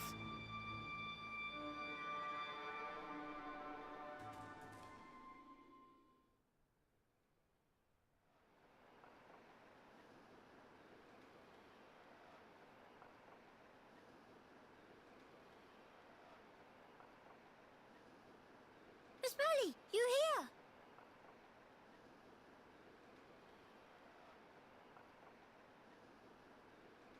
Did you learn anything from Teelan? A little. He said that for all the details, we ought to talk to Radzum in Grandel. Meeting should be no problem. Teelan say he sent word to guard the Grandel ramparts to let friends through.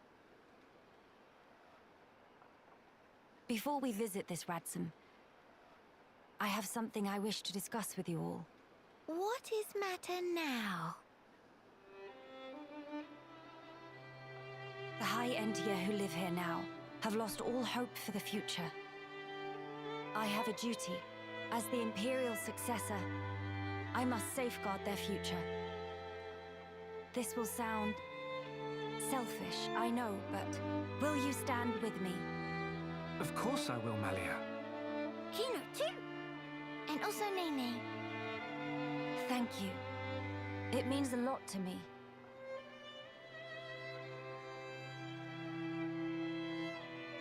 Right. Off to Grandel we go.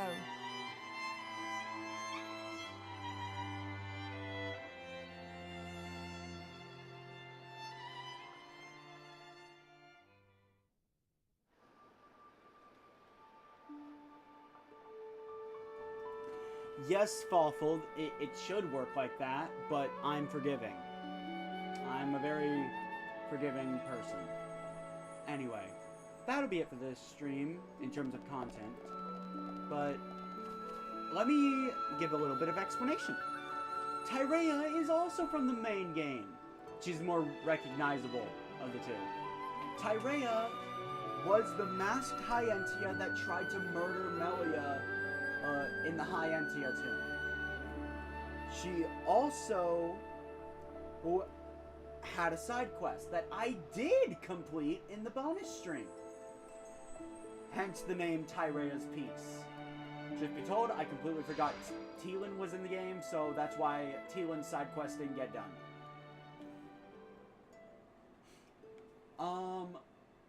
So yeah. If you've watched that bonus stream, you know all the context, but I'm gonna give you some extra context. She asked us to kill her mother, who had transformed into a who had transformed into a Telethia. She then flew away into the distance.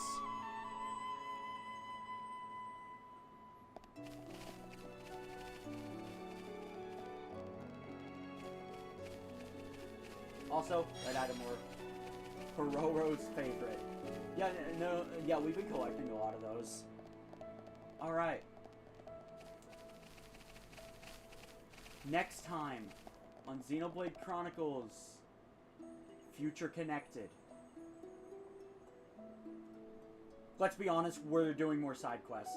And then we'll be making our way to Grandel. But first, back to stream overlay. I will see you guys next time. Next time on Dragon Ball Z. Yes. Great joke. Alright, stop recording. First and foremost. Now, let's see about finding a raid target. Also, I can't help but notice that I got 4 subscribers during that, and I've lost them. Gee, I wonder who that was.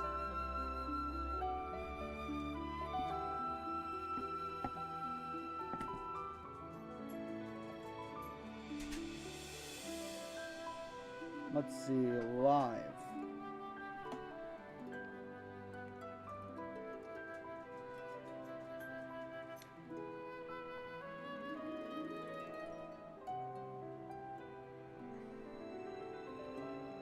There was a certain person I wanted to raid today as a birthday present. But they're not streaming anymore. Or they weren't streaming today. So let's go with option 2.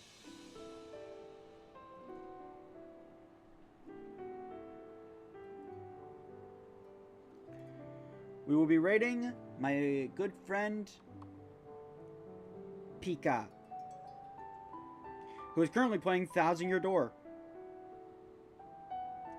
I mean, it's an RPG to an RPG. Anyway, see you guys next time. Bye!